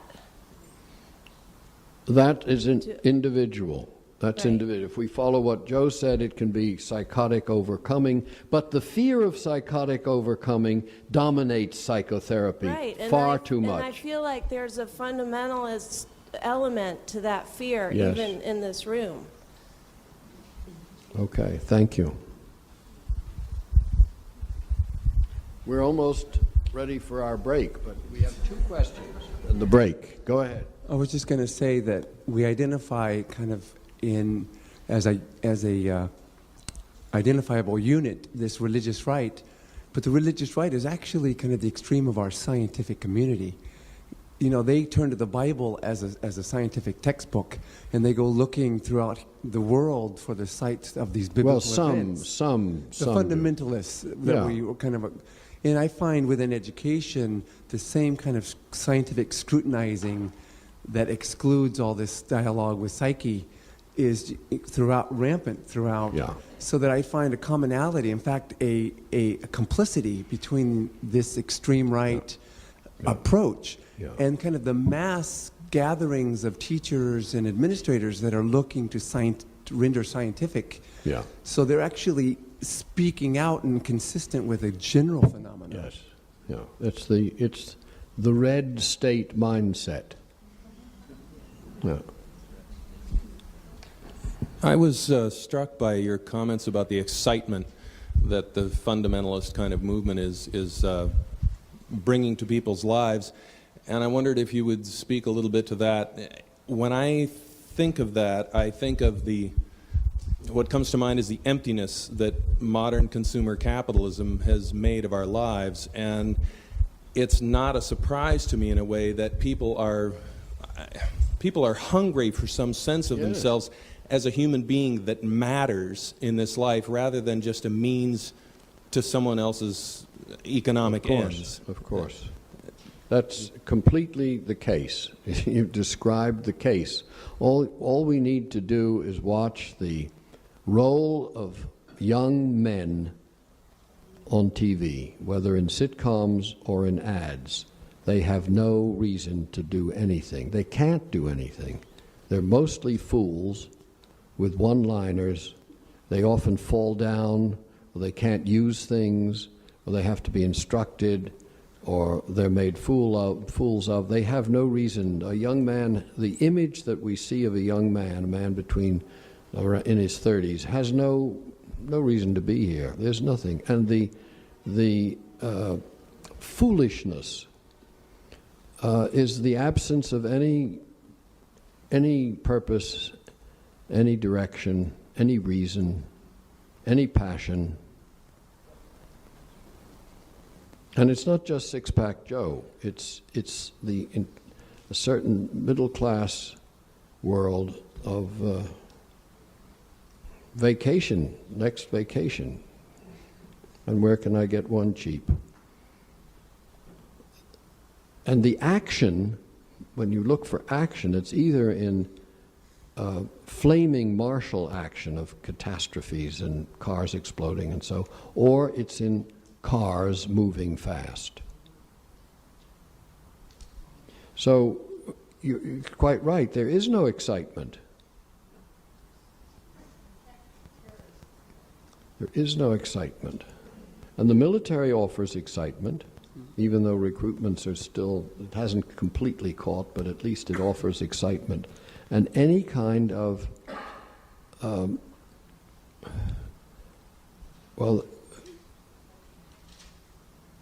the image of the end of the world of Armageddon that is promulgated by the Rapture and that entire, which is the most popular read stuff in the country as far as numbers go, offers huge excitement.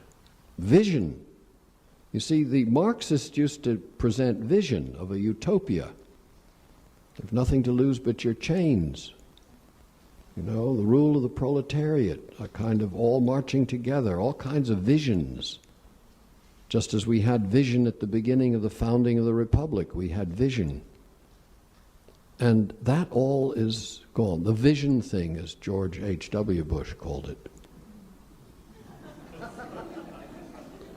That is a very big question.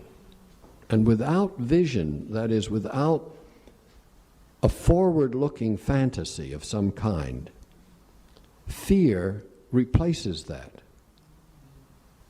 Because fear can be mobilized, can be obviated, let's say, with some sort of challenging vision. I think we'll take a break. I'm sorry. Okay. We're going to begin with two small but worthwhile points, if we could hear them. The first one, please. I'm from Colorado Springs, home of Focus on the Family and some 30 religious right groups, although I'm personally a member of the ACLU and the Unitarian Church, a very liberal group.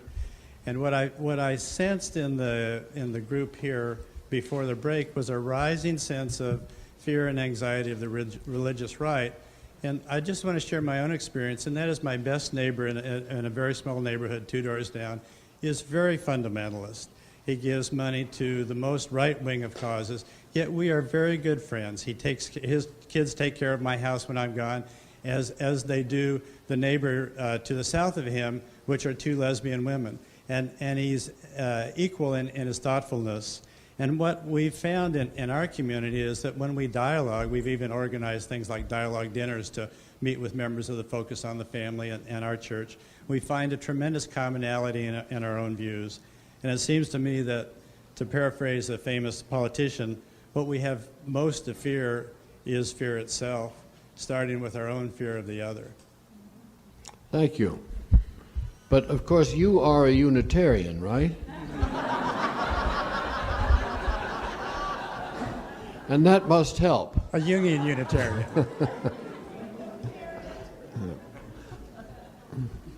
I'm a Unitarian too, and it does help, yeah. They used to say about Unitarians, they believe in one God at the most. Yeah.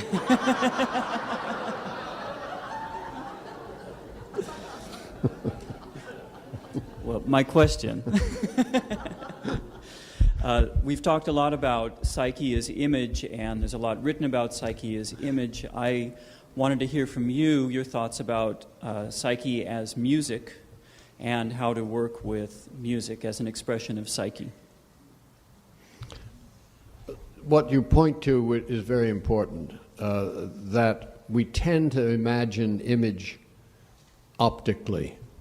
We have a very optic culture, and we've also confused the word image with a TV image or a child's drawing image and so on and so forth. And that really needs to be clarified, that there are images of language, there are poetic images, there are dream images in which you don't see anything, so to speak, which doesn't come in a form of that kind. What an image is, we can't deal with, I can't deal with. I mean, not just talking. It's a really difficult thing, and we'd have to just do a couple days on the nature or the fantasy of image. But it's a kind of noun piece of imagining. So it's that is the important thing, imagining. The imagining can become stultified or set in particular images, but it is the imagining that is the process that is important. And music is imagining as well, and has huge resonance with emotion and with memory and with all other kinds of things like inspiration. And so, there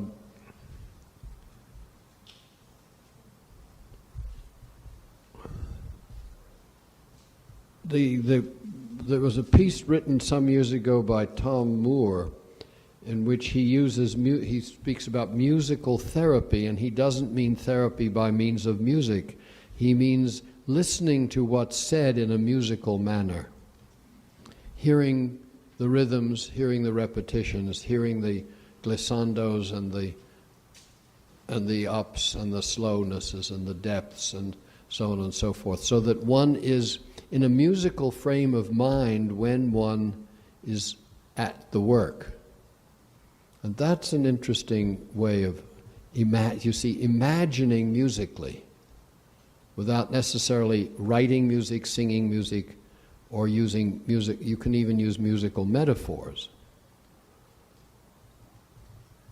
And in that way, we deliteralize music as what comes through the ear, just as we deliteralize image as what comes through the eye, and we are using it as a mode of imagining. That's about all I have to say about that anyway. Thank you. Okay. Those little pieces were over from the last. Well, we have one more job to do, which is Jung being attacked for being either a Nazi or anti-Semitic or pro-German or all of them together. The best collection of pieces on that subject is a book called Lingering Shadows, which are essays by lots of mostly Jungians, but not all Jungians, on Jungians, Freudians, and anti-Semitism. Lingering Shadows, and it's published by Shambhala.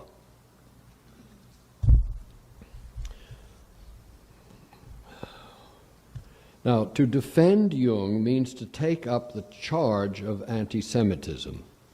And the question is, was Jung anti-Semitic? But before you can answer the question or even begin to engage it, you have to decide what is anti-Semitic. What does that mean, anti-Semitic? One. Number two, was Jung pro-German and pro-Nazi? Third question. Does Jung's psychology, as some have claimed, whether he himself was or not, does Jung's psychology lead to racism? Because it favors irrational forces, it goes to archaic depths or even atavistic depths, that is, uncivilized layers or levels of the psyche. He makes clear distinctions between what he calls the cultural unconscious, and there have been books more recently written about the cultural unconscious, meaning that different cultures have different characteristics, different traits, different kinds of unconsciousness. And cultural unconscious, is that just another word for racial or ethnic unconscious? Then does Jung's psychology lead to racism or fascism because it is so radically individualistic, and therefore is it contra society, contra humanity, and does it sort of glorify the individual in his mission to be an individual with its possibilities of intoxication and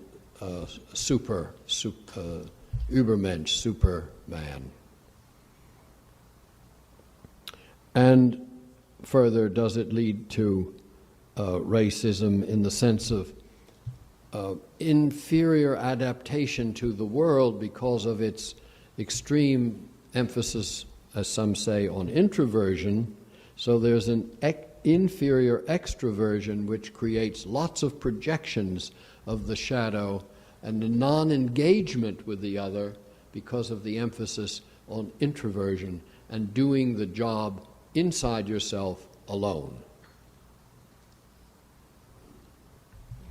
And then another aspect of this question is, why is the attack on Jung for being anti-Semitic or a Nazi or a pro-German or whatever, and not on Heidegger, and not really on Ezra Pound or Mircea Eliade or I forget his first name, De Man at Yale, where De Man at Yale was what's his first name? Paul De Man was an active, and Eliade was a member when he was young in actual fascist groups in Romania. Ezra Pound worked, for Mussolini, a broadcast during the war, and was radically anti-Semitic in various ways. And Heidegger was a member of the party in Germany, and so on. But why is it always Jung? So that's why I raised the question whether Jung's thought has elements in it that people claim is racist. You follow me there? Then, before we even can talk about this, we have to place ourselves where we are in 2005, where we are acute in the United States, acute, at least as far as language goes, to racism. It's a major awareness in our culture. And the events that Jung is accused of were in the 1930s, when racism was not acutely conscious in the society. It was simply there.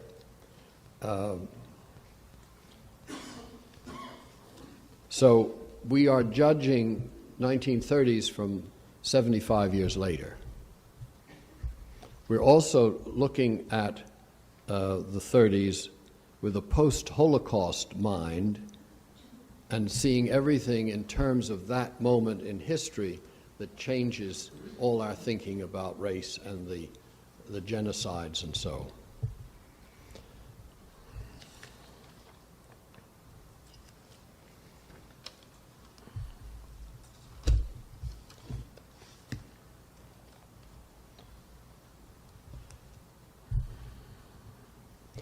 Now, my own view is rather similar to Guggenbuhl's view in this book, Adolf Guggenbuhl. You may know his various books, Power and the Helping Profession, Marriage, Dead or Alive, The Emptied Soul on Psychopathy. He sums, there's all these people writing about it, and then he sums it up in a very quick and easy way, imagine. As he does everything else, he does it so simplistically, and it is so exact and simple and sensible. He says,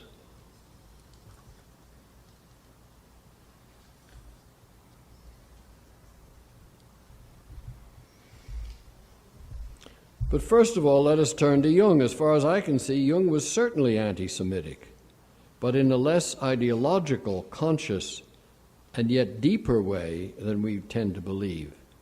Everyone in Europe, with perhaps the exception of the Italians, was anti-Semitic in the last century, and in the centuries before that, as well as in this century. Anti-Semitism was and is part of the collective mythology originating from the Christian religion. The Jews were considered to be the killers of Jesus Christ. And that's all there is to it. Of course he was anti-Semitic if he was in that culture.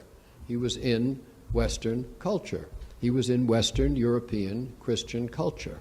And in fact, as far as I know, Jung had never seen a Jew until he went to the university in his village of Keswiel, and then later on in his studies, there wasn't a Jew. The Jews in Switzerland anyway were kept in two villages up until about 1840. When Napoleon liberated the Jews in Europe, Western Europe, I don't know whether, I guess all through Europe, the Jews in Switzerland were liberated only in regard to two villages, which were their villages.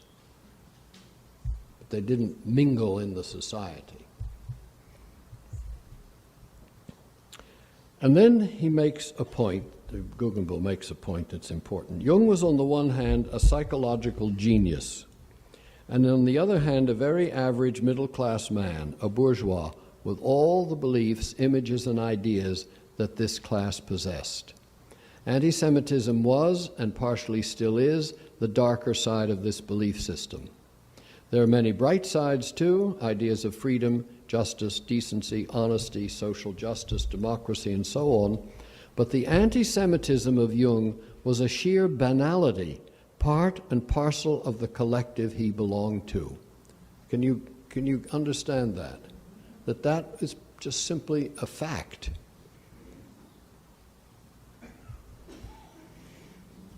Then he says something else which is useful. The dark sides of Jung should not affect us at all. We should ignore them. They should not worry us at all. For us, the generations after, the dark sides of Jung are a pseudo-issue, a non-event. If it affects us all the same, then there is something wrong with us. We have to examine ourselves to find out what is wrong. In other words, your excitement about whether Jung was a Nazi or not, or anti-Semitic or not, and so forth, has to do with some resistance to Jung that gets displaced onto this issue, so that you don't take up Jung. You want to nail him for those 6 years between 33 and 39.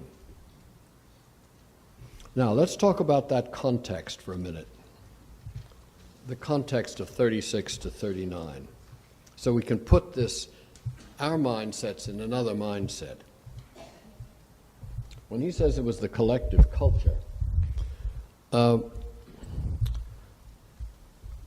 Eliot had the Jew squats on the windowsill in Antwerp in one of his poems. He has Jews in several of his poems, and they have a very nasty, dirty touch to them. Proust's main character in the Remembrances of Things Past is partially Jewish. Ulysses, Mr. Bloom, Joyce, great work, is a Jew. Yeats was considered at times fascistic and also anti-Semitic. When Roosevelt, Ezra Pound,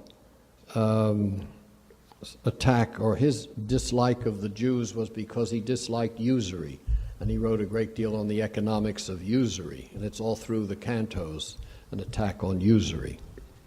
And as you know, only the Jews, usury was a sin in the Catholic Church through the Middle Ages and later, so that the Jews became the bankers because they could use usury and the Catholics could borrow the money from the Jews and so on and so forth, but they could avoid the sin of usury by letting the Jews do the money lending.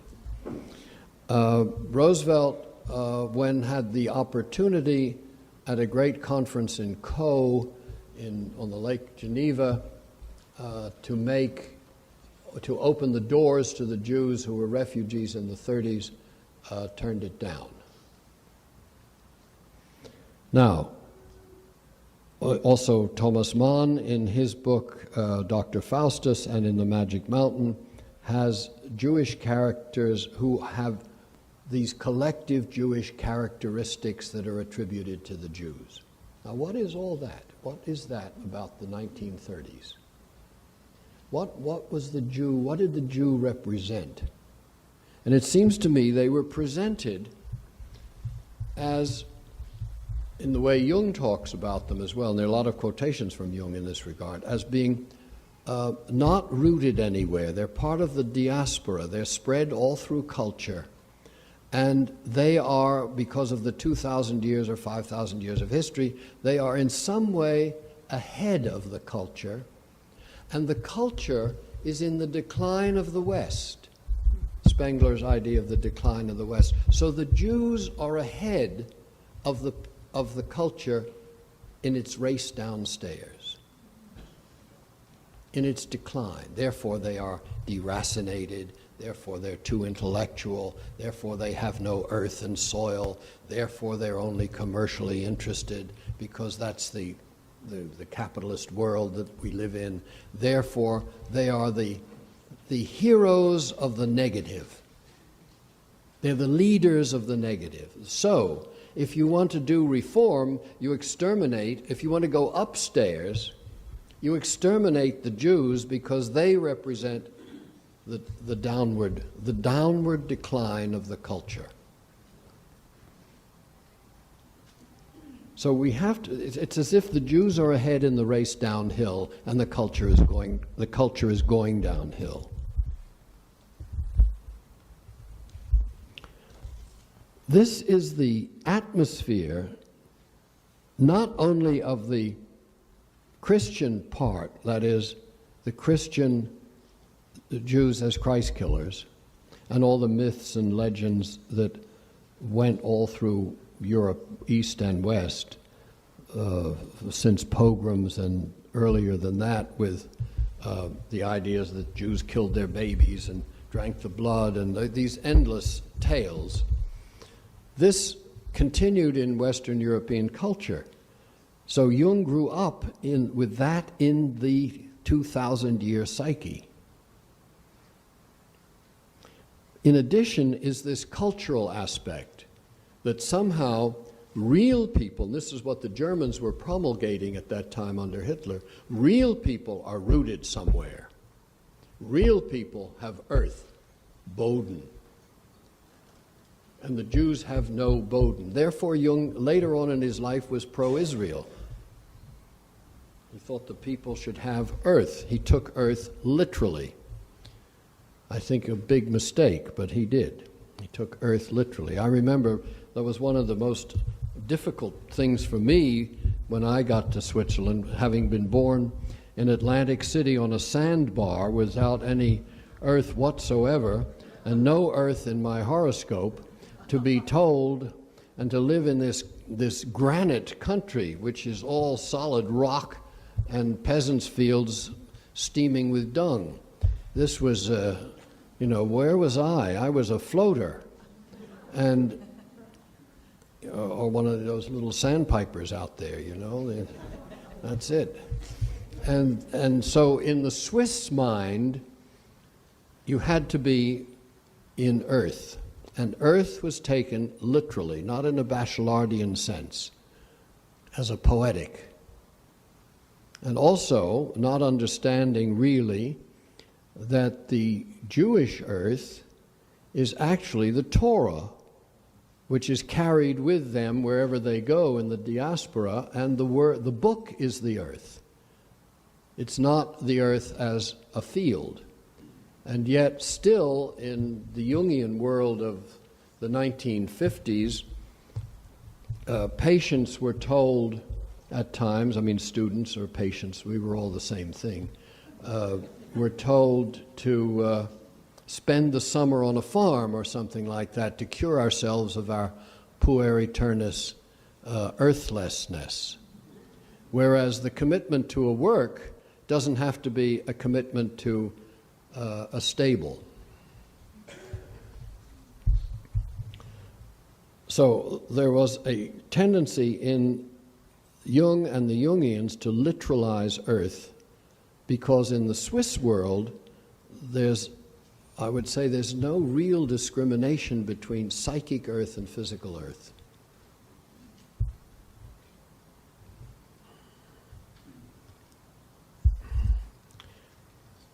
That's one part. Do you follow me on those points? Huh? Now, the details of what he said and what he did in regard, and his justifications for it, and his inability to grasp the political level of his psychological insights, or his inability to see the effects politically, sophisticatedly, of the kind of thinking he was doing about Germany, created tremendous troubles. Because he would see, as he did in this extraordinary essay, Wotan, which he wrote in 1936,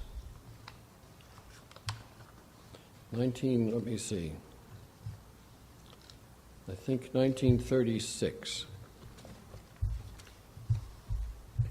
It's the first attempt, it seems to me, it's a historical attempt to try to understand a national culture or a political movement or the psyche of a people in terms of a mythology. And he takes the figure Wotan, it's written in 1935-36, it's published in March 1936. Hitler came to power in 1933, and he says in this paper, he does an extraordinary thing by showing how Wotan, the god, the German figure of passion and a kind of possession, takes hold of a people. Perhaps we may sum up this general phenomenon as Ergriffenheit, a state of being seized or possessed. The term postulates not only one who is seized, but also one who seizes. Wotan is a seizer of men, and unless one wishes to deify Hitler, which has indeed actually happened, he is really the only explanation. He explains what's happening in Germany in this short essay.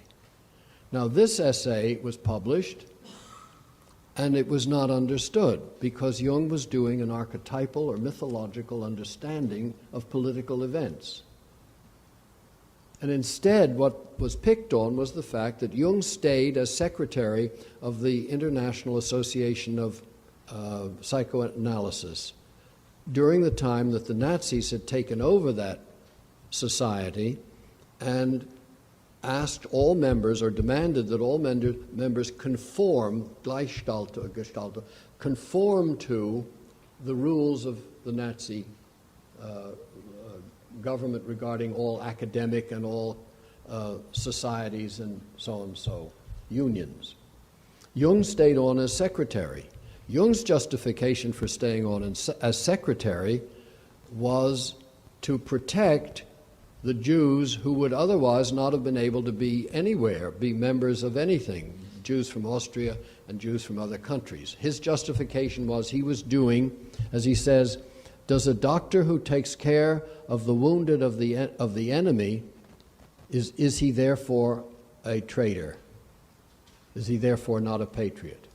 His point being the doctor's job is to take care of those who are hurt or whatever. So that was his justification. But he also said all kinds of things about now Germany has found its leader, and who knows, for better or for worse, and the ambivalence of the new, we don't know if it's going to become this or it's going to become that. He published at the same time in the journals that he was editor of, which under the aegis of this German society, he published Jewish papers. So he claimed he was trying to keep the Jews going during this time. Others say he didn't pay enough attention to the actual horrors that were going on. The Kristallnacht in Nuremberg, where the Jewish stores were all smashed and the star, the yellow star, was put on all the buildings and so on and so forth. And the Jews beaten up in the streets. Jung did not react to these things. So you're in a realm where the one side of Jung, the genius, as Guggenbull calls it, saw what's going on, wrote about it, but it had no effect because it was at a level that has no effect. The other side, the immediate political feeling response, was this bourgeois man, this man just doing what he thought was his job without any political insight to what the effects of it were, plus the prejudices of his own nature that came with his own culture. So that's trying to separate it a bit. And then he says in this article, Wotan, which in 36 he certainly was clear enough about Hitler, the impressive thing about the German phenomenon is that one man who is obviously possessed has infected a whole nation to such an extent that everything is set in motion and has started rolling on its course towards perdition. See, he saw it archetypally, but it didn't get anywhere.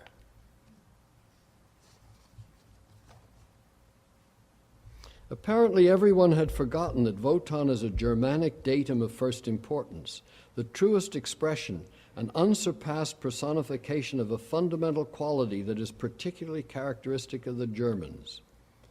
Houston Stewart Chamberlain, who was a passionate pro-Nazi and a high-class Englishman, not Chamberlain, not Neville Chamberlain, is a symptom which arouses suspicion that other veiled gods may be sleeping elsewhere. The emphasis on the Germanic race, vulgarly called Aryan, the Germanic heritage, blood and soil, the Vaglavaya songs, the ride of the Valkyries, Jesus as a blonde and blue-eyed hero, the Greek mother of St. Paul, the devil as an international Alberich in Jewish or Masonic guise, the Nordic aurora borealis as the light of civilization, the inferior Mediterranean races. All this is the indispensable scenery for the drama that is taking place, and at bottom they all mean the same thing. A god has taken possession of the Germans, and their house is filled with a mighty rushing wind. A phrase about the way Wotan appears in mythology as a mighty rushing wind. It was soon after Hitler seized power, if I'm not mistaken, that a cartoon appeared in Punch of a raving berserker tearing himself free from his bonds. A hurricane has broken loose in Germany while we still believe it is fine weather. So that's a pretty strong analysis at a very profound level, and connecting politics and what happens in a nation with mythical figures. But it didn't do any good. And that's the tragedy. Because people couldn't understand this. First of all, nobody knew anything about these myths anymore. Second of all, when you are ergriffen, when you're seized, you don't hear anything but the rushing wind. And the rushing wind was very powerful. I know a Jungian analyst, Jewish from Berlin, who told me that he, in 1933, was in the streets cheering Hitler as he came down with the parade. So the rushing wind can seize anyone. This is all pre-war, pre-Holocaust, pre the current consciousness.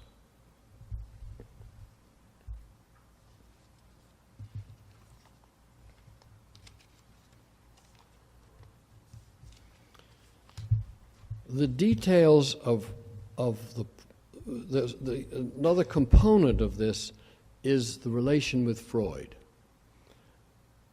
When you read, I asked a photocopy being made. Tony, the photocopy was made and distributed.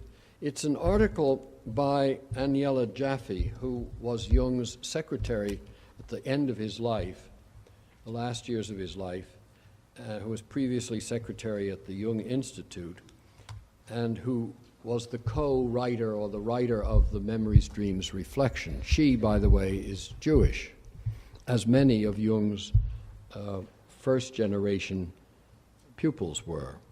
Those who came to the United States, like Kirsch in Los Angeles, Adler in London, Neumann in Israel, Rivka Scherf, so on and so forth. But the point here is that,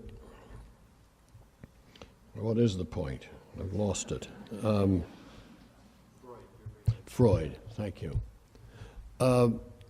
As soon as Jung's deviated, as the Freudians say, from Freud, articles began to be written about Jung and Freud as Jew and Christian. And Freud considered Jung his heir apparent and crown prince. Freud is the one who used the language of Jew and Christian. Freud is the one who was delighted that Jung was a Swiss Christian and not an Austrian Jew, as were his other immediate circles with whom he gave the ring, the psychoanalytic little club that they had formed.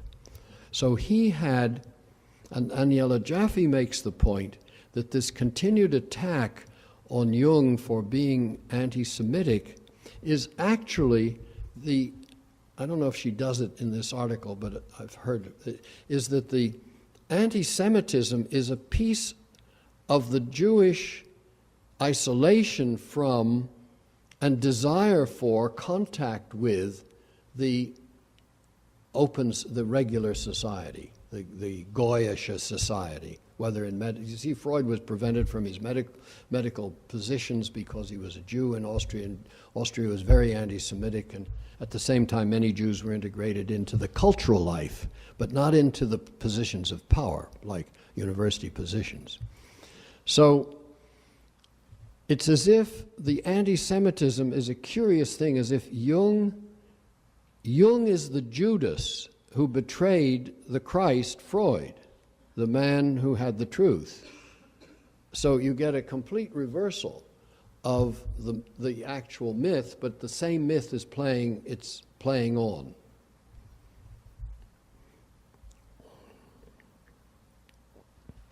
One of the values of Jung's understanding of Wotan and its relation to Hitler is that it was, I think he was caught, as we call it today, by a countertransference. That is, he was caught by what was going on. Now, we know in therapy that to be touched by the countertransference, you're in therapy with a woman, and you begin to react like her husband. She's complaining about what her husband does, and you find yourself doing the same things. You begin to identify with, you're caught by, with her, with that complex.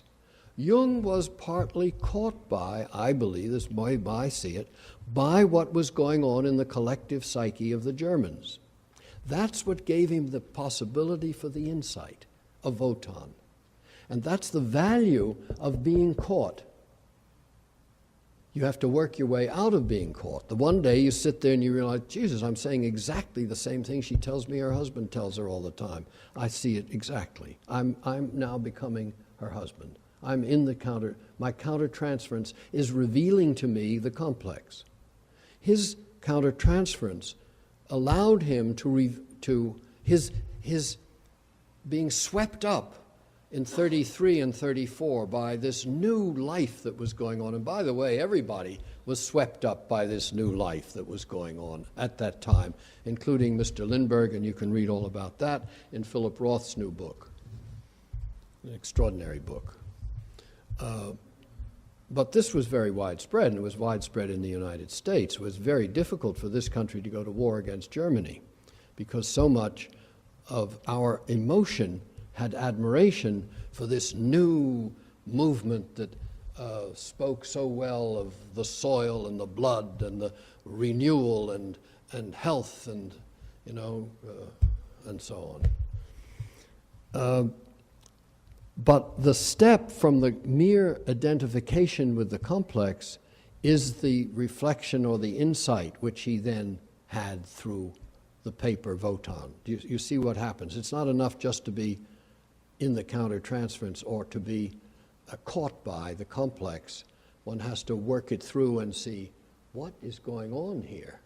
What's mythical background, what's archetypal structure has got hold of us.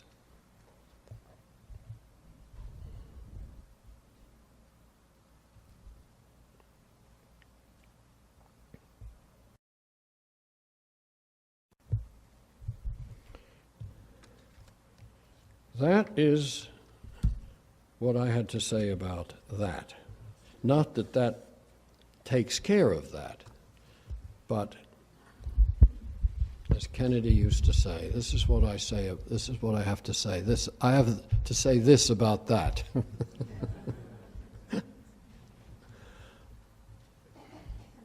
Now, does anyone have some comments on this particular question before we talk about any other question?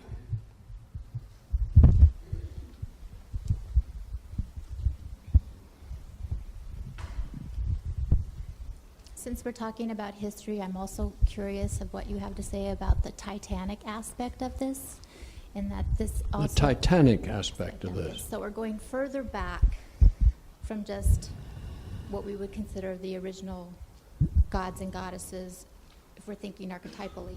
We're looking at also the Titanic. The Titanism. And the excess, E-X-C-E-S-S, within the Titanic archetype. Well, I think the Titans, really, if we stay with cultural psyche, the Titans didn't belong to the north of the Alps. They belong to the Mediterranean mythologies. If you read about Wotan, you'll find plenty of excess, and that excess is a characteristic of the Romantic movement. And one can hear excess in Beethoven, one can hear excess in Wagner, one can, that's not We don't have to move to Titanism in order to discuss excess, especially Wotan and Thor, and the end of the world, Ragnarok, the end of the world in the Germanic mythologies are just unbelievable excess. And that's what is more universal, which is kind of a point in that if we just get caught up in only being a cultural aspect of it, we don't look at it in the greater scheme of things and see it more as a universal aspect. Well, I think in mankind. the tendency to excess is one of the things the Greeks were worried about, not only through their image of the Titans, but also through their sense of hubris, or excess, superbia.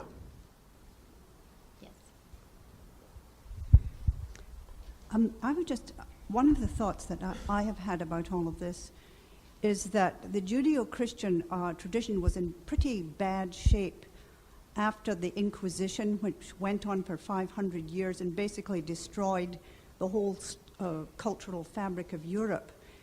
And the Renaissance, which came later, basically started moving back to the old pagan religions. And in that book by the Jung cult, he brings in this fact, which was a fact in Europe, that more and more people in Europe were going back to the pagan religions. Where I come from, they were going back to the old Celtic religions. And in Germany, there were large numbers of pagan cults, which particularly at first the upper classes were following, and then it trickled down, and ultimately it got to Hitler, who basically took it up and carried it forward. And Hitler, and these people, all of them, especially the Germans, also worked in a lot of Vedanta. The inverted swastika and everything comes from Vedanta. So there was this terrific movement away from the Judeo, as I see it anyhow, the Judeo-Christian first millennium of the Christian era. And I sometimes wonder if all of this anti-Semitism ties in with this rejection of the Judaic element in Judeo-Christianity. I mean, that's a different perspective that I've had. Thank you. Thank you. Well, there was always a question that the Romans never conquered north of the Alps. Unlike Britain and France, Germany, or unlike Romania and the Black Sea, the Romans never managed to bring the Roman mind, civilization, order into the German forests, as they used to fantasy. So the pagan world remained, the old Nordic world remained alive for a very, very long time, and was, in Jung's sense, was always ready to resuscitate.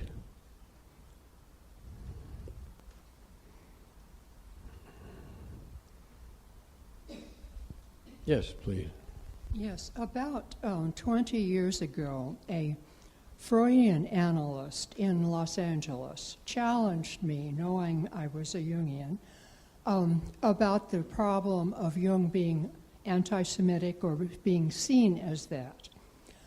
The analyst was going to Switzerland on a trip and stopped to talk with Marie von Franz about this issue. She said no way was he anti-Semitic. She said Jung slipped up. That was her sentence. That on the slickly waxed parquet floor of diplomacy, Jung slipped up. Meaning he was not politic. He was not clever in the way he dealt with the immediate situations. He insisted on the ambivalence of the archetype and that something good can come of something bad, things like that, which were not good perceptions at times, and so on. The fact that Mary Louise von Franz said in no way doesn't deal with it. You see, because that separates Jung from that piece of the psyche which is European, which is anti-Semitic. And it's much better to see that fact than it is to say he wasn't anti-Semitic because he maintained all his relationships with Jews, published their papers, did so on and so forth. Nonetheless, in the psyche of everyone of the time, there was that. including in the United States.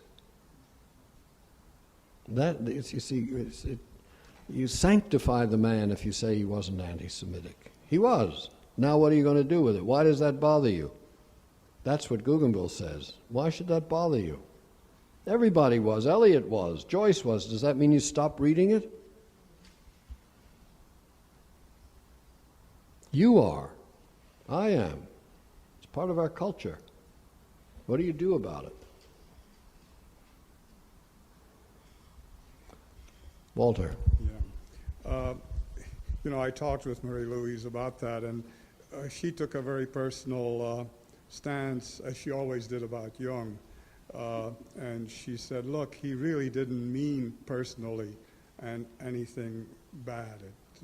He really personally was not anti-Semitic. I think that's right. I think he didn't mean anything bad.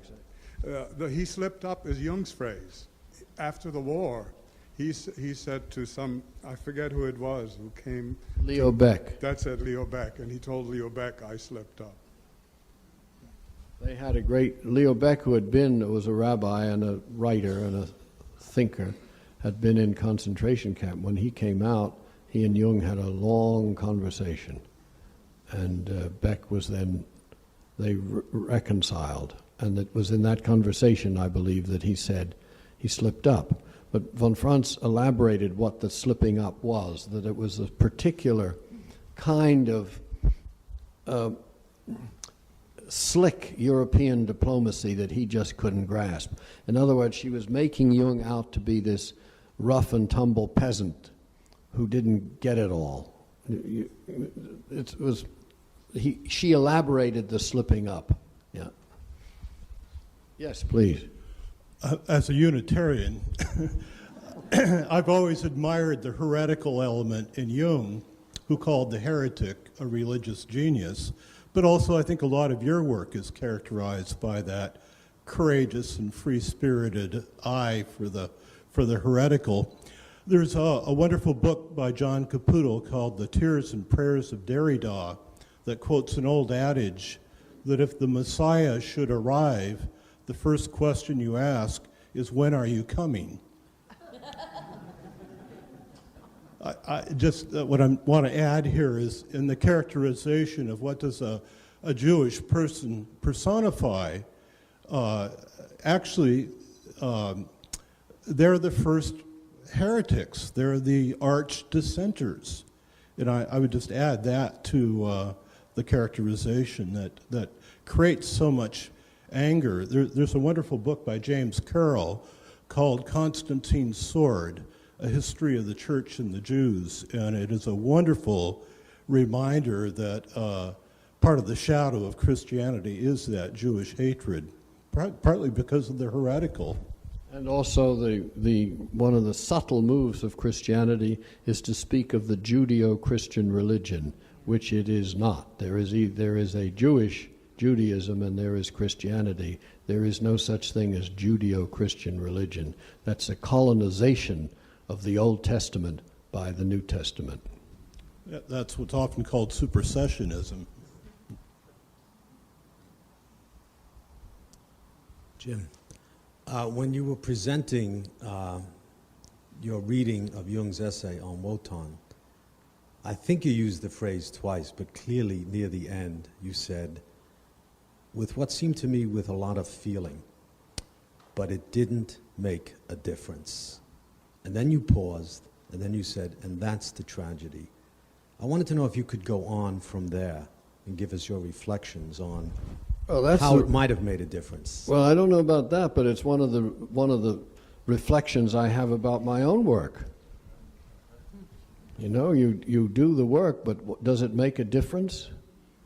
It makes a difference in some people's minds, but when you do, as your work, you do deep psychological work, when does it enter the body politic? Yeah. And does it enter the body politic by doing it in some kind of instrumentalism? You do it for the sake of making, you try to instrumentalize the thought, which I don't think is the right way to do it because it corrupts the thought too. So there's a sad and tragic aspect to working at levels where you don't know what's the point. And in that sense, you find yourself much more in the realm of the artist or the inventor or whatever who's working at the stuff, and you're working at the stuff, but whether anybody views it or not, or what happens to, you work at it whether it's going to affect society or not in some way. I think that's how I see it. I would agree with that. I mean, I think that the other side of the tragedy is to become an activist without doing this work. That becomes then a danger. You know? Yeah. Becomes another form of imperialism. Yeah. But I also wonder if the tragedy that you speak of and the sadness in it raises the question, which maybe you answered in your reading of Wotan's work, why would anyone choose to do this work? And I think the answer to that is that we don't choose it.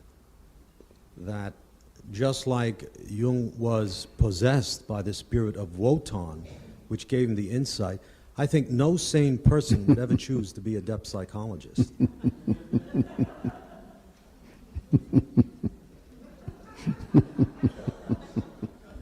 I'll leave it at that.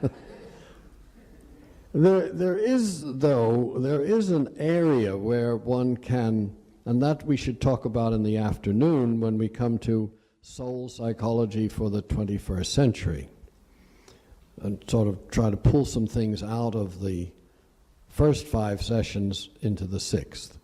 But there is something to do with understanding pain, suffering in society by means of depth psychology. I mean, that's part of it. And there's also the motivation of the Jewish idea of tikkun olam, which is the restoration, in some way restoring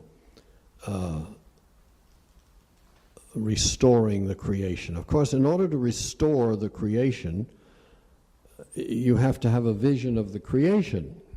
You have to have some sort of vision for restoring. It's not just merely putting more money in Amtrak so that we on the East Coast, for Christ's sake, can finally take a decent train. That's just been cut out of the budget, and I protest. Restoring the world really involves some kind of vision, of utopic vision, some sort of sense that the world is an extraordinarily marvelous place, and we want to keep it that way. Yes? Go. Yeah, you had an unfinished thought. I think I was a bit unfair to my own question, and your remarks about restoration, I think, are apt, because I do think the answer to the question, why would any sane person choose to do this work, it's for the sake of remembering what has been forgotten, which is at the very origins of depth psychology. Well, that's fine. That's very much like restoration. Yeah. Because what has been forgotten is everything, all sorts of things. Yeah. And more is more quickly forgotten. Yeah. Yeah.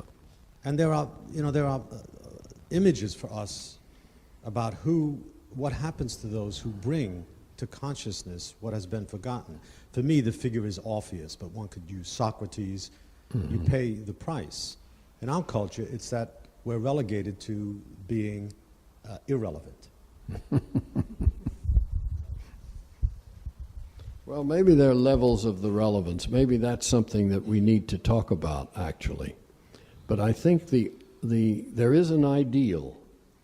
I use the word vision, but there is an ideal when you say it's to restore what's been forgotten.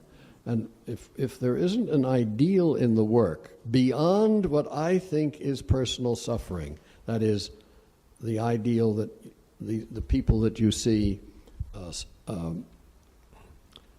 are better, are coping better, or they're more adapted, or they have fewer symptoms or something, I don't feel that's enough of a vision.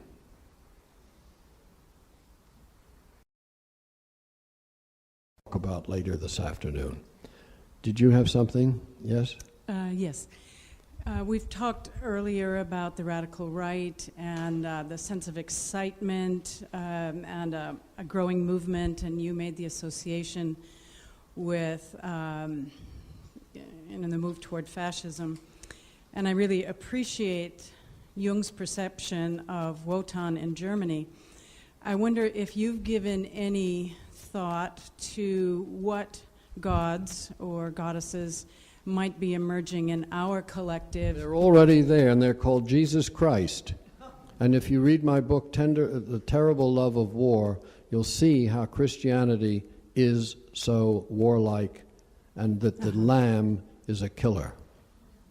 The what? The Lamb. L-A-M-B? L-A-M-B. If you read the last book of the Bible, of the New Testament, you can read it in black and white. Uh-huh. Okay, thank you. And being dipped in the blood of the Lamb now has really some terrible meanings. Thank you. Yes, could you say more, elaborate more about why the Italian psyche is or was less anti-Semitic? More pagan.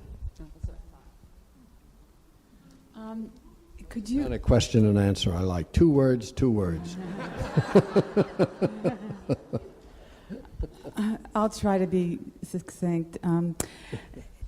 There was a historic conjunction between Darwinian discoveries and the door that opened for the fascism that happened in Germany.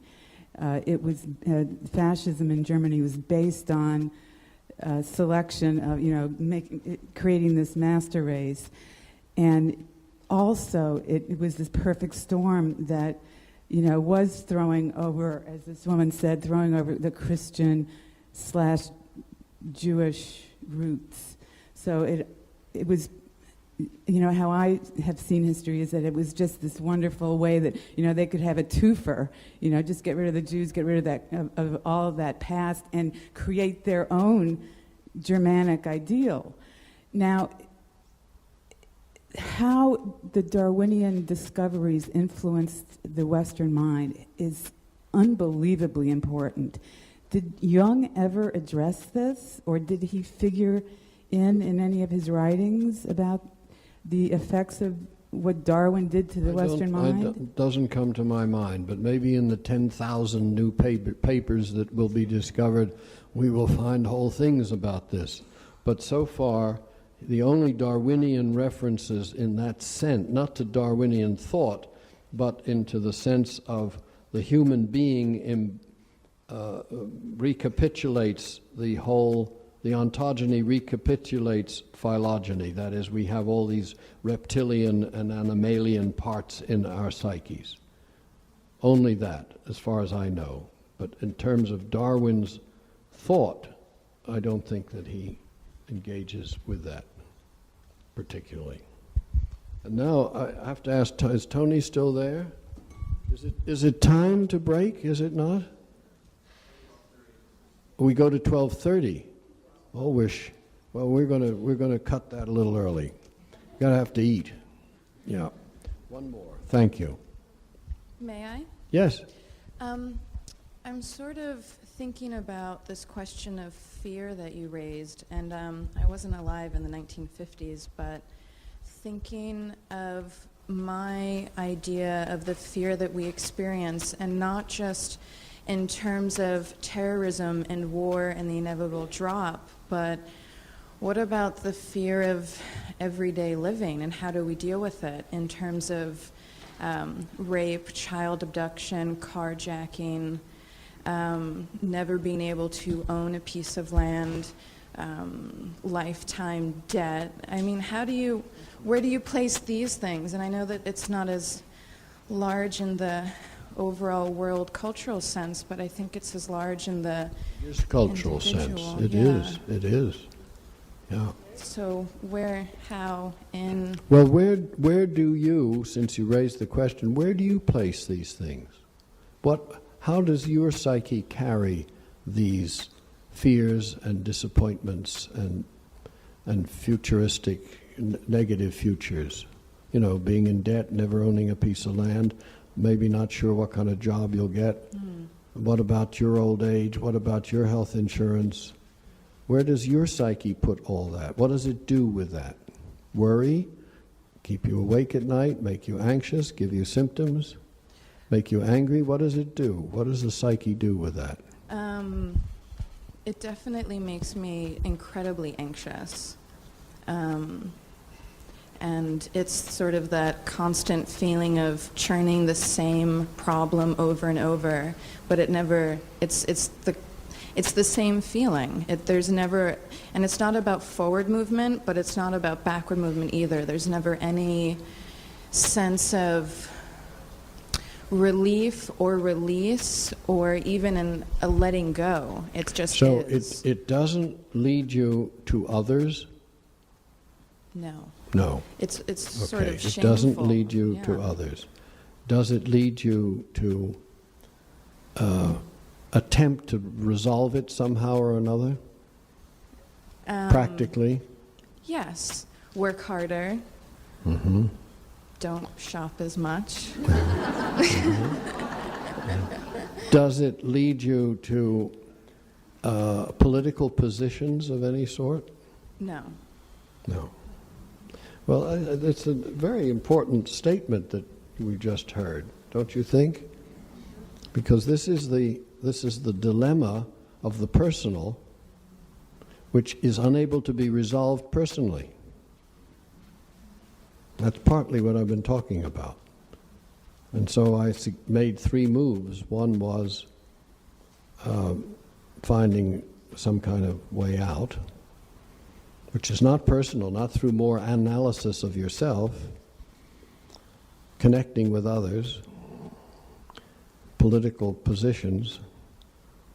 So there may be ways of dealing with these things that we consider to be our personal dilemmas that transcend the personal, that offer, that are it's an impetus to talk to.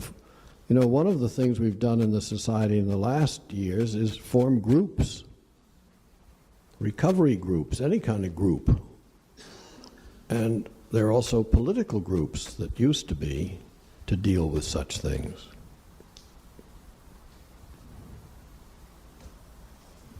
What prevents us from making those moves? That's really why are we anesthetized and trapped in that personal circle? That's the deep question, it seems to me. Trapped in the circle of our own misery. And in a curious way, accepting it.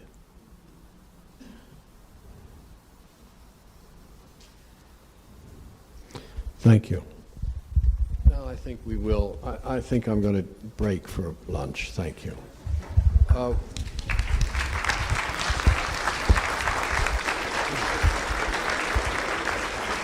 See, that's partly what I mean about nobody rebels. You've got to turn in, the psychologists have to turn in the papers twice to get the accreditation. Without accreditation, you can't practice. You don't get your money from you work for the system. And you all feel captured and helpless. And it's a fact. It's not your fault. It's just that there's still no union.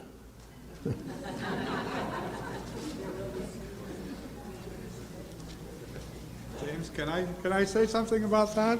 Yes. You're an old timer. You see, you come from a different era where everything was taken politically and people organized. Yes, exactly. We are now in a therapeutic era. Thank you. You see how the self-destruction of what therapy, we understand the problem and we watch it and observe it and we mentate and are abused by this. We don't take to the streets. But if you let your imagination run, you realize that what you do as therapists in the lowest jobs, whether prisons, schools, clinics, marriage and family counseling, all these places, is what keeps the society in the trenches, keeps the society functioning. And were it to stop, it would be like the railroad stopping or the airline stopping. But we don't, as I say, we self-select ourselves into this profession, which is the understanding profession with the various, which I said, feminist archetypes. Not the feminism of protest, the feminism of nurturing and caring. Well, the task, is this on? Yes. The task now is what it said in the program. We're very strict here. We're following the program, and it is soul psychology of the 21st century and Jung's relevance. Now, there are various answers have been given. One would be from the clinical answer, and which is, I call it the clinical answer. It isn't really the clinical. I'd call it perhaps the Jungian classical answer, which follows Jung's idea of the rainmaker. That is, you work on your individuation process, literally, exclusively. I mean, you may do other things as well, like get married and have a dog and so on, but the basic idea is you work on your own internal process. And the model is mentioned in Jungian literature often as the rainmaker from the southwest of the United States. That is, it's also a Chinese model or Chinese mystical or whatever,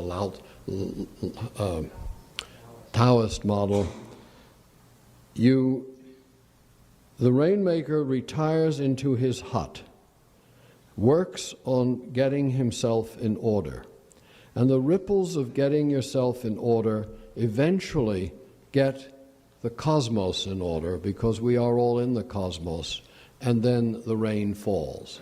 So the way to resolve the problems of the world is to go inward, work on the problems, the suffering within you, get the opposites connected, connect in some way with wholeness, and the world itself will come together out of that. That is, you individuate, you raise consciousness, you know these power word terms. This is something practiced by many Jungians today and taught to other Jungians, and I call that classical Jungianism. Another answer is close to that, but I would call that a more transcendent or spiritual answer, which is you have a practice of some sort, whether it's Joanna Macy or service or prayer or Bhakti Yoga or what Sardello is teaching very well in many places, a kind of spiritual practice, or it could be a Buddhist practice, but the task that a person must do is continue what the Buddha is supposed to have said, the last sentence of his life. Decay is inherent in all composite things. Work salvation with diligence. So you have a practice and you are working at that.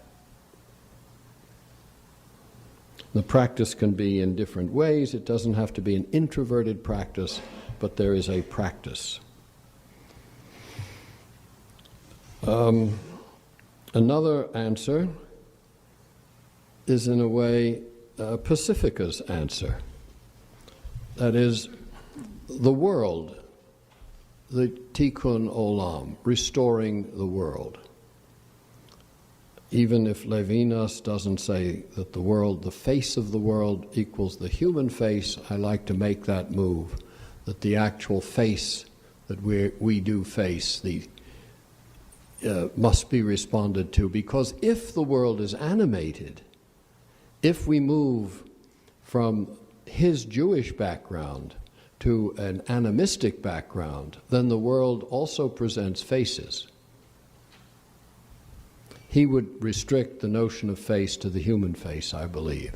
But that comes out of a particular tradition, I think. Especially in view of the importance of God's face, which can't be really seen. Only Moses saw God face to face, and so on. The face has this payim, I forget the word, but it has a very numinous quality. Whereas in an animistic world, the world is always facing you, and you are facing it. So a third answer would be confront the face of the world, the social oppressions in the world, the environmental disorders in the world, and turn to the world, turn to the anima mundi, which is in the world, and that would be a soul psychology for the 21st century.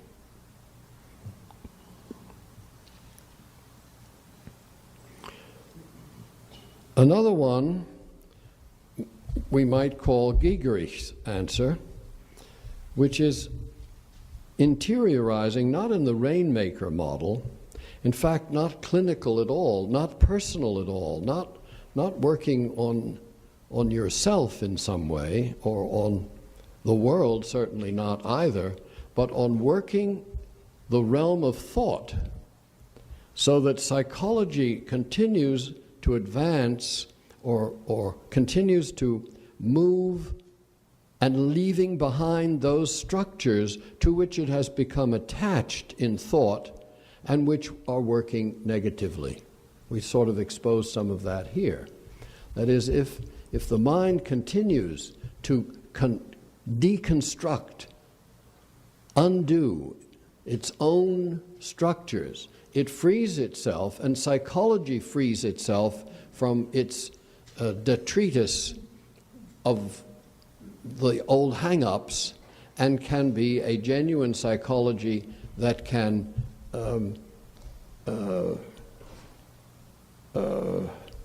move forward in a kind of alchemical way, or in a kind of mercurial way, constantly responding to the immediate moments of time.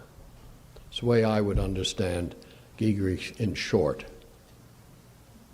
That's something to be discussed probably with you all, those of you who are interested in that.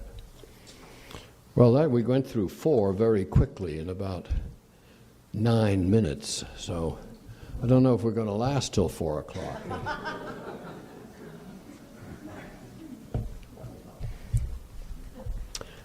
And there could be a 5th, or an archetypal answer, that is, one works in depth.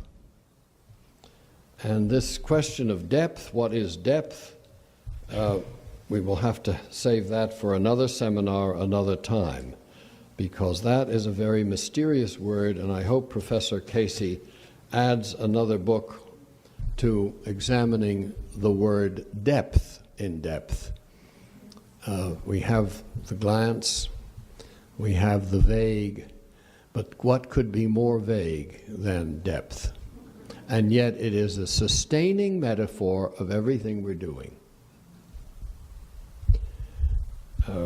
In modern psychology, the idea of depth comes out of the Germans of the 19th century, late 19th, early 20th century, at least in my thought, where they had what was called Schichtentheorie, that is, a theory, the theory of the psyche structured in levels.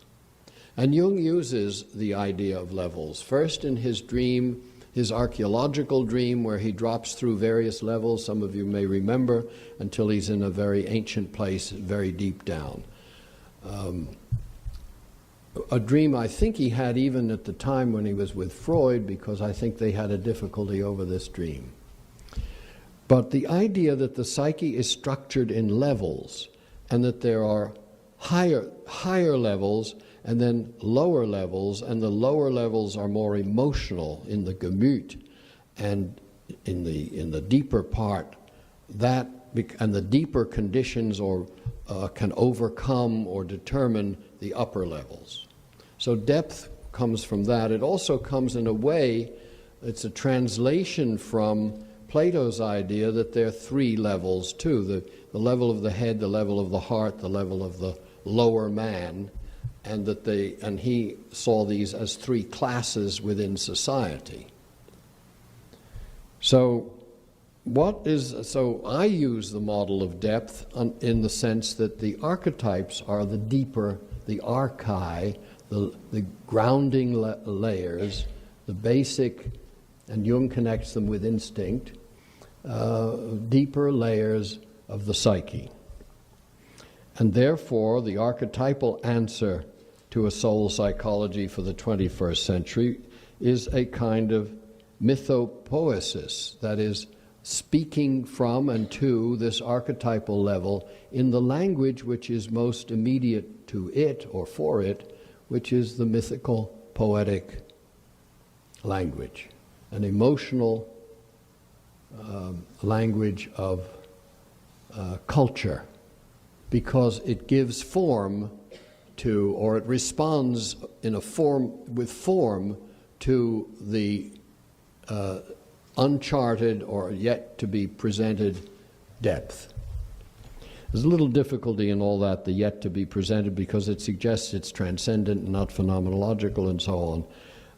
And I'm aware that one would need to clarify a lot of that. But it is basically a response in terms of images, aesthetics, poetics, and intensity. The response to depth, in my mind, is the response of intensity, an intense response. That's what seems to me missing in a lot of the discussions, that it isn't merely making a mandala or speaking with an image. It must respond with passion. There must be intensity, what I call aesthetic intensity, the kind of intensity that is required to do anything that you get yourself into. It's what keeps the thing going. It's part of the compulsion. It's part of the obsession. It's part of the rewriting. It's part of the playing it again, trying it again, doing it over again. That aesthetic intensity is the commitment, the enjoyment, the suffering of being engaged with a project.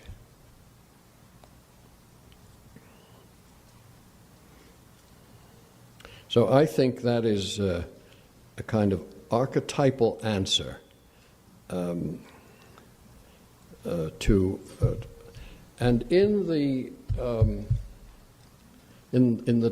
terrible love, I keep saying the tender love of war. I don't know why, but I'm caught by that, and I think there's something trying to be said. But in the terrible love of war, I raise the question as a possible response to the urge to war. And those of you who've read it may remember that the being possessed, the being taken over by the god Mars, the Ergriffenheit, the possession that we talked about in regard to Hitler and Wotan, when the drum beat sounds and we march off to war gripped by Mars and go through all the things we go through and face death and face love and live a love that no other love has ever surpassed and so on. This fact could be, instead of a moral equivalent of war, there could be an aesthetic equivalent of war. By which I mean, imagine were in this country there to be every young man from early years passionately engaged in an aesthetic activity, from the trombone to catching butterflies, from doing any single thing like he's already wants to do with his guitar. But a passionate aesthetic activity in which his full being is committed. It's a life or death struggle.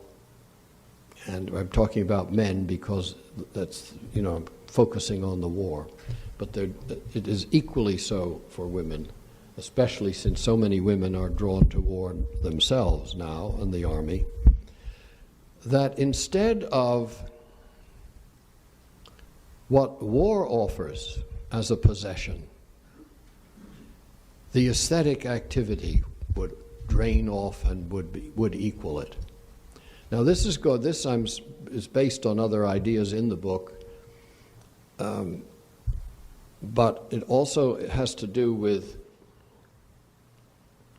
the fact that in the United States, as bellicosity increases, the interest in the arts decreases.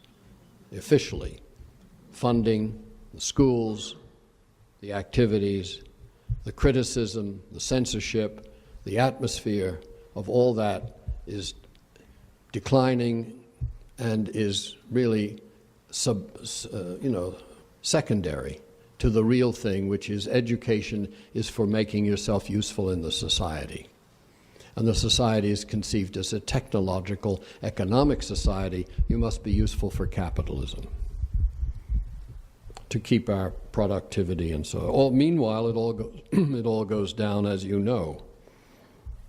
We are not up to the rest of the world in education. We're 27th, supposedly, in scores and things like that.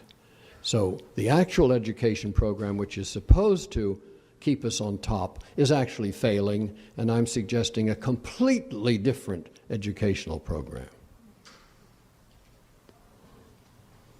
Not in place of, but as primary.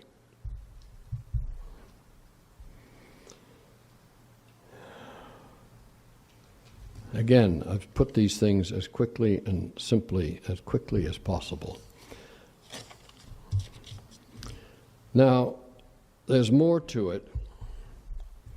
That is, what would be the crucial building blocks of another psychology, or of a different kind, or a revisioning of psychology? Well, one, there would certainly be a deliteralized psychology. It would be deliteralized. That is, nothing could be taken as as it presents itself. Diagnoses would have to be imagined some other way, or they would be able to self-see through. And religious and metaphysical statements would all have to be imagined differently. So how would you write a textbook of such psychology?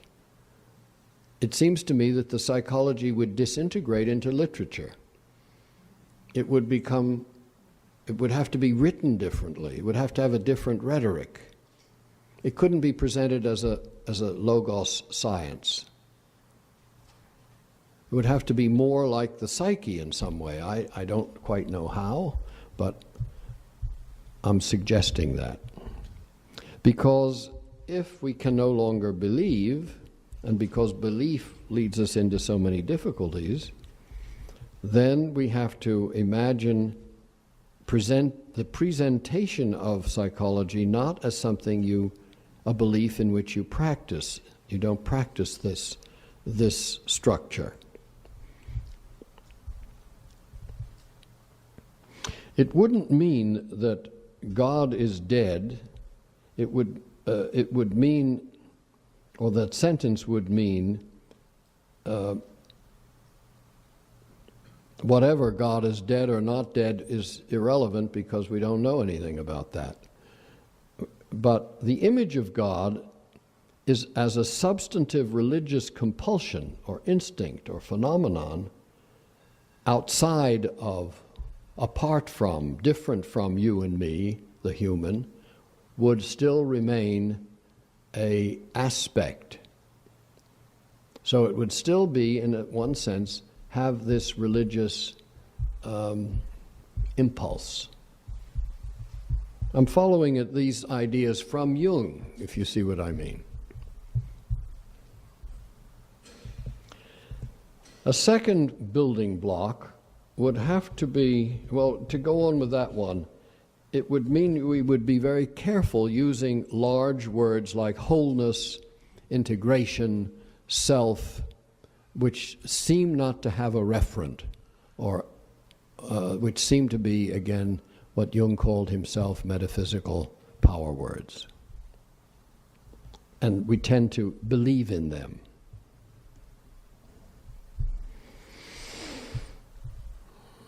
Now, a second piece of the building block could be something we gained from the, earlier today, the Wotan paper.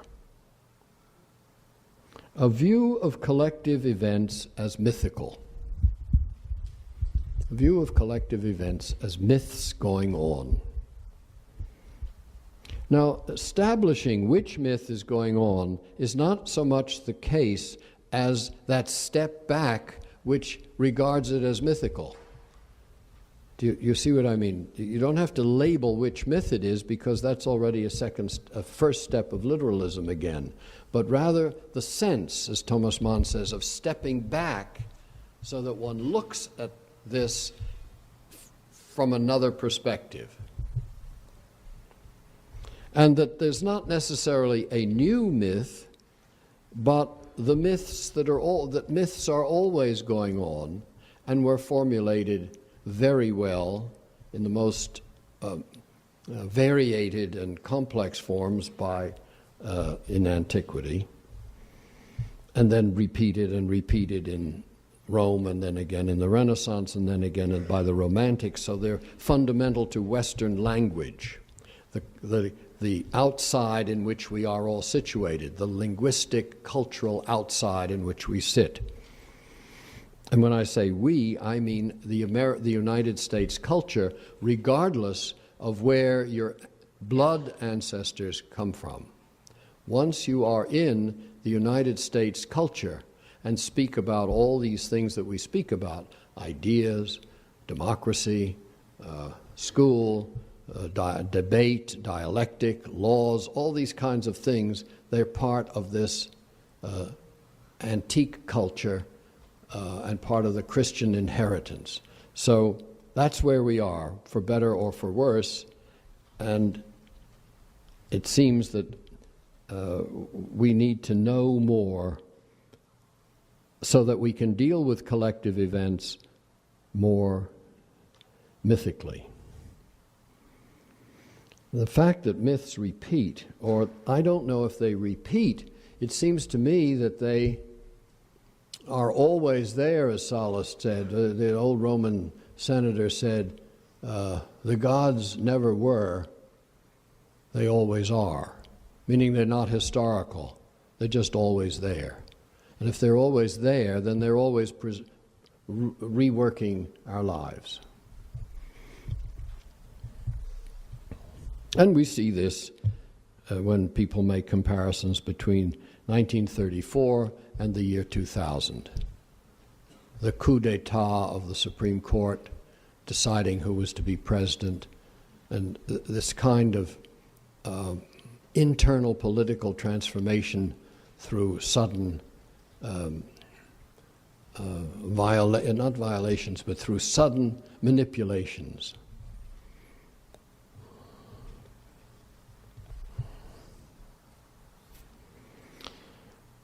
Another point that might be useful in building a psychology is Jung's idea that psyche is image. And this would require when Jung says man is the danger, we need to understand how human beings do what they do. We human beings are the great danger. Well, what does the human being's psyche consist in? Following from Jung, it consists in images. And that would suggest that we need a really important devotion to imagination, to the imagining. Both the methods of imagining, the modes of imagining, the study of imagining, a world that we don't know a lot about.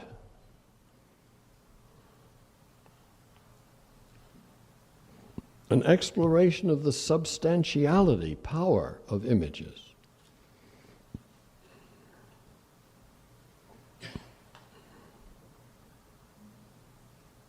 attempts to speak to human life and its messes, not diagnostically or counter in the sense of curing, but placing them analogously according to the principles of likeness. So the training for this kind of psychology would be literature, ritual, theater, drama, the arts, myths, folk tales, customs, all kinds of ways of being able to place the difficulties of personal life or the visible life in terms of a cultural background. We would place, in other words, civilization's difficulties against culture. Because the question does arise, is psychotherapy a work of civilization or a work of culture? If it is a work of civilization, then of course coping and adapting should be the aims of the work. If it is a work of culture, you have something very different. And that's a paper I've been working on, but it's not for today. This is one of those little tidbits that I drop out there. But it is worth thinking about, because if it is a work of culture, culture is something more spontaneous and more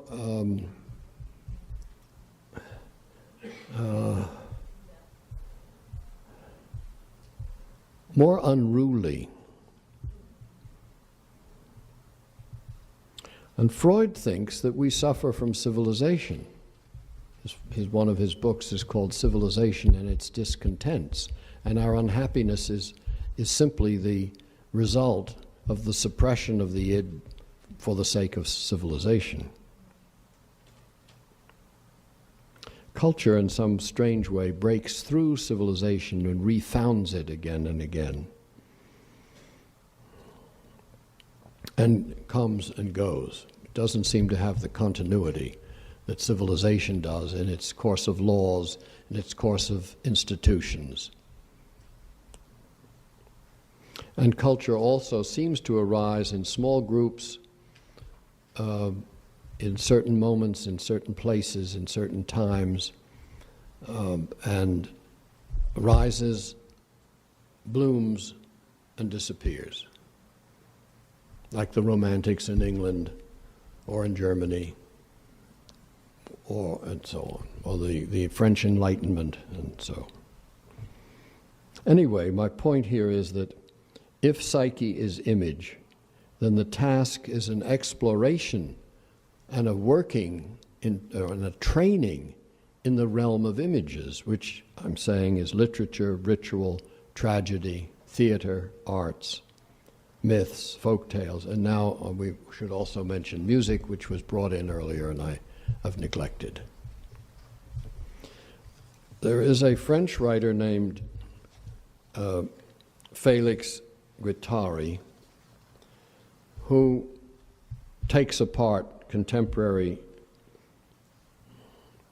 psychotherapy and psychoanalysis. And he says, you see, the work that we are doing is intrinsically developmental in the sense of it's about individual movements of people, how they develop. It's creative and self-positioning, dimensions, processes that are not collective. It seems that there's an urgent need to free ourselves of all scientific references and metaphors, to forge new paradigms, which will, in this case, rather than be scientific in its paradigms, they would be ethico-aesthetic in inspiration. If you will, the best psychoanalyses are surely to be found in the work of Goethe, Proust, Joyce, Artaud, and Beckett, rather than Freud, Jung, and Lacan. Because Freud, Jung, and Lacan are still using science-based language. And they speak in generalities, where you have something very different in Beckett or in Joyce or in Proust.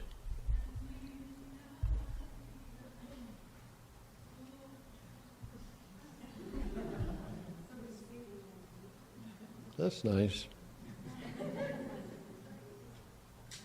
And the literary dimensions of these latter's works, Freud, Jung, and Lacan, are surely what remains best in them. For example, Freud's dream work. The unconscious only remains tied to archaic fixations so long as no assemblage exists to orient it towards the future. Now, do you follow that? The psyche remains tied to its fixations, where it's trapped, so long as there is no sense of destinies, no sense of, no theoretical structures that orient it toward the future.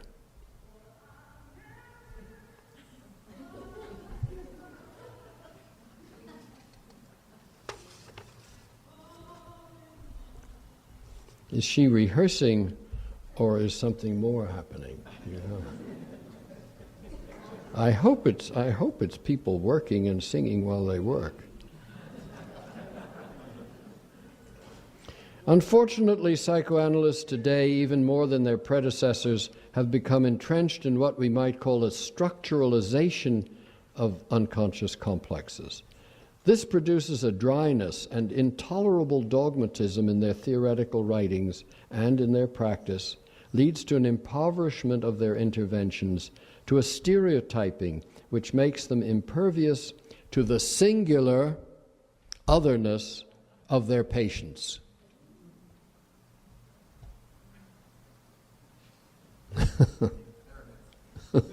There it is. The singular otherness of their patients. First part.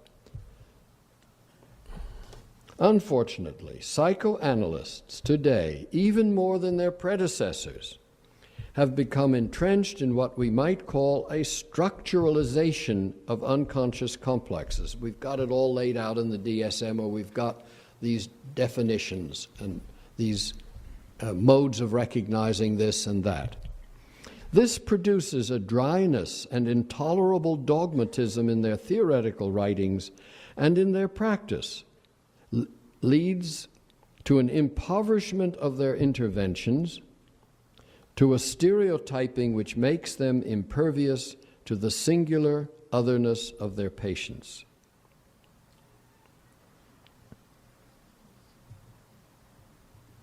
In insisting upon the need for aesthetic paradigms, I'm trying to stress, particularly in the Register of Psychoanalytic Practices, everything should always be reinvented, should start again from fresh. From scratch, he says, from scratch, a chicken image. As a poem or as a painting starts from scratch. That's my comment on that. Do you see the difference there? You don't start from placing it in something already known. If you're doing a poem or a painting, you start from scratch. You start with a blank canvas. And the poem that you did previously is not part of this one. And in fact, you don't read this poem in terms of that poem, because then you're doing something else. You're stepping up here and doing comparisons. Everything should always be reinvented, should start again from scratch. And he calls what we do in practice today teaching and learning catechisms.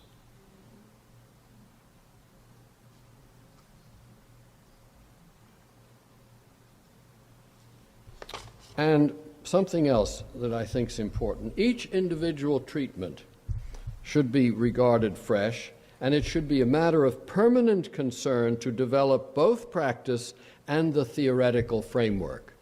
And that's something I think Jungians have neglected. They have not really followed Jung's adventure in developing theoretical frameworks. They have taken the frameworks and applied them. And that's part of the deadliness.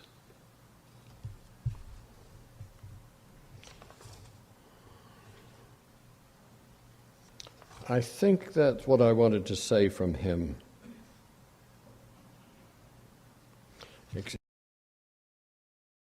Various observations about why it's got this way, but not only are species disappearing, but so too are the words, expressions, and gestures of human solidarity. And that goes back to the remarks made by the young woman earlier who doesn't have a world to which she can bring the sense of emptiness or despair or trappedness. The human solidarity is trapped in dead language. Being a Republican, being a Democrat, being a fundamentalist, whatever the terms are used, rather than the language which expresses, and not psychological language either, about my childhood or my mother or so on, but also some kind of starting from scratch, which requires a kind of poetic imagination to describe where you're at, not psychological language. And we don't realize that we put the things we are experiencing into psychological language. The one person who really grasps that is Woody Allen. And he has shown that through 30 years of films, the nonsense of the psychological language for putting his confusions, into which he puts his confusions. Oh, we got a bass fiddle in there. Is this part of the show, Steve?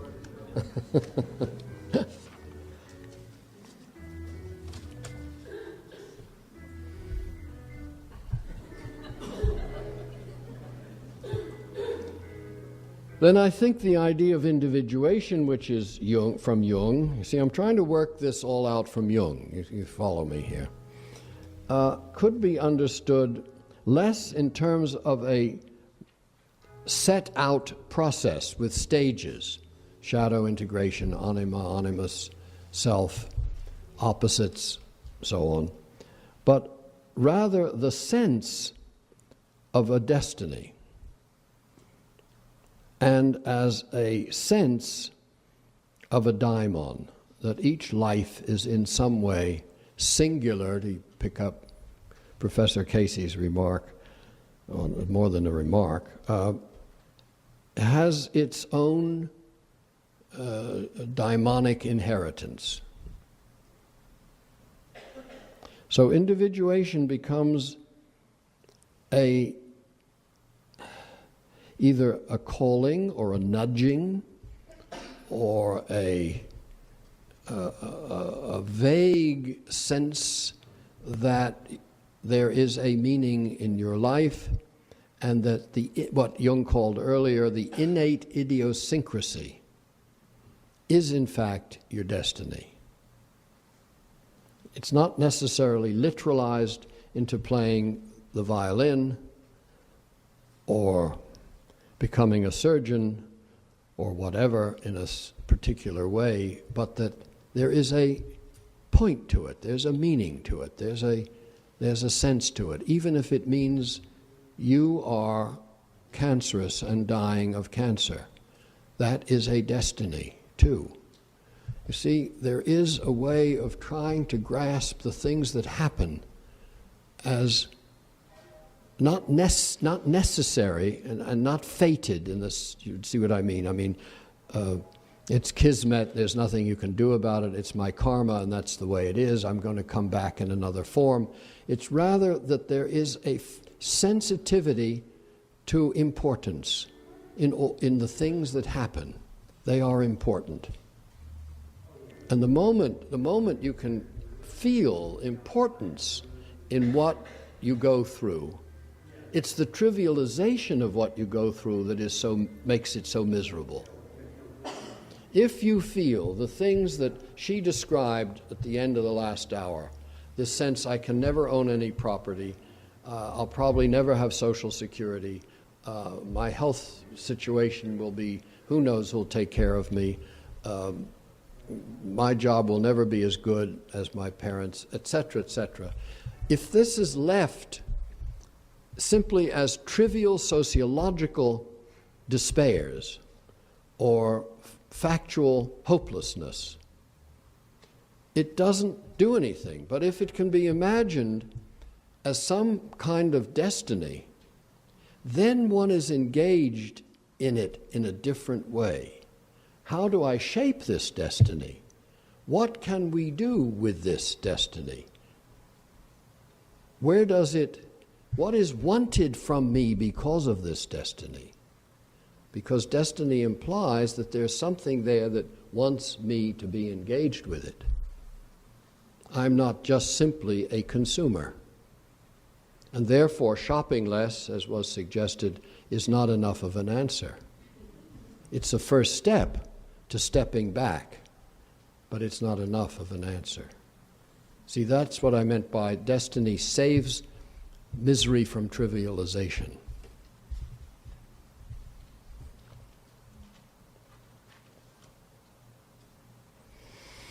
And then I have one more idea from Jung. There are many others, but I haven't been able to elaborate all this. His idea of the collective unconscious and the objective psyche needs to be or can be understood as all too human. That is, a commonality, shared suffering. And that opens into the social and political psyche. The planet itself as objective psyche. And again, this is one of the emphasis of Pacifica, the planet as the objective psyche. Outside, not merely literally, but we are in the planet. We're not on the planet, we're in the planet. In the Gaia hypothesis sense, we're in the planet, we're in its atmosphere. We breathe Gaia, we live Gaia. And so to take care of the psyche means to take care of this objective psyche in which we are, or of which we are, is another way of saying it, of which we are. And it isn't necessarily that we need to go out and clean the rivers immediately, therefore. That's to turn the idea immediately into an application. It is more to realize that I am not what I think I am. That's always the first step, is the clearing away of the ideas about yourself to begin with. That I am not what I think I am. I'm not what I've been told I am. I'm not a brain that exudes thought. I'm not a consumer. I'm not an economic unit. I am not all the various things. But in some strange way, I share with every living thing. This is an animistic idea, but it comes from this anima mundi idea of the soul. I share in all things that are happening. Not only am I complicitous to every death and every wounding in Iraq, but I am complicitous in the way things are.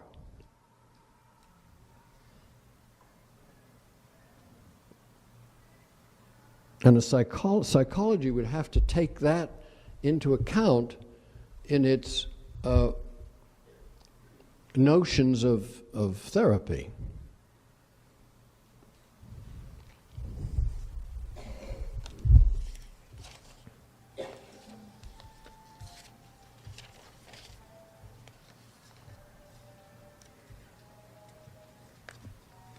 Now, there's a sentence that I found, and I think it's in Jung's work. Let me see if it's, well, I don't know where it is. I'll leave that part open. About being in the world, in the planet. If only people could realize what an enrichment it is to find one's own guilt, what a sense of honor and spiritual dignity. That's an excellent sentence. That is, the guilt for racism, the guilt for capitalism, the guilt, all the various things that we know about. To find one's own guilt. I don't like the word guilt. Guilt tends to mean something else. I like the word shame much better. And what we have lost, I think, in the culture, especially visible in the Abu Ghraib situation, is the American sense of, the United States sense of shame. We have lost our moral imagination. So that is acceptable, that we not just condone but organize, promote torture. And that is shameful.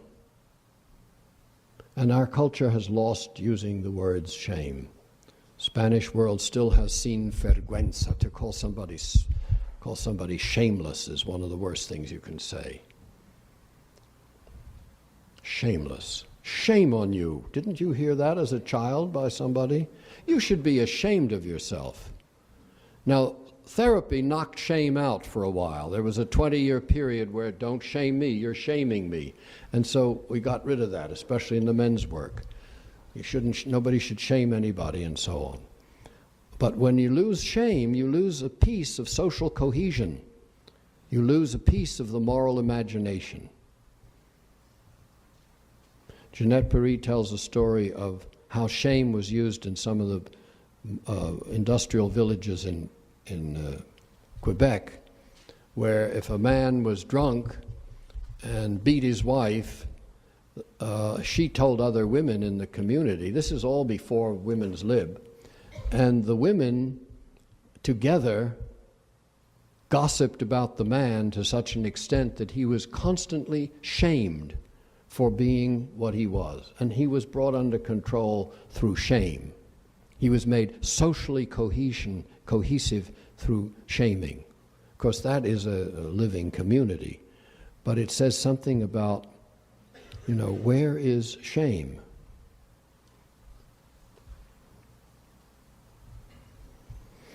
If only people could realize what an enrichment it is to find one's own guilt, what a sense of honor and spiritual dignity.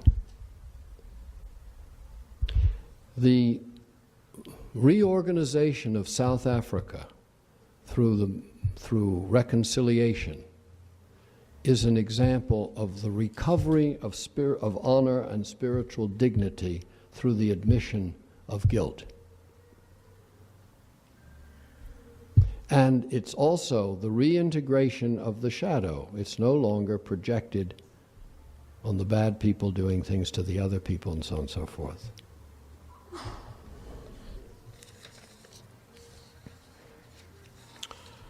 Well,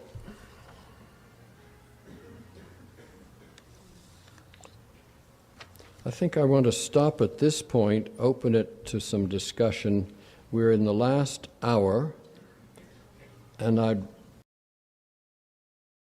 when we talk with each other, and it also relieves me of having to formulate constantly, which is really a great effort. So if you have some thoughts on these subjects, the ones I've just been talking about, then towards the end we can go back over other things that you may want to bring up and have been digesting. And I'd be delighted to hear from people who haven't yet said something. And I think the audience itself would be delighted to hear from people who haven't yet said something.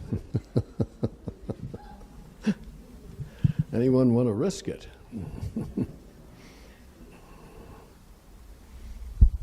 Yes?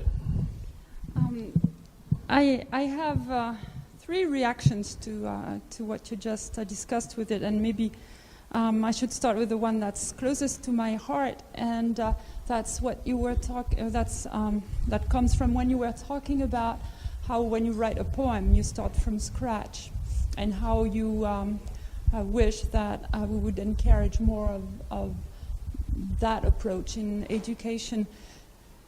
As I understand it, this is encouraging people to create and to create themselves. And when I hear you talk about it, I'm reminded of what you said to me just this morning about the mother being creative and destructive. And I'm a little surprised to not hear you talk about what might make it so difficult for our institutions, especially our educational institutions. What makes it difficult for our institutions, our educational institutions, to foster creativity? To foster starting from scratch. Let's use that word instead of creativity. Oh, okay. and it seems to me that every time you start from scratch, you kill yourself a little. You have to be self-destructive. You have to destroy what was you yesterday. Yes. And it seems to me that with in-depth psychology, we may lack something that would be almost like a template or a discipline to practice the ability to destroy oneself every day, which is a relationship, a living relationship to the body. Living relationship to the what? I can't pronounce this word in English. B-O-D-Y. Body. Right. And I'm thinking, for instance, of what we learn through practicing meditation or yoga, to be in the breath constantly, to experience oneself coming to life and dying, and coming back to life and dying. And so I'd like to have you comment on realistically how we can get a how question. Yeah, a Okay. culture like ours, which is so Okay. hell-bent on developmentalism, I got it. to do that. Let's not do the other two. Let's do that one. I don't want to take it so far as dying into the moment. Spinoza and Socrates and so on, that life, the real life, means a constant dying. I don't want to go into spiritual practices and so on. I think you're asking, you're using that as a reverberation board, but I think the idea is, if you think that each moment in the therapeutic situation, because I'm assuming a lot of you are engaged in therapy, you're sitting in one chair or the other, and that every moment is unexpected. The moment an expectation appears, you could imagine you're on the railroad track. You're not free of the track. You see, the moment an expectation is fulfilled, then that you're not starting from scratch. It's a follow-up. When you connect this session with the last session, unless it does something, as you say, destructive, a clearing, making something out, the continuity is broken. So it's a question perhaps of, first of all, disconnecting, not the continuity, not continuity. And when Jung speaks of the process of individuation, unfortunately many people talk about their therapy as a process, a continuing process. And this aesthetic idea or poetic idea is discontinuous. It's just this session or that session, or this moment or that moment. It's also like one insight is in itself an extraordinary thing when you get an insight. It doesn't need to be put into a system. So I think that's sort of, if each insight is regarded as a poem, then the insights become the body of the work, but they aren't necessarily systematized. And I think that frees one a good deal from, or that keeps the analysis fresh and developing, to use Guattari's sense, developing as unfolding.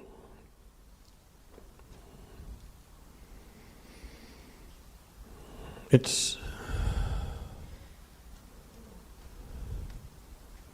therapy. Otherwise, therapy becomes, as I was suggesting, more a work of civilization than of culture.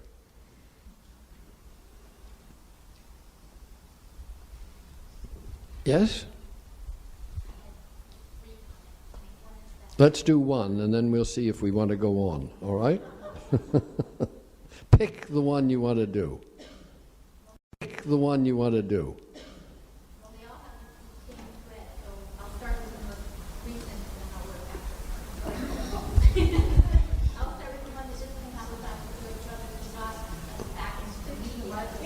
No, we can't hear. Is the mic on?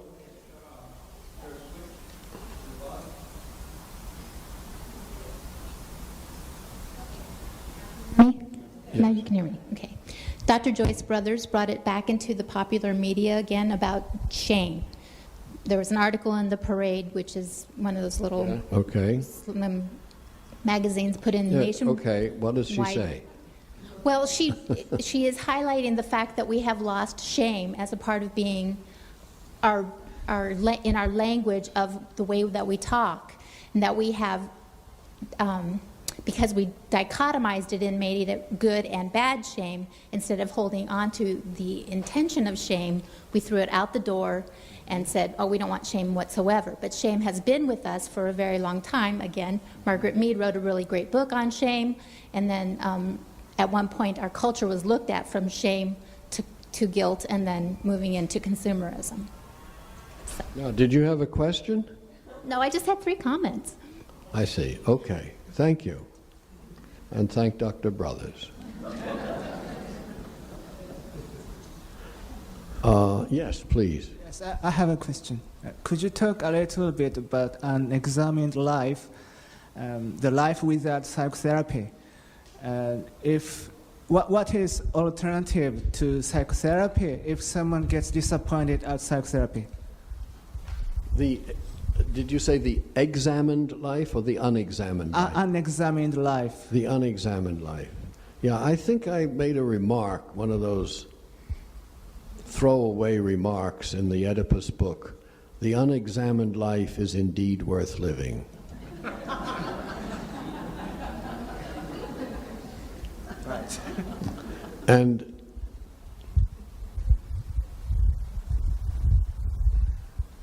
now how would we expand on that? Have you a thought on this? You don't have to have a thought on it, but I mean, if you do. Yes. Talking about belief, sometimes I don't believe psychotherapy. But if I don't believe psychotherapy, and I wonder where I will go, and what is alternative to psychotherapy. And psychotherapy is nowadays too much industrialized and too technical, and sometimes it doesn't seem like human relationship. Okay, thank you. Thank you very much. So, an alternative, a practice of some kind. I mentioned that as one of the things one can learn or absorb out of Jung, is a practice, that one does certain things every day for the sake of the psyche. Whether it is well, I'm thinking now of a Japanese culture where you may have a calligraphy master, or you may have a flower arranging person, or you may have a dance person, but you do a certain practice. And this practice is not called psychotherapy, but you are working on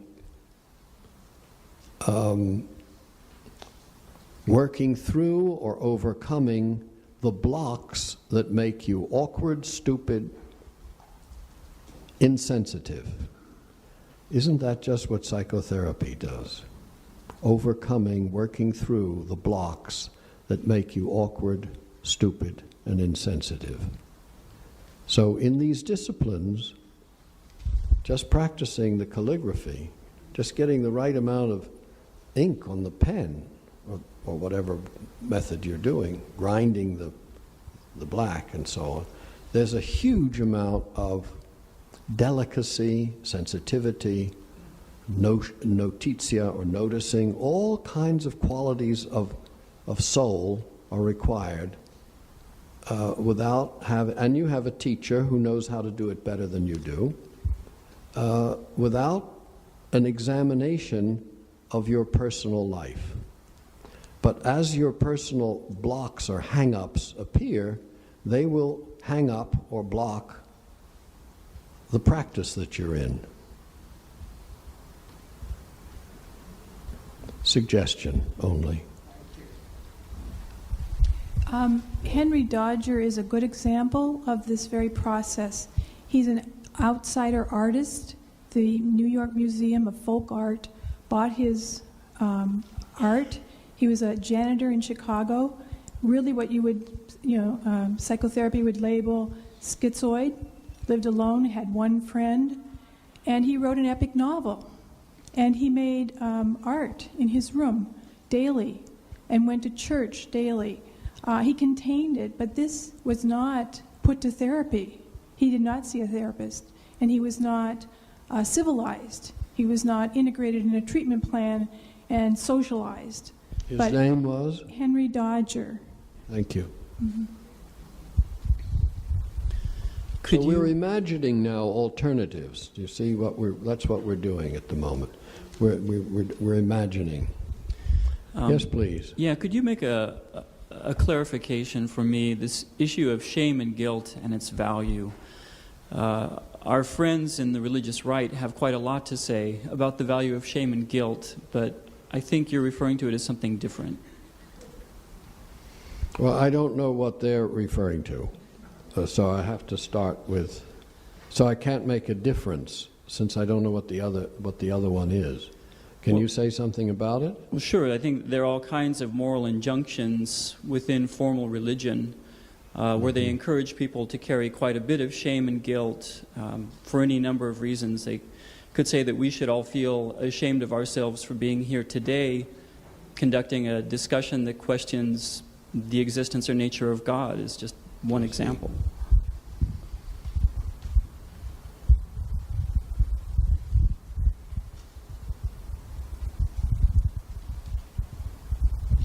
I don't know. I know that the shame factor, and I can't remember does anybody remember the Greek word for shame? I've lost it as I sit here. Eidos? Yeah, eidos was associated particularly with, with Artemis, interestingly enough. It's a kind of modesty shame, a kind of withholding, covering, as you cover the pubis, the pudenda. This is all where it is, pudor is the Latin word for shame. And in German, the pubic hair is called Schamhaar. So the shame is a very deep, bodily, physical. It creates blushing. It creates cringing. It creates very humble postures. And there's a difference between those feelings, I think, and guilt, which, as a friend of mine said, guilt always reinforces the ego. You try to overcome your guilt. You have to be better next time. You have to count to 10. You have to, before you get angry again. You see, there are remedies for how to, whereas shame strikes to the very marrow. And you can see sometimes in animals how you can shame them, and they cringe and so from shame, and it can be very destructive too. I mean, they never come out of it. So I think this is different from I think it's different from laying a moral taboo on things, you see. Like, you shouldn't blaspheme, you shouldn't curse. Well, the Methodists who, in the old days, no dancing, no drinking, no smoking, and so on. And that if you broke those taboos, You could be shamed. But the important thing is that you're shamed by the community. That's why I said it has to do with social cohesion, as I see it. It's important socially. But I don't think it's the same thing as a prohibition. But somebody may have more to say on this. Anybody have anything to... You want to say something on this? It's a different question. Okay. Yeah, please. I'll get you in a minute. As a therapist, when in a therapy room, one discusses shame with a Catholic girl who comes to the room and her whole life is based on shame and all the inhibitions that has imposed on her life because she can't practice a free-spirited life. I have a problem with associating the word with something that I have seen as something that truly limits the spirit, limits the exploration of one's soul, due to the fact that there have been dominating factors in religions that wanted to control and restrict people. In that sense, Freud talks about the superego or the internalized judge. And I think shame becomes an instrument of an internalized church. And if one can separate the shame from the internalized church, from the father figure who is telling her still inside her head what she can do and not do and how bad she is and the necessity for confession and all the various things, the shame itself may be freed from those dominants. Well, I think that the word... Which is different from freeing her from shame. It's releasing shame itself from where it has been trapped, if that's a possibility. Then it would be a sort of categorizing shame into different aspects. Therefore, wouldn't it perhaps be better, in my spiritual practice, one would call this taming the ego, where in Kundalini Yoga, you're constantly reminded to tame the ego, so that humbleness brings you to the way of the soul and But spirit. that's a new direction. That's a new spiritual direction. That's just replacing the Catholic one with the Kundalini one. You're told what to do. I would rather say every time she feels ashamed, try to get the voice of that shame. Who is speaking? Who is making me ashamed? Who said that? Who said it's wrong to fart in public? And so on. Get hold of the voice, the figure, the person, the dominant, rather than offering her an alternative path or discipline. Make the distinction then. Yeah. Thank you. Thank you. Thank you. No, hold on. He's up. It's just a continuation of what you're saying. Well, I know I've spoken before, but I have some... Yeah, let him go now. Yeah. So this is a puer question. What's that? You were talking about, yeah, I know. You were talking about the relationship between culture and civilization. Mm-hmm. That culture comes and goes and breaks through. Civilization renews it. And I was thinking of your Senex and Puer essay. By the way, that whole book will be coming out this year in the uniform edition. That'll be the next one that comes out. Edited by Glenn Slater of Pacifica Graduate Institute.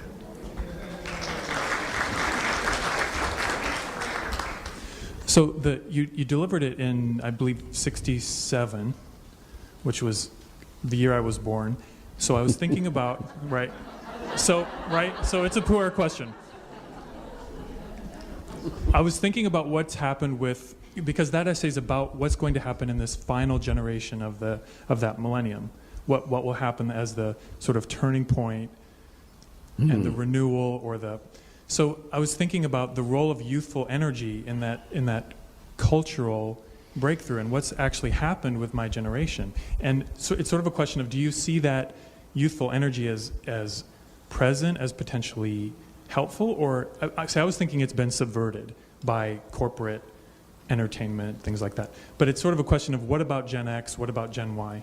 And will this renewal, is everyone just numbed out, or is there some potential, you're talking about this 21st century renewal. What's the role of younger people in that? I look around and there are some younger people here, but where are they? They're watching television, they're at the theater, they're playing. So where is that youthful protest that was there in the late 60s that isn't there now? It's a big question, but I thought of it when you were talking about culture. Well, I'm not a okay. I'm not a pundit, so I agree with you that it seems to have been subverted or repressed.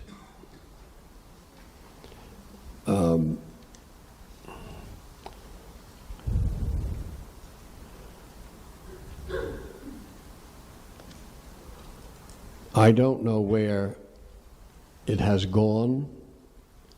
I know that there's a sense of loss. And perhaps that's the most valuable thing of all now, is the sense of loss that it isn't there.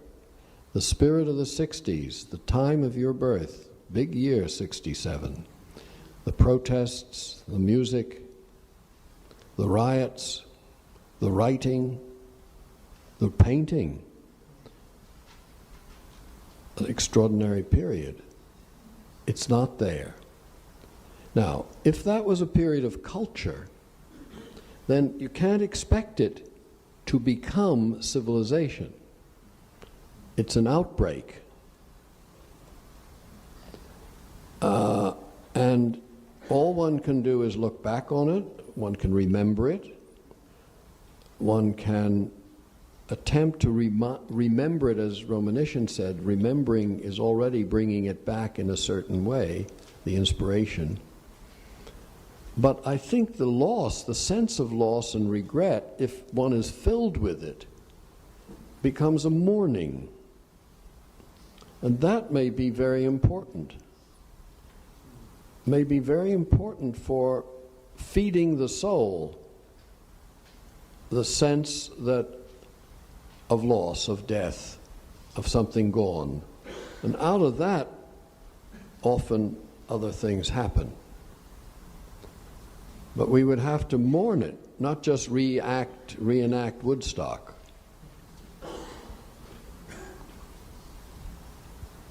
And that's, it's almost like holding ceremony for the dead.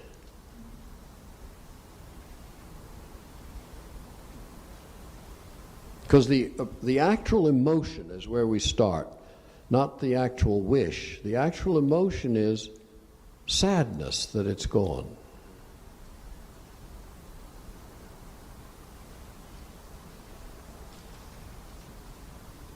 Thank you.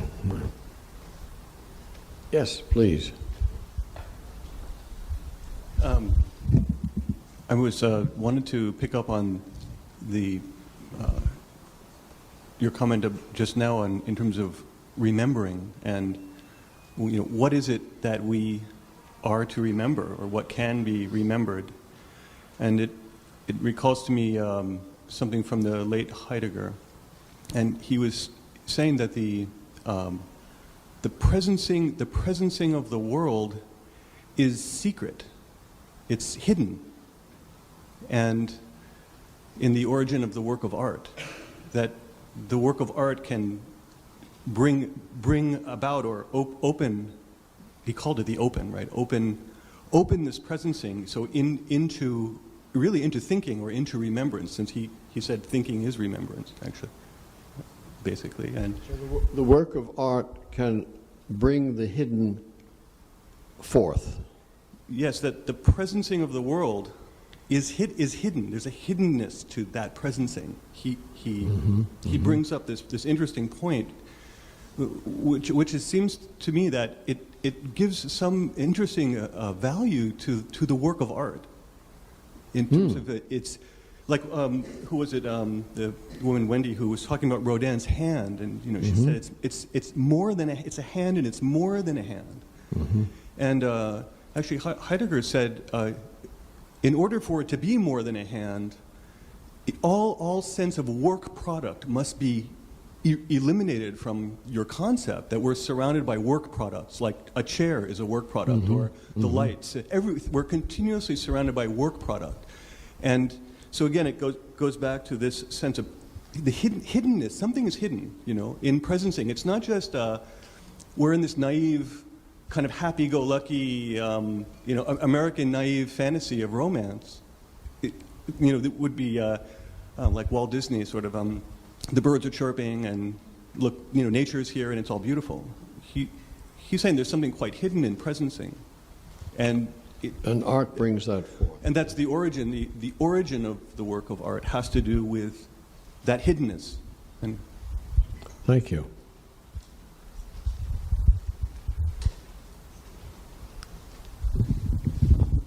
Well, I'm still in the discussion on shame to some extent, and I'm terrible with attributions, but I'm going to quote some anonymous person anyway, who said that if you are not deeply hypocritical in your life every day, you're setting your standards too low.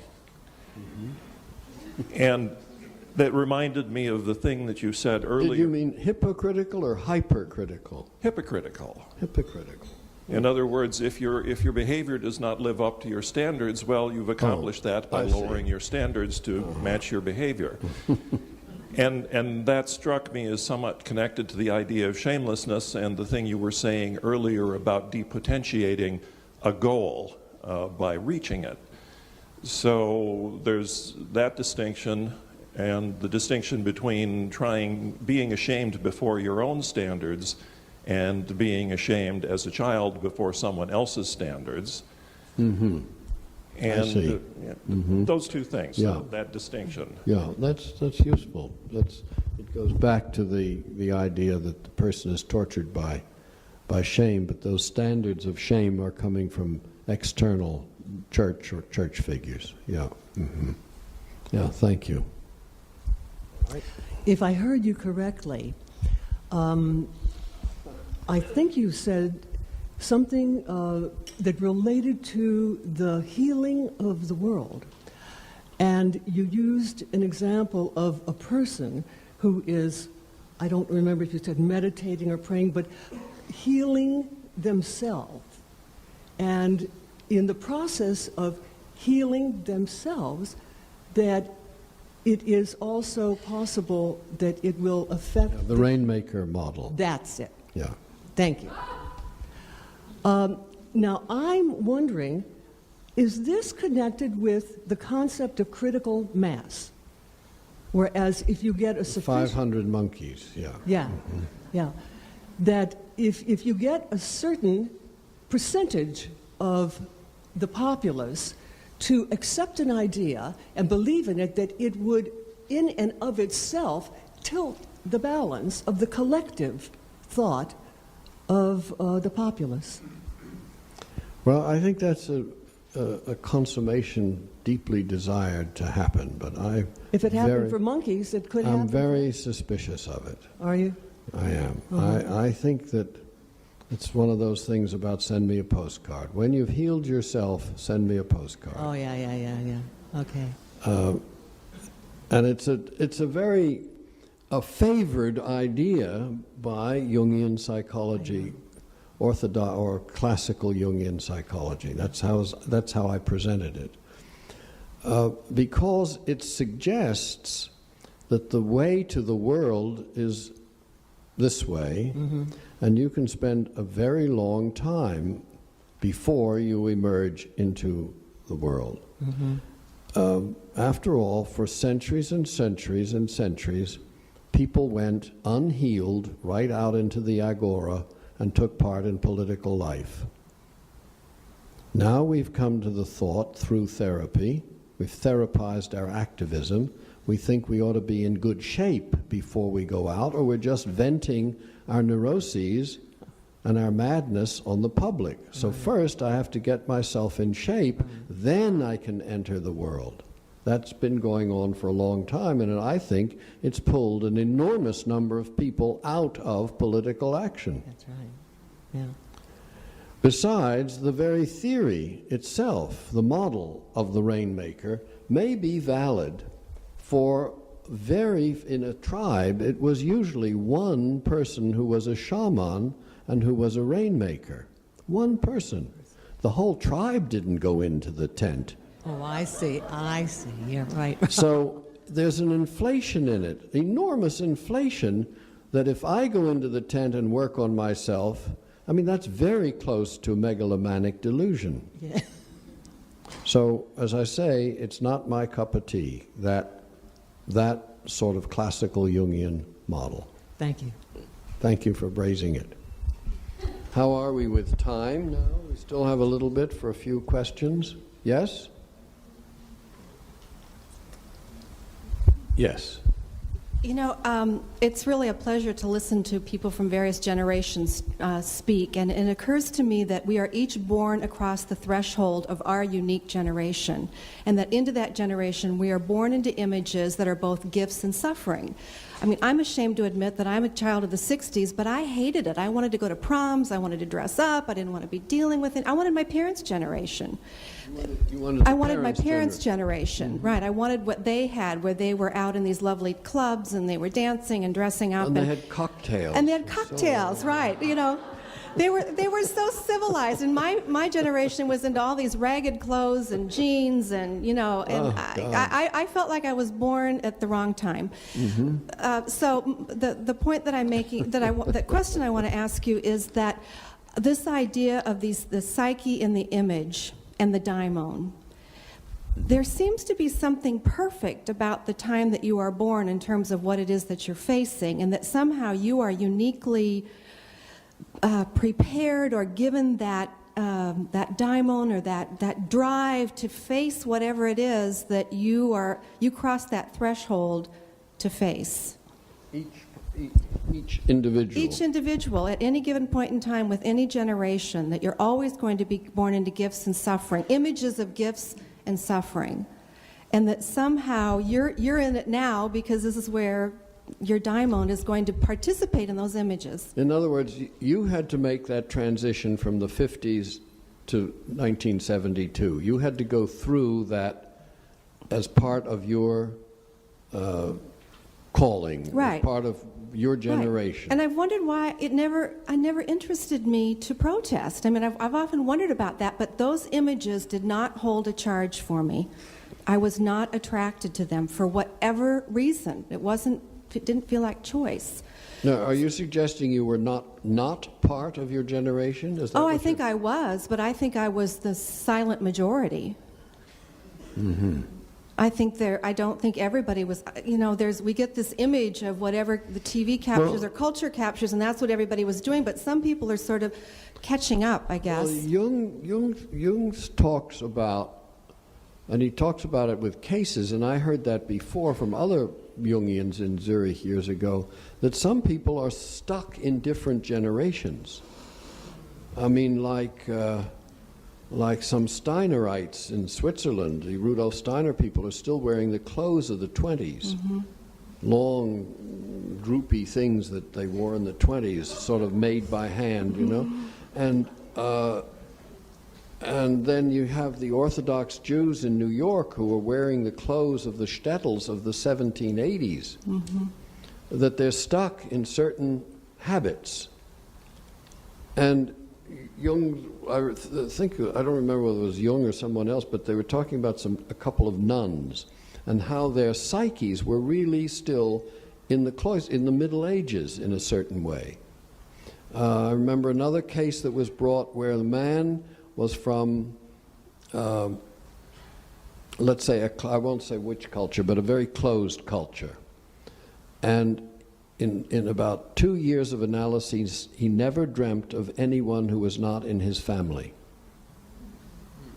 So there's there are certain cultural levels that people remain within, as if they're not quite of this day and age. Now, you're suggesting that we are each born into a particular generation and share that generation, and at the same time you're saying you didn't share the generation of the 60s. I'm just suggesting that every generation is born into certain images, and in those images there are gifts, there's suffering, there are all kinds of things, and that people are attracted to them at various times in various ways. I mean, I'm going through my 60s right now. Look where I am.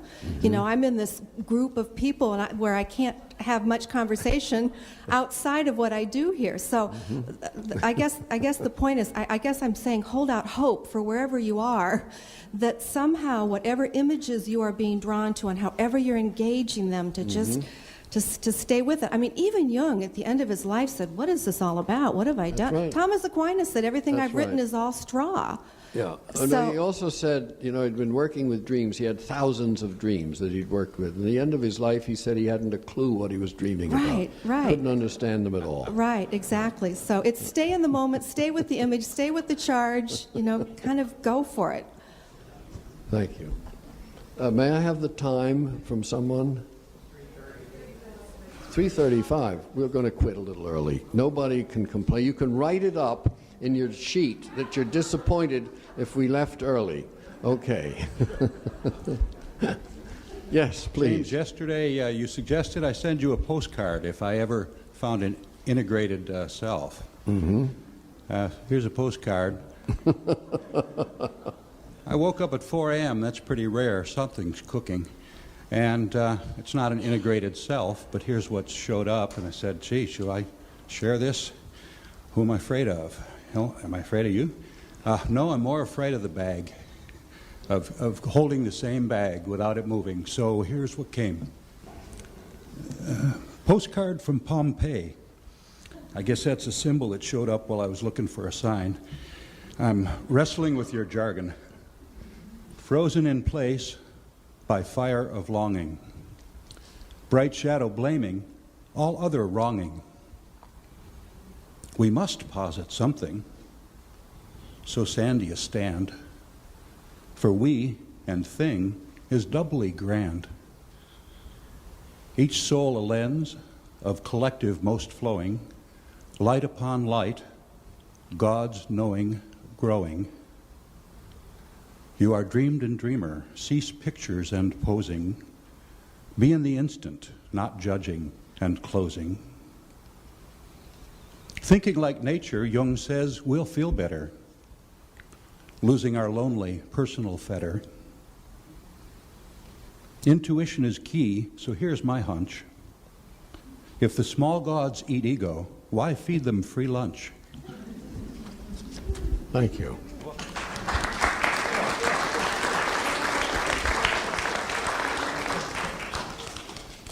Takes courage to do that, you know. Thank you. I was wondering about your models of working with the psyche, the rainmaker, and the practice and depth. Can they be taking place at the same time? I'm thinking in particular of working with young people, young men, with their intensity and their passions. You need a practice to kind of form that intensity and that passion. They seem to be needed both at the same time. I think a practice is very important for a young man, no question. That's what I meant by aesthetic intensity. And I like to imagine it as an aesthetic practice, not necessarily a spiritual practice. Yeah, and not just young men, young women too. Yeah. They both they both go on at the same time. Well, an aesthetic practice is a spiritual practice. I mean, what I was pointing out about Japan, those are aesthetic practices, but they create, they refine the psyche. And refine the intensity and the passion. That seems to be, that needs refinement too. Yes. Yeah. Needs sharpening. It's another way of seeing it. See, part of the passion of young men, anyway, is that it's confused. There's a lot of smoke in the fire, awful lot of smoke in the fire. So all the concepts are floating around like bits of stuff in the air, and there's not a sharpening or a focusing of ideas. And that's why education has always been so important. Distinctions. Distinctions make for things to be sharper. This and not that, that and not this. This is like that, but it's different from. Thank you. I think we've almost run out. Have we run out? Looks like it. That means complete satisfaction.